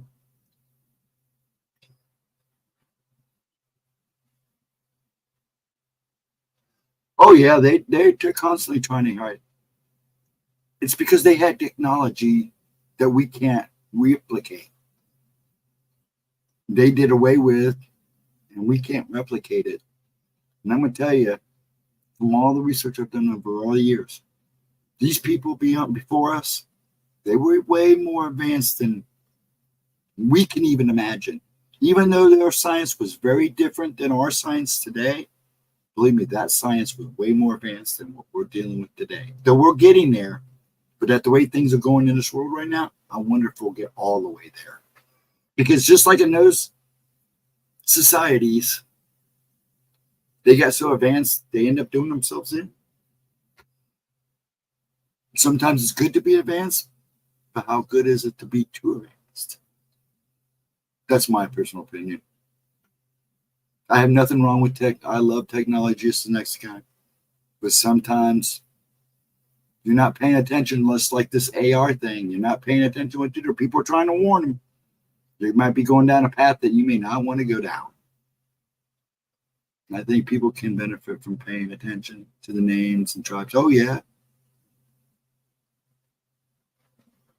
What time we got here? It's probably almost 2 o'clock. I didn't realize we were this late. It's 2:30. Oh my gosh.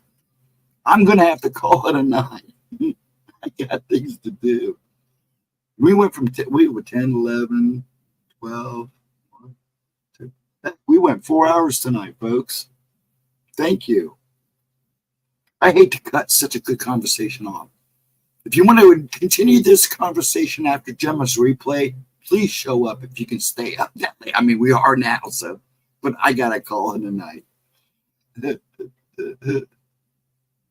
But yes, so anybody that's watching that hasn't been involved in the conversation, tomorrow night, Laura will be on at 8 o'clock. I'll be in the background, probably talking in chat. Sometimes I do, sometimes I don't. Sometimes just hang out. Depends on how I feel too. Friday night, Gemma, 7:15 to 10:11. If you can get your name on by 10, that'd be appreciative. It's a good time. Please come and join us. Then I will be on a Saturday night at midnight for Gemma's replay. We're going to watch Listener Encounters 15. And if we don't talk all night, we'll maybe watch 16. And then during this time frame, she will be releasing Halloween, her 7-day premieres toward the evening. So she'll have a video coming out sometime tomorrow afternoon or tomorrow evening, mid-evening, about the same time she did tonight, I think. And then another one and another one, and they'll go until the day after Halloween. So count on those. And those can pop up anywhere in mid-evening. Anybody that's streaming, please check them out. I don't know who's streaming when and what because I haven't had a chance to go look. But please, there's plenty of great people out there with great subject matter. Check them out. Then I don't know if she's still going to do a Monday premiere. Maybe that'll be one of her Halloween, one of those 7-day videos. Then Tuesday talk at 1. Then I'll be back here Wednesday at 10. I'll stop it at that, and then whoever, either Laura will be on Thursday or I will be. I play the fill-in depending on how I feel, because I literally stream like 4 days in a row, 5 days in a row. So I gotta have a little bit of break. Sunday and Monday is not always the best. Um, Not enough. I like to have personal time too.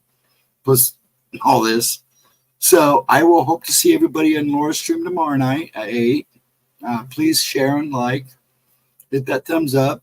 I don't make a big deal about it. But if you would, it'd be nice. If you don't, okay. But it'd be better if you did. Leave a comment. Just be good or bad. Just be respectful. You guys have a wonderful night. Let me read the goodbyes. We did good, Dragon Lee. Yes, we did. Cindy Lee. I feel so much better than when we first started. Thanks, guys. I'm glad. And I think a lot of you folks. I really do. And you guys tolerate me. I know I'm a little goofy. I have some issues. But, especially with talking. Sometimes I don't even know how you people understand me sometimes. So I appreciate that. And I appreciate you all. Good night, and Sydney, whoever else is watching Monster Radio. I would love to sit down and have a conversation with you. That would be a great conversation. There's so many of you. I would love just to have a one-on-one conversation with you all, because I like one-on-one conversations. You all have a wonderful night, and I'll see you guys hopefully on the flip side tomorrow night, unless I actually sleep. Thank you so much. I don't feel so alone. Well, you're not, and you're not. Even when you feel alone, you're not alone. Okay? You have a lot more people watching over you than you realize, and animals. So please, like I said, keep everything I said in mind, okay? And I'm going to go ahead and hit the end here. And you folks, bless you all. Thank you for hanging out with me for 4 hours. You guys have a wonderful night. Get some rest. We'll all try to get some rest. You too, Anna. You get some rest. You get some rest, young lady. You hear me? Let that body rest. One day at a time. But don't be lazy. You want to get some exercise in there too. Keep that brain ticking. I love you guys. Have a wonderful night.